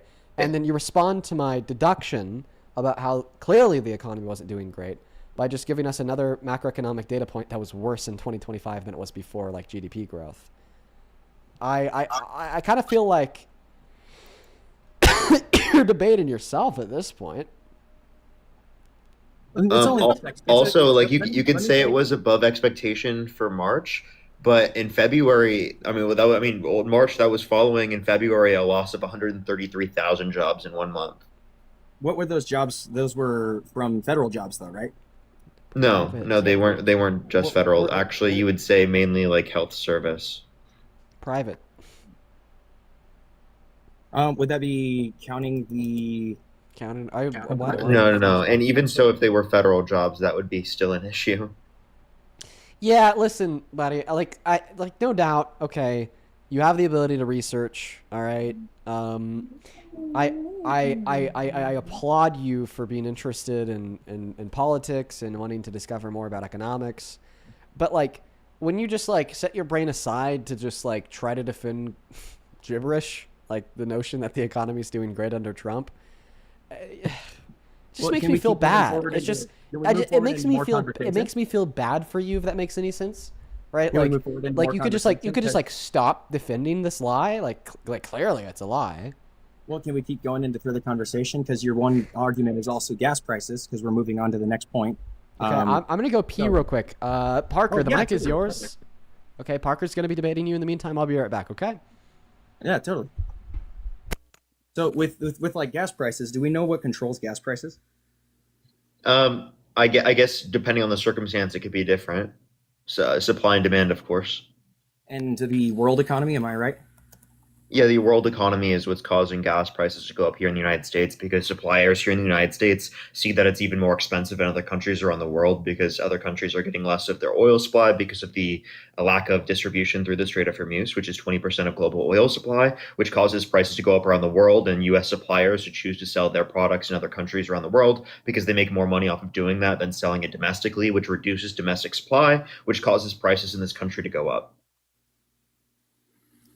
So did the United States cause that, or did Iran cause that with the Strait of Hormuz? The United States caused that because we started this war with Iran. All right, so the war with Iran was started. So is it untrue that we had I can't say that. Pew attempts on the president from Iran? I don't think there's any evidence that Iran was involved in it. That's just like a claim Trump makes, but I don't think that there's any evidence that's been established that that's actually true. Would you like to provide any evidence of that being true? I'm going to attempt. Give me a moment.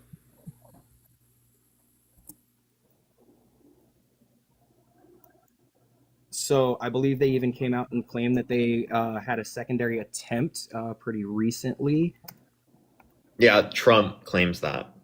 I'm going to find you information. Hold on. Yeah, I'd love to see the source.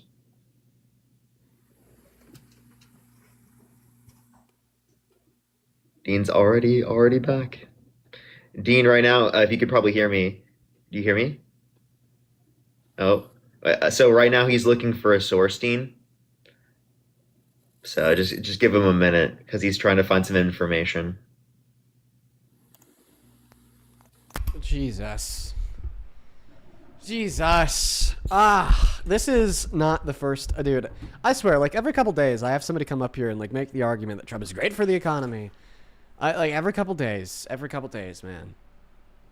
So, Iranian asset described by U.S. authorities from General Qassam Soleimani. He was from the IRGC and claimed that he was attempting to strike down the United States and also in the everyday. They're still not provided. By the way, Soleimani's been dead for since Trump's first term. So you're saying that Iran was involved under this second administration, going into the second administration, involved in assassination attempts against the president of the United States, and I'm saying that you have no evidence for that, and that's just based upon Trump's claims, and you're claiming you have evidence for that, and you just tried to look it up, and you have found no substantiating evidence, correct? No, he did find evidence. His evidence that they tried to kill Trump in 2025 is the statement of a man who was killed in 2019. Yeah, under Trump's first administration. Yeah. Farhad Shakiri case described the U.S. authorities, the Iranian asset tied to the IRGC. Is that wrong claim then? Wait, say that one more time. So the described U.S. authorities, the Iranian asset tied to the IRGC from the Farhad Shakiri case. So are you trying to say like the which security case? Sorry, I couldn't hear you. Farhad, Farhad Shakiri. Yeah, wait, what was the evidence? What was the source that says that specifically they were involved? That would be allegations from the U.S. Department. So an allegation. Of the Justice Department, correct. Okay, under the Trump administration? Is that a bad source just to have? Yeah, it is. Government? That's a horrible source. They also alleged that they had followed the law with the release of the Epstein files.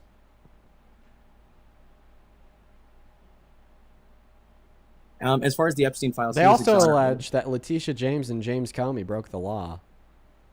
Yeah, the Epstein files. He was exonerated, by the way. Oh, he was exonerated by a credible accusation made against a woman who won millions of dollars in a settlement from Epstein that also accused him. Exonerated. And did that young lady just assault a older victim themselves, and that was a terribly uncredible witness? What's that? Which is why the settlement went. Isn't that a terribly uncredible witness? Which is why the settlement didn't go through any further. The settlement did go through. She won millions of dollars from Epstein's estate. And there was a conviction, or is there a conviction of Trump by any chance? Oh, conviction of him for rape? Well, I mean, he was held civilly liable for it. He was found guilty. So if you care about courts ruling his guilt, guess what? One did. He was not ruled guilty. He was. He was definitely ruled guilty. Can you give me the reference, please? Of course. The jury verdict form. You're going to have a really big question, and I'll answer it. So you may be asking yourself, Dean, you said he was found guilty of rape by a court, but when I look at this jury verdict form, it says no to rape, but yes to sexual abuse. Well, the court determined that he was guilty of forcefully penetrating a woman's vagina with his fingers unconsensually. This didn't fall under the strict and narrow legal definition of rape that New York upheld at the time of the penetration of the vagina with a penis unconsensually. But this is A, how we colloquially use the word rape. We clearly include the forceful penetration of a woman's vagina with a man's fingers to be rape colloquially. And B, the fact that after this court case, New York updated their definition alongside 38 other states over the course of the last 20 years. Court found him guilty of rape.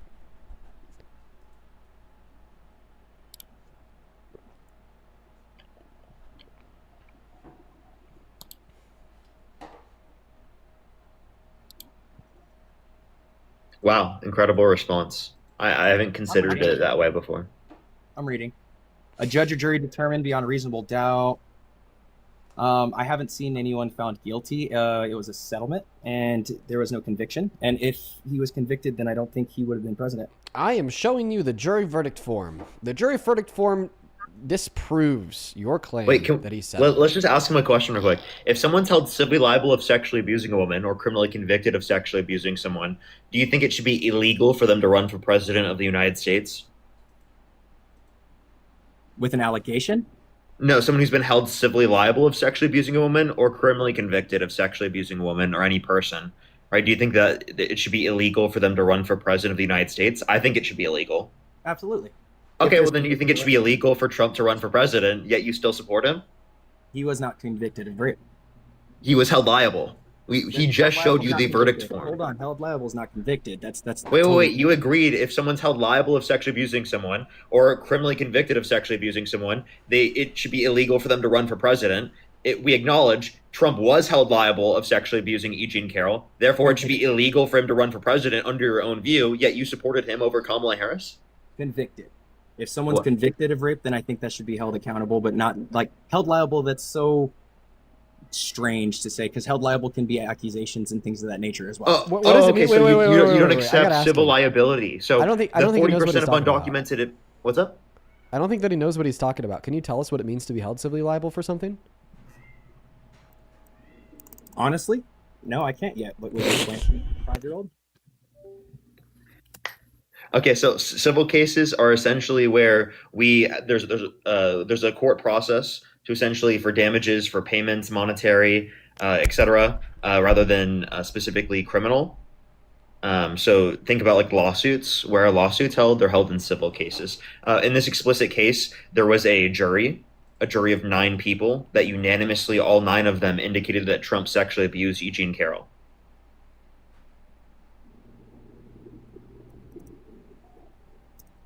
So you're disputing an entire jury that looked at the case and indicated that Trump did this. Bruh.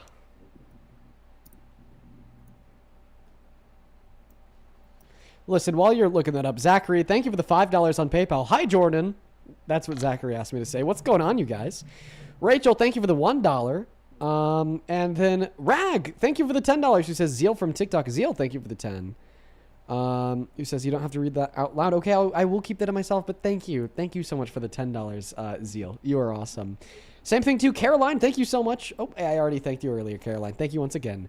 We're caught up on PayPal and Venmo. Thank you, Emily, for the $15, who says happy Sunday. Thank you for walking the maggots. They've been getting restless and chewing the drywall. A nice long walk always helps. Oh my God. Yeah, today they were pretty bad. They're pretty bad today. Attorney Valkyrie, thank you for the $10, who says got an email from my employer that our health insurance will be going up substantially next fiscal year due to the BBB. This is happening all over the country right before midterms. I'm really sorry to hear that, Valkyrie. Yeah. Insurance is so unattainable, man. Like, I was without insurance a long time myself. So I didn't go to the dentist for like 4 years because I didn't have dental insurance for 4 years. And oh my God, guys, on Monday, I got my first dental cleaning from a dentist in 4 years because I finally got that insurance back. And nuts. That sucked. That really, yikes. That hurt.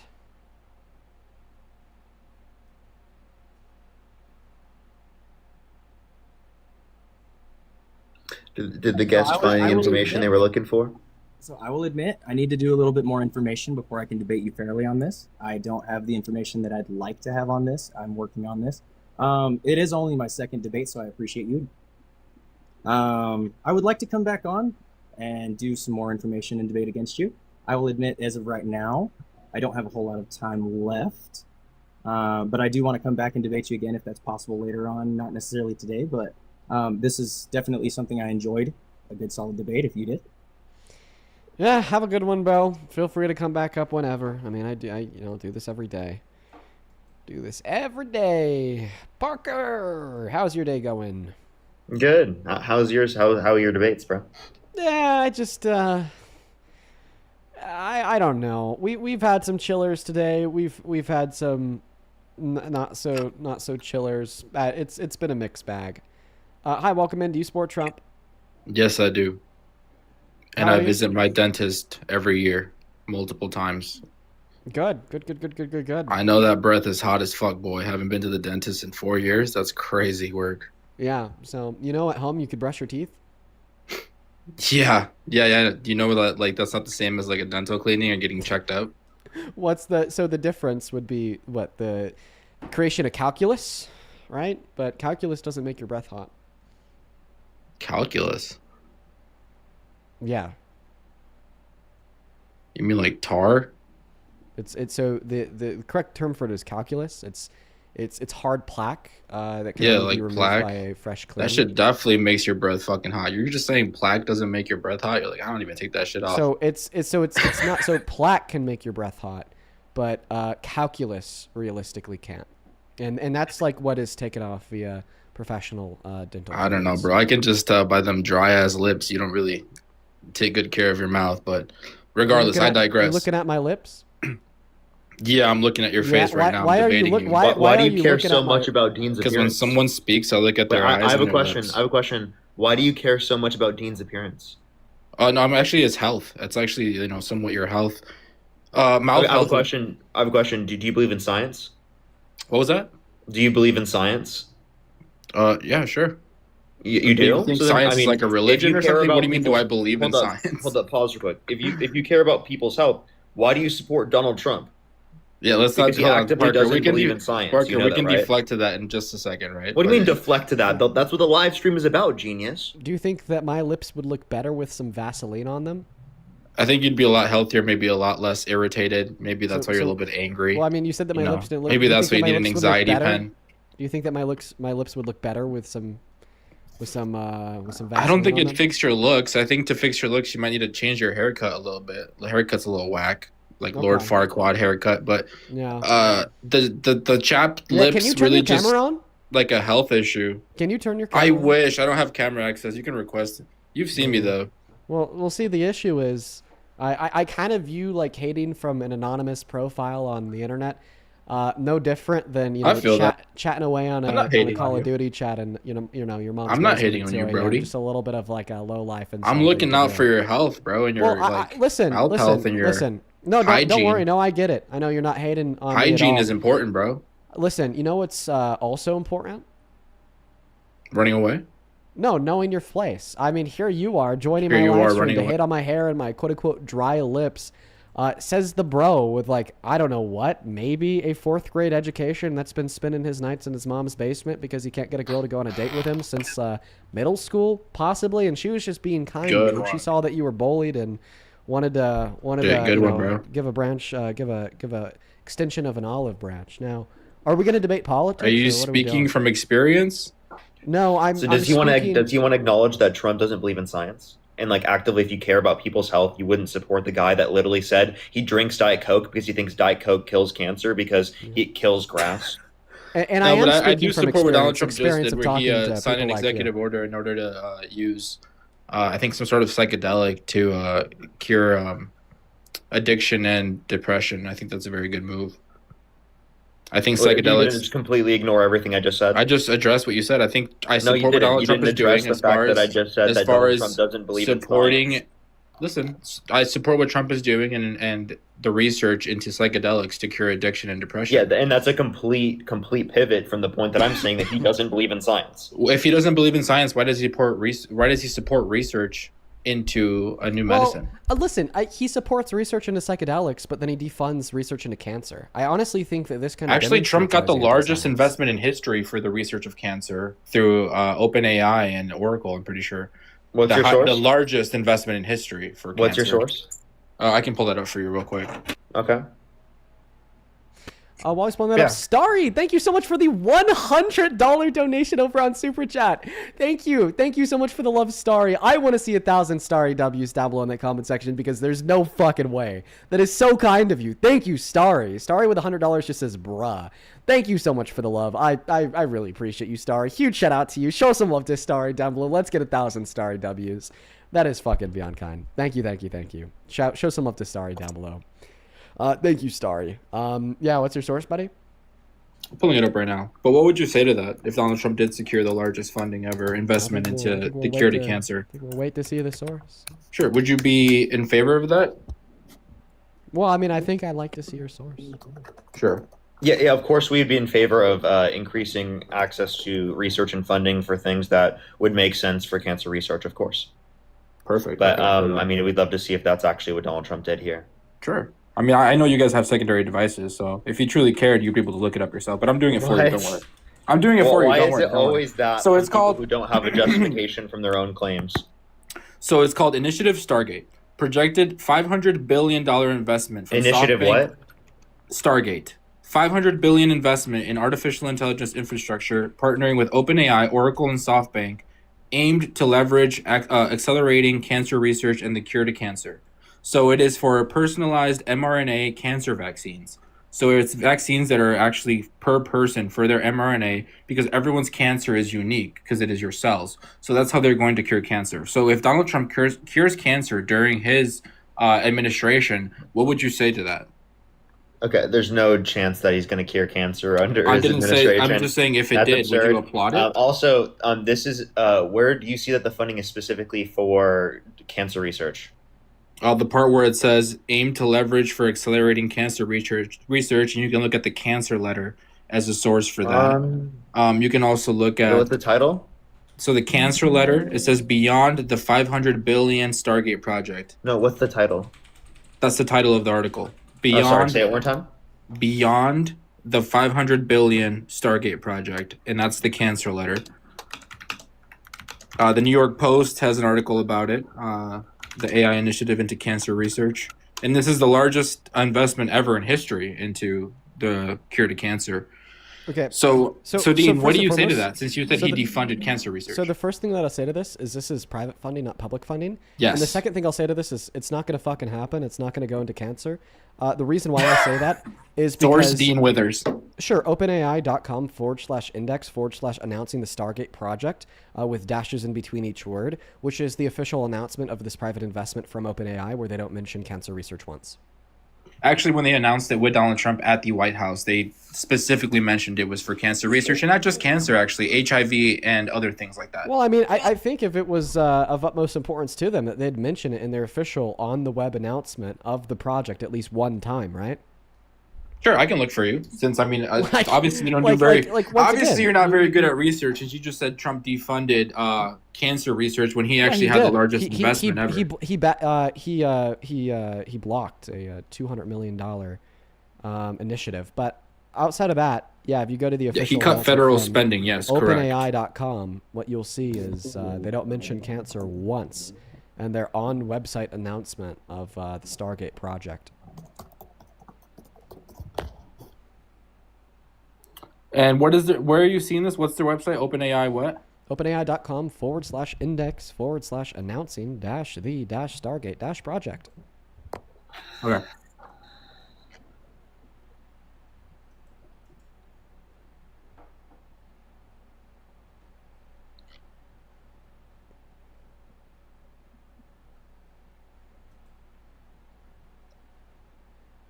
So it says Larry Ellison, Oracle CTO, and OpenAI CEO Sam Altman have announced core cancer research and healthcare goals. AI-driven early detection, utilizing AI to analyze blood tests for early and high sensitivity identifications of cancer, potentially before symptoms appear. Personalized mRNA vaccines, accelerated drug discovery, and specialized care using AI to allow doctors in remote locations to access and apply treatment. Yeah. What does the policy do though? Does it like mandate this practice is used? Does it invest public funds into doing this? Or is it literally like, what is it? Like, is it just like, oh, private companies say they're going to do this? Private companies saying they're going to do something is not based upon the president of the United States, right, doing anything, or the government prepare doing to watch anything. these guys twist into pretzels and be against funding research to cancer. I'm sorry, So you understand this OpenAI, isn't the government doing anything. That's what we're saying. Yeah, this is privately funded, $500 billion of artificial intelligence, so what was Donald Trump's role? which is in fact what I was said, Donald the Trump's largest role in Project investment in Stargate? history. What was into Donald Trump's cancer role research. in Project Stargate? What do you mean? What is his role in the What did he investment do? I mean, into- you attributed this to Trump, so like, what did he do? Well, not only did they roll it out at the White House, So he announced this is it. literally So that's what he did. He announced it. That's all. No. So this is obviously in correlation. So look. So what did he do? Just be clear. What did Trump do? So he's the one that's deregulating. He's the one that's allowing this. He's facilitating it. So he's a high profile promoter facilitating and deregulating the proponent. Wait. How's he facilitating it? I'm reading By this allowing to you. So So it wait, says, so you're saying that private companies. deregulated. So you're saying that private companies, without the permission of the federal government, can make investments? No. So the only reason this is happening is because in the announcement, like if you were to watch this, if you were Dean Withers and actually paid attention to current events and watched when this happened, the OpenAI CEO, SoftBank CEO, and Oracle CEO said this investment would have only happened under Donald Trump. Those were their words. Yeah, I mean, because the same way Tim Cook said we're going to move all the screen production back to Kentucky when they've been doing it for the last 20 years. Listen, the rich ruling elite, they will slob on the knob of whoever's in power. I will not take Sam Altman's word saying that this only happened because of Trump at face value for the same reason why we shouldn't have taken Tim Cook's word that they're going to move all of the screen production back to Kentucky when that's something they've already been doing for 20 years there. Like, what matters here is that they are directly benefited by slobbing on thy knob of the president. They would be doing it if it was Kamala Harris. They did it when it's Biden. That is just simply the function of the billionaire, tech execs and how they operate in consideration of the federal government, especially when we have a president who loves adornment and praise so much. So you're going to have to be more specific about what he did in reference to the project, on top of just saying that he was a spokesperson that announced it. Like, what did he do? Well, he's the one that initiated it. He's the one that deregulated and facilitated it. But it's funny you said that, because if that's the case, and if that's your logic, hold on, Dean, what specific deregulation? Let me finish an answer. So if that's your logic, Dean, why isn't every tech CEO billionaire slobbing on Trump's knob? Why do we have tech CEOs that are most of them are against Donald Trump? The vast. Wait, who? Did you ask me a question? Sorry, I didn't. Yeah, I said who. What tech CEOs are against Donald Trump? Yeah. There's many, like Jeff Bezos. Okay. Do you have any other examples? Jeff Bezos is against Trump? I don't think he is. Yeah, he doesn't like Donald Trump. Sure. I mean, there's many. Could you find a source for that one? Because I bet we can find a video of him glazing Trump. Sure, Dario. Of course, they're gonna at a certain point. Wasn't Jeff Bezos at his inauguration? I don't know. Yeah, he was. Yeah, anyone could be at he was. So if you're at his inauguration, does he have any other examples though? Like, is he just going to claim? Yes, I'm trying Jeff to, Bezos but Dean is and interrupting because he knows he's getting cooked. Wait. So first Dario and foremost, Jeff Bezos was at his inauguration, and second of all, Mark Amazon Zuckerberg, contributed to Tim the inaugural Sweeney, committee. Brad Smith. Do you want me to keep going? Brad Smith is from Microsoft. All of these Tim people Sweeney have from glazed Epic Games, Trump, Mark by the way. Zuckerberg from Meta. Tim Cook all from of these Apple. people have glazed Trump. Tim no, Cook they don't like Trump. They don't support Trump. Yes, Tim Cook glazed Trump. He shook his hand. How did and he gave glaze him, Trump? Of course, by meeting with him, saying, "Yes, thank you so much, sir. We're gonna go ahead and announce this $500 billion investment. Now here's a little momentum that we handcrafted for you, Mr. President." And it was like this glass thing with the Apple signature on it. And they said, "Because of you, we're announcing the $500 billion investment, and we're gonna start building all of our screens in Kentucky." I think he even gave him a literal gold bar. And listen, you're actually proving my point, because I definitely think that Tim Cook hates Trump, okay? We see that Tim Cook puts a massive... we see you that just Tim proved Cook, my point. No, I'm not. Listen to what I'm saying. We see that Tim Cook puts a massive preference on, being environmentally friendly. We see that Tim Cook actually upholds seemingly more liberal ideals outside of the exploitation of minerals in the Congo, all right? That's why I say liberal.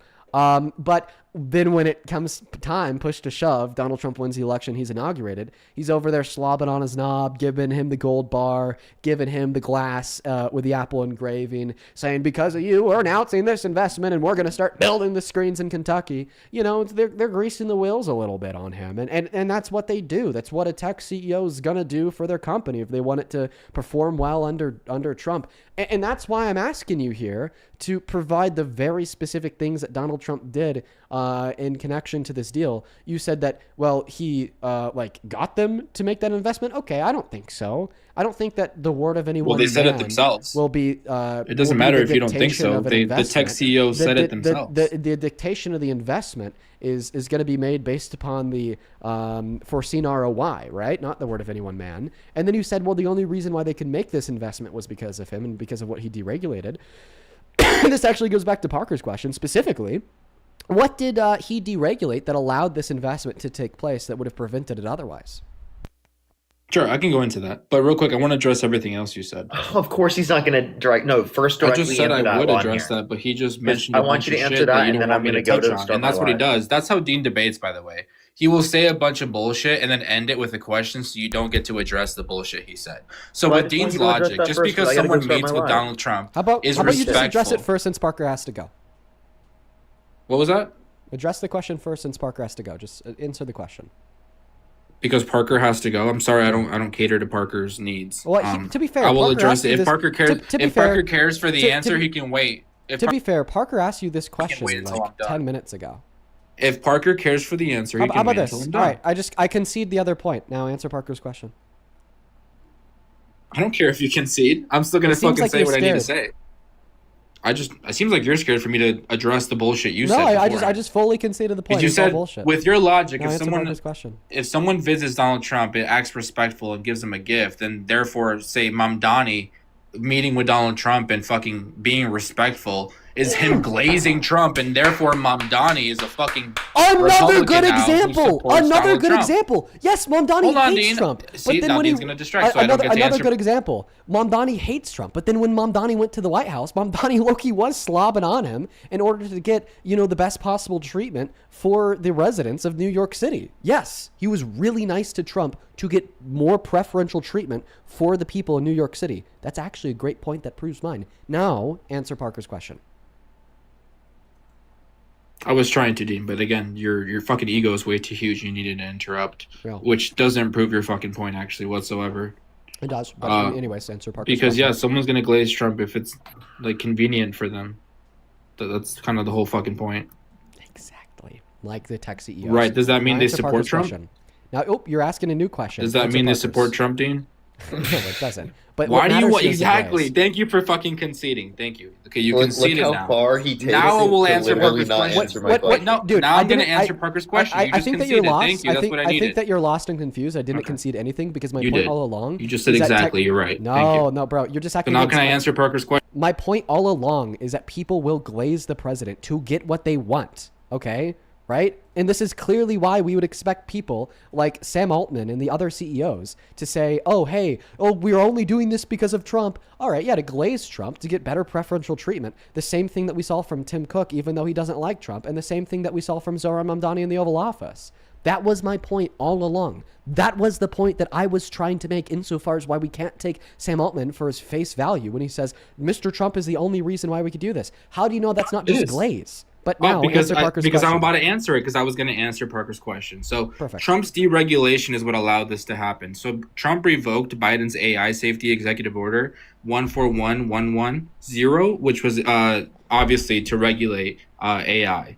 He issued a new pro-innovation AI executive order 14179, which is removing barriers to American leadership in artificial intelligence. Trump's whole thing is that we lead AI. We're not going to allow China to get ahead of us through AI. We're not going to fall behind with AI. So Trump, he also used National Energy Emergency Declaration and emergency powers for energy infrastructure. So that allowed them to use obviously energy for this project, fast track energy projects and create and build all these fucking data centers that they need. He also did broader permitting reform, so NEPA streamlining for data centers. So yeah, that's pretty much what he did. I asked deregulation. Yeah, this so I wouldn't don't have know why happened he's under any other. This wouldn't have happened under any other administration. This is happening because of Trump. The CEOs said that themselves, and this is you not wanting to admit can that I Donald Trump respond? did a great thing and that Can I this is a respond? great thing. Can I respond? So let me ask you, name what provision within Executive Order 14110, what aspect of it specifically that you think was restricting development in relation to this, that him getting rid of then increased the level of investment that we see within the context of AI, which we would think leads to better conditions. What specific aspect of the executive order? Sure, it's basically just bureaucratic red tape and slow innovation. So the order imposed safety testing and reporting requirements or governance standards and risk assessments on frontier AI. It's basically just bureaucratic that red makes tape. sense. It's things to slow you down and to slow down innovation. Wait, so which part did you disagree with? You don't think there should be any risk management? No, I'm in favor of the pro-innovation AI executive order he did. But that's So it pro-innovation, though, to have risk management. That's pro-innovation because when we talk about innovation, we're talking about what's most effective for the population. So the regulations that are being imposed are specifically to then generate the level of innovation that would be effective for us rather than things that can lead to negative externalities on the population.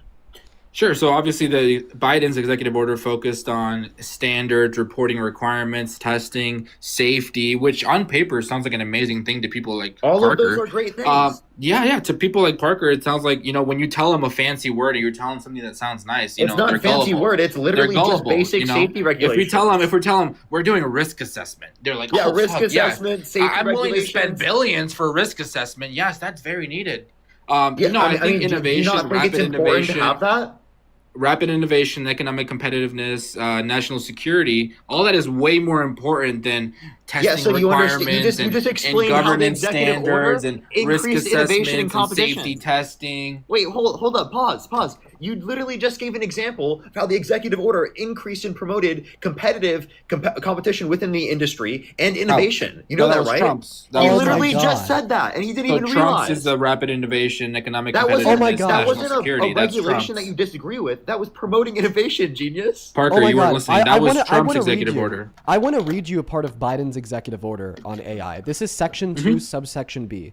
Promoting responsible innovation, competition, collaboration will allow the United States to lead in AI and unlock the tech's potential to solve some of the society's most difficult challenges. This effort requires investments into AI-related education, training, development, research, and capacity, while simultaneously tackling novel intellectual property questions and other problems to protect inventors and creators. Across the federal government, my administration will support programs to provide Americans the skills they need for the age of AI and to attract the world's AI talent to our shores, not just to study, but to stay, so that the companies and technologies of the futures are made in America. The federal government will promote a fair, open, competitive ecosystem and marketplace for AI and related technologies so that small developers and entrepreneurs can continue to drive innovation. So please tell me, at what point in that section of the executive order did Biden dispromote AI investment to the extent that OpenAI and these other companies would not have been able to invest $500 billion into further development of cancer research?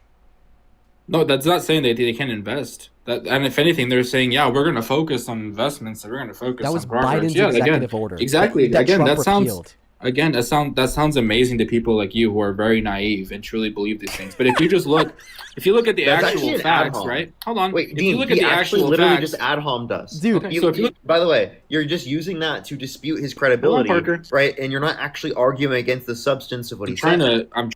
Yeah, trying to, but you was that interrupted. like the first legitimate You compare application both- of an ad hom ever? If you I think it compare- was. If you compare both administrations, Donald Trump has far larger private sector AI infrastructure commitments. So it's like not even comparable. Wait, Trump's shift to the fucking goalposts? investments, Trump's private sector AI investments You're shifting the goalposts. are Those are all extremely private larger sector. than Joe Right. Biden. So yes, Those Joe are- Biden those are could have private said, sector. Okay, so let me know when I can talk, Parker. without Parker, you he's shifting the interrupting. goalposts because his first claim was that Biden prevented this investment from taking place, and the only reason why they were able to make this $500 billion investment into further it's 'cause Trump advancement of AI deregulated, for which is cancer very research true. I just was gave you the because example. Donald Trump repealed this executive order Exactly. from Biden. But Exactly. then when I read the executive order from Biden, I'm like, I've now actually read I quite a know, bit of it's it. so All that it confusing, says- isn't it? All that it says is that they want to promote innovation, competition, and collaboration. They want to ensure that they are actually investing into AI-related education, training, development, and research and capacity. Right? Like, can you just point me towards the specific You're section right, and Dean. Can you point me towards the specific section and subsection of regulation in Biden's EO that Donald Trump repealed, and in repealing that specific section and subsection was the only reason why this $500 billion investment happened? I Sure, don't the want. bureau- I don't yeah, the want your bureaucratic takeaway. reg- I don't want. Okay, let me know your- when you don't when you're not going to interrupt though. Of course. I don't want your recap of what you think the EO did. I want you to point towards the specific section and subsection so then we could all read it together to see if your recap is accurate. Dean, what the EO says All right, is Dean, different I'm to what gonna the go EO start my did. live. Good luck here. Appreciate you so much. Dean, what the Thanks, EO man. says is different to what the EO did. Okay, so for then, example, well, DEI. what section? DEI was to what help section of African this Americans. EO? They helped white women the One most. second. What Just section because of this something EO says it's going to do ultimately something doesn't caused mean the that's bad actually what it outcome? did, Dean. Sure. So what So section just and because it subsection of says this that EO doesn't is mean what that's what it ultimately did. caused So the bad that's outcome? why I pointed to the investments that Joe Biden didn't Can you have. answer the question? Yes, I'm trying to, but you don't want to address it. You want to ask these fucking. I'm asking you what section and subsection of this Biden era EO is what ultimately caused OpenAI to be unable to invest $500 billion in the into Nothing research is of making cancer it using unable AI. for them to. It's that they don't want to. It's very simple. If Okay, so if then the what part executive of order, this EO made them not want dude, to are do you it? able to let anybody else speak? What part of this EO made them not want to do it? Again, the part that fucking limits them through reporting requirements, government standards, risk So what assessments, section is that? testing. What section of the EO Okay. is that? Okay, Dean, I'll play your fucking game since you don't want to actually have a debate. You're very bad faith. It's crazy. I'm bad faith by asking you for what section of this because EO you're is like, well, the ultimately would EO disincentivize says it's investment. gonna do this. Does that mean that's what it did? I'm just asking you what section of the It's EO not what it ultimately did because disincentivize look at the investment? AI investments. Trump has more AI investments than Biden. because so you're saying Biden because facilitated AI investments. Why doesn't he have more than Trump? Because AI has rapidly accelerated even over the course of the last year and a half. Yeah, sure. Not just in AI America, has but on the global rapidly- stage. Like, you understand that, like, in every country on the face of planet Earth, red there's... tape. One moment. You understand that in every country on the face of planet Earth, there's much more investment into AI in 2026 and 2025 compared to 2022, 2023, and 2024, right? Significantly more investment. So clearly, we would expect to see a natural trend of accelerating investment every single year, which would then conclude that we'd see more investment in 2025 and 2026 than in 2023 and 2024 under Biden. The same thing happened with e-commerce. And if it was ultimately Biden's EO in which prevented this additional flourishment of more investment that we're now seeing under Trump, well, then we wouldn't see increasing investment and flourishment of AI research and development in every other country in the face of planet Earth. If we look at investment into AI in Canada, okay, it was significantly higher in 2025 and 2026 than it was in 2022 and 2023. But Biden's EO didn't impact Canada. Therefore, Biden's EO doesn't seem to be the relevant fact. Sure, source that. Of course, I will happily give you that source after you tell me what section of the executive order is Section what disincentivized investment. Section 2.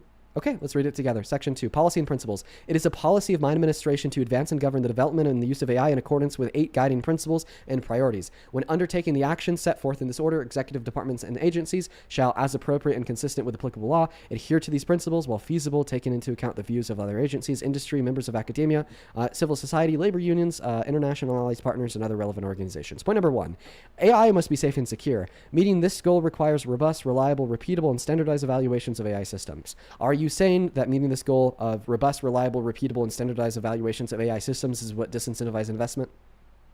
No, so if you read this so part, it's not that part. We'll go ahead and continue to read. As well as policies, institutions, and as appropriate, other mechanisms to test, understand, and mitigate risks from these systems before they were put into use. Okay, is that the part in which you're arguing disincentivized investment? No, sorry, I was actually reading. So it's not that part section, either? Okay, Dean, I was looking at section 4. Okay, so not like section B. 2. So that was a blunder. All right, let's go ahead and go to section 4B. Perfect.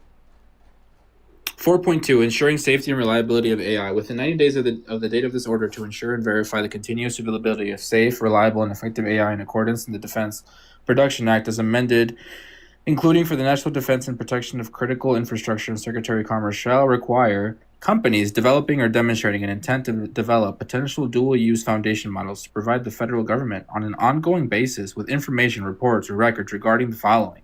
Any ongoing or planned activities relating to training, developing, or producing dual-use foundation models, including the physical and cybersecurity protections taken to assure the integrity of that training process against sophisticated threats. B, the ownership and possession of the model weights of any dual-use foundation models and the physical and cybersecurity measures taken to protect those model weights. Would this like limit or make it harder for someone that's investing in AI? 1 second. What does this do, Dean? How do you interpret this? What does this do? What is a dual-use foundation model? No, don't play these fucking semantic games because I know you want to. We first have to ask what it's regulating. I know you want to. Wait. Just answer. What is a dual-use foundation model? I get it. Can you answer the question? Like, clearly that's relevant towards the evaluation. Just answer that real quick. Okay. So a dual-use foundation model is an AI system trained on broad data that can be used for both beneficial applications and higher-risk purposes, such as cyber attacks or creating chemical biological weapons. Oh, so it's regulating AI models that, if not regulated, could be used for cyber attacks or biological chemical weapons? Yeah, we should regulate those. What's the issue? No, that's not what it's saying. So what it's saying is that these AI companies that are is what it's saying, because the section that you just read off Okay. was specifically about these models that could be used for killing people. Yeah, we should definitely regulate models that could be used for killing people. How can it kill people? Well, I mean, that's what you just said. They could be used to create biochemical weapons or cyber attacks. Biochemical weapons and cyber attacks could kill people. So you think the AI is going to kill people? Well, I mean, that's what you read off as a definition of a dual-use function model or whatever the fuck. It's like this section of the EO is specifically referencing like particular AI models that in accordance with the Defense Production Acts, okay, are labeled as dual use foundation models. And you defined what a dual use foundation model is to me, which would be a model that could kill people. Right? That's literally what you said. You said a dual use foundation model for AI is an AI that can kill people. So AI can't kill people. So dual use foundation models are AI systems. It's an AI system trained on raw data that can be used for both beneficial applications and high-risk purposes, such as cyber attacks or creating biological weapons. Yes, so that means that AI and creating biological weapons can kill people. So that means that AI can be used for good and bad. I think we all know that, Dean. Wait, so would you argue that all AI systems are dual-use foundation models? No, that's not what I'm arguing, Dean. I know you want to play really bad faith semantics. You don't want to actually address the point of the issue. Sorry, you're clearly now that you get me here. So you just agreed that not all AI models are these dual use. You're gonna. If I'm losing the debate, then why are you deflecting? Because you're like, where does it say it limits them? And then I'm not deflecting. You just simply aren't tracking because you're unintelligent. Clearly, Section 4.2 of Biden's EO on AI is specifically in reference to quote-unquote dual-use foundation models in which you said are AI models that could be used to create biological and chemical weapons. We absolutely should regulate, AI models in which could be used to create biological and chemical weapons that could kill a bunch of people. But I will ask you, what specific subsection of 4.2 do you think is unfair to dual-use foundation models that could be used to kill people? I don't know. Let's read through it. So I don't think you would understand anything that's in here, by the way, or your viewers. Yeah, add on. Or your viewers. No, I'm just saying this is very specific. Without the add on, because you're losing the debate. I'll read it, and then you tell me if you interpret it. So any model that was trained using a quantity of computing power just point me greater towards than the 10. Section, so I can read it on my screen. Let's read section I, and then you can interpret it for me. Any model that was trained 4.2? using a quantity of computing power greater than 10 to the 26 wait. power Under 4.2? integer or. Is this under Section 4.2? Yep. Okay. Section I.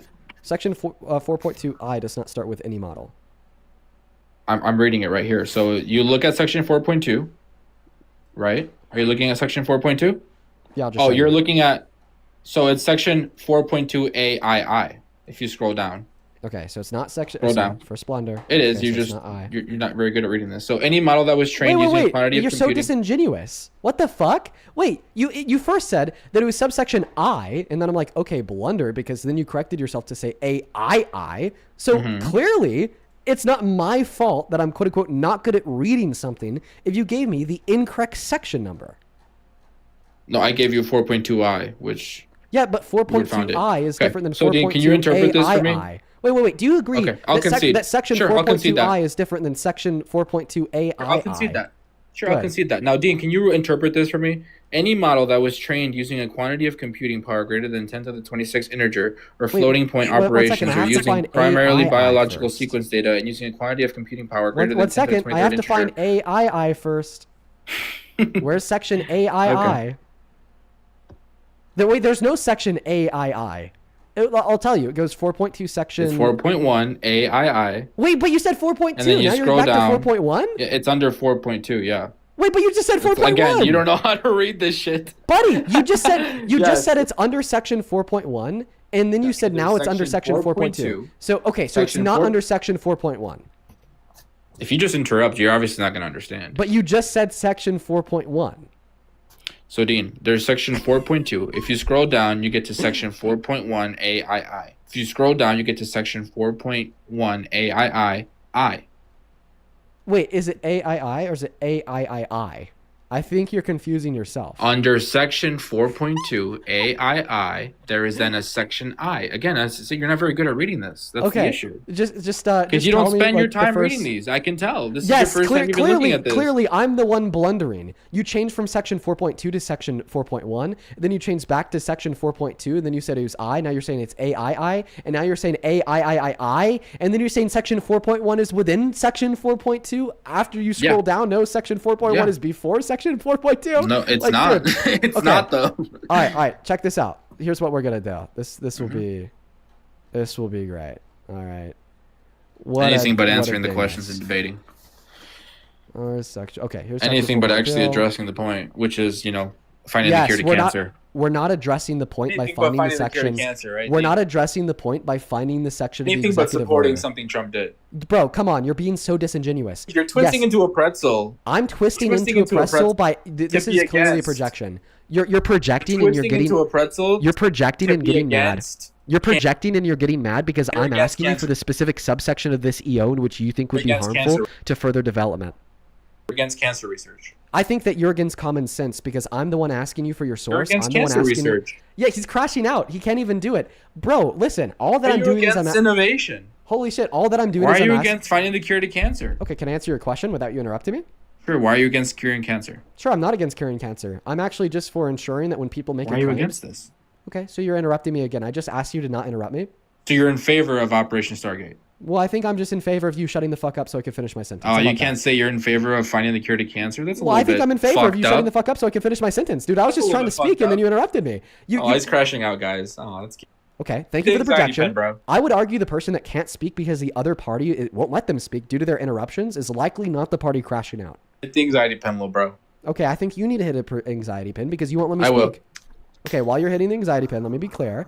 All right, so all that I'm doing is I'm asking you to identify the very specific subsection of Biden's executive order that you think disincentivize Project Stargate from existing. That without these, without this executive order being repealed, Project Stargate wouldn't be allowed to exist. You first pointed me towards section 4.2 subsection I, but then you revise that from 4.2 subsection I to 4.2 subsection AII, and then you revise that from subsection 4.2 AII to subsection 4.1 to AII, and then you revise it back to subsection 4.2 AII, then you revise it back to subsection 4.2 AIII, right? And then like clearly after you'd like revise the section that you think that you were citing to me over 5 times, okay, I started to get a little bit confused, admittedly. But then when I started to get a little bit confused, you just started to blame it on like my lack of an ability to comprehend compared to like your inability to just be clear about what section of the EO you're reading off of, right? So I think it's very bad when in debates, you just get pissed and then you start projecting your fears onto others.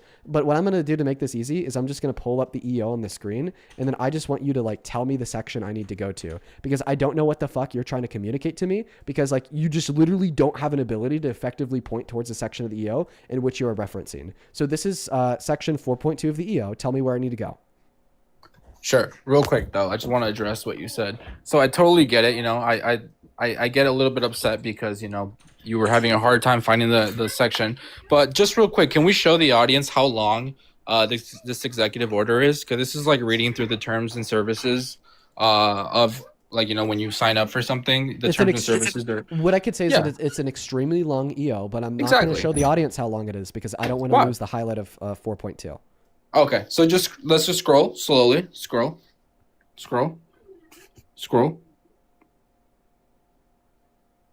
Keep scrolling.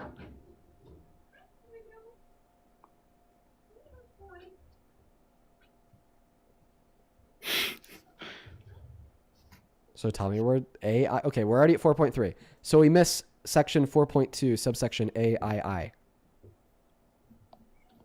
Hold on, we're not at the same spot. I feel like you just read that off of AI, low key. I mean, I can. Okay, so go back to 4.2, so I can start at the same. I feel like spot. I feel like Grok told him that what he's looking for is in section 4.2, subsection AII. No, section 4 is where all the regulations are. I mean, it's obvious. Section 4 is extremely fucking long. Listen, to be clear, did you cite me subsection AII? Look, because that's what Grok told you. Look, start back at section 4. Just start at the very beginning of section 4. Wait, why? You said it was in 4.2. No, Dean, go up to section 4. But you said it was in 4.2.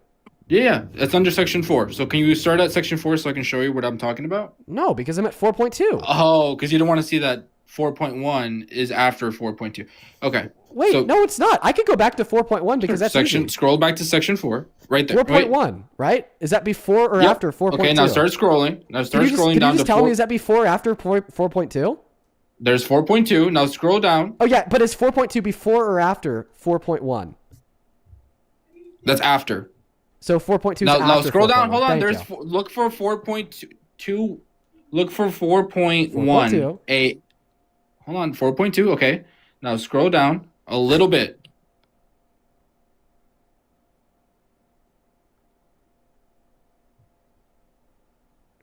How come you don't have 4.1 AII of this section where it says, of this section, this description shall include the result of any red team testing and the company that has conducted relating to lowering the barrier? Can you be honest? I'm reading it right here. Can you just control F? Description shall include the results or red team?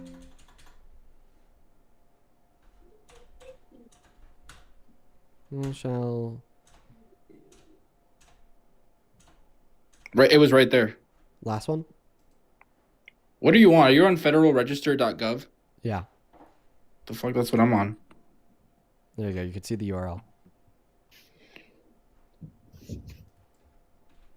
So for me, right under 4.2, ensuring safe and reliable AI, it goes I, it goes A, then it goes B, C, and then 4.1 AII. What? Look at my screen. How do you not see that? Oh, it's right there. It's to the right. It's over to the right. Right there. See, that's what I was trying to get you to find. And that's after 4.2. Yeah. See, I'm not being dishonest. This shit is just fucking complicated and stupid as fuck. Yeah, what the fuck is why I'm saying what the fuck is it doing over there? What the fuck I don't is know. it doing This is over pointless. there? Yeah, that's pretty crazy. All right, so this is a section. All right, I'm happy that we found it. Okay, of the section, this description shall include the results of any red team testing that the company has conducted relating to lowering the barrier to entry for development, acquisition, and use of biological weapons by non-state actors. So is this what you're saying would like discourage investment? I was just saying that's what I was reading, bro. But this whole thing, all of that section wasn't 4, even the part that was supposed to discourage the investment. It was. All of section 4. All of section 4 is just regulations, mandates, requirements for AI companies to do things. All of section 4 is just regulation. It's all just regulations. Oh my God. That's my whole point. Oh All of section 4 is regulations. Check this yes out. or no, Dean? Check this out. Dean, what is section 4? You're in the live streams every day. All right, I know you are because you're Torta Patrol. I've debated you like 20 plus times. I am promising you that I will have you up tomorrow. Now, here's what I want you to do from right now until tomorrow when I go live. I want you to find the specific regulatory requirements of Section 4 of this executive order in which would disincentivize investment into further AI research. It took 52 minutes for him to help me find the section he was reading. But the section that he was reading wasn't even the section that he thinks was the unfair regulatory guidelines in which discourage investment. But to be fair to him, it was a long EO. And that's why I'm vowing to bring you up tomorrow so you have a day to go through the long EO and find the very specific regulatory requirements. I actually don't fault you for being unable to pull them up on a live stream on a moment's notice. All right? Because to your point, it was a very long, very complicated EO. All right? Come back tomorrow with them. We'll happily go over them. Faith, thank you for the $5 on PayPal. Harold, thank you for the $20, who says, as a man with cancer, I'm about to get busy on his ass. Thank you for the $20, Harold. Just above the Harold down below. Then SJ, thank you for the $20 as well, who says, pretty sure I missed the whole stream. Been busy lately, but I wanted to send a little love. Thank you for the $20, SJ. That is very kind of you. And then Deborah, thank you for the $7 as well. And like I said, SJ, huge shout out to you. Then Maria, thank you for the $10. I appreciate you. It looks like we're all cut up over on PayPal. And then JJ, thank you for the $10 as well. Thank you. And then Brianna with the $5 on Venmo. Ben, thank you for the $25, who says that policy is designed to make AI a safer, more stable investment environment, which can actually increase total investment. Yes, so true, Ben. Thank you for the $25, my friend. Thank you, thank you, thank you. And then Kyle, thank you for the $10. I appreciate you. And then Emily, thank you for the 15. All right. Appreciate you guys so much for the love. Bro, dude, look at these absolute bots in the comment section on TikTok. Look at the absolute bots in the comment section on TikTok. You guys are fucking bots, okay? To like the two of you guys that are like, you're right, dude. You're an absolute bot. You're like literally a bot. I spent an hour with that guy trying to find the specific subsection of this executive order that he thought restricted further investment.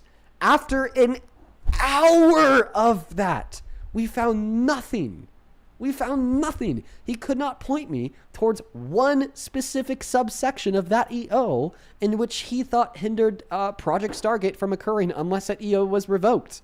Okay? But instead of me, like, clowning on him for that, instead of me saying, you're like an idiot because you can't find it, fuck you, I won, then kick you. Yet instead of doing that, I was like, hey, I understand why in an hour this guy hasn't found the subsection, because it is a very long and tedious executive order.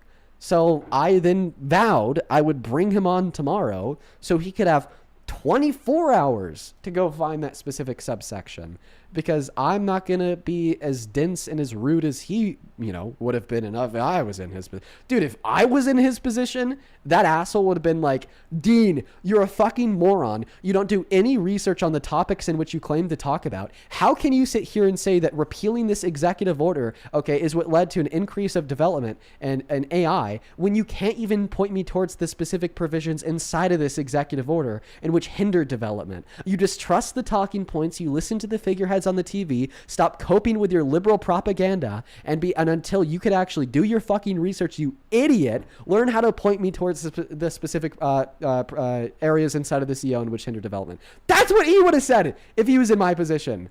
I, being the nice guy I am, said, go, take 24 hours, find the specific subsection of the EO that hindered development. And I'm still getting shit for it from bots in the comment section.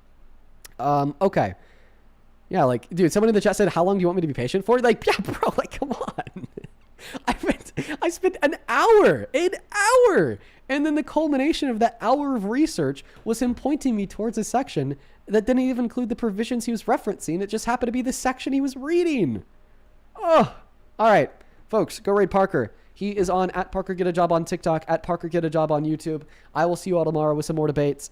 Make sure to hit that follow button on your way out on TikTok. Drop a sub over on YouTube. I love and appreciate you guys very, very much. One last person that I do have to thank here, because I literally just saw it come in on my phone as I was saying the last thing I did, was Val. Val, thank you for the $20 donation, who says, not to do with politics, but I work at a small local cafe, and one of my regulars is an old man who told me today that he remembers my name because I'm quote-unquote very cute. For context, I'm 18 and only asking because I need an outside opinion on this, because I don't know if I'm right to feel weird by that comment. You are right to feel weird about that comment, Val. My girlfriend worked at Goodwill for a while, and she would have a lot of older people saying very similar things to her. And she would always bring those stories home to me. We would always talk about them. And it made her feel very, very weird as well. Okay, that's very, very yucky. Because think about it from the perspective of being like an 80-year-old. 18-year-olds don't really look too much different than 16-year-olds. Okay, they're all babies from that perspective. All right, so he's like hitting on a baby, dude. All right, like, no, that's super fucking weird. That is super duper fucking weird. You could have been 15 years old and he would have said the same thing. Okay. Super weird, Val. Thank you for the $20. Super fucking weird. Holy. Yeah, I'm going to go ahead and end the live, guys. Head over to Parker @ParkerGetAJob everywhere. Peace, love, good night, and goodbye.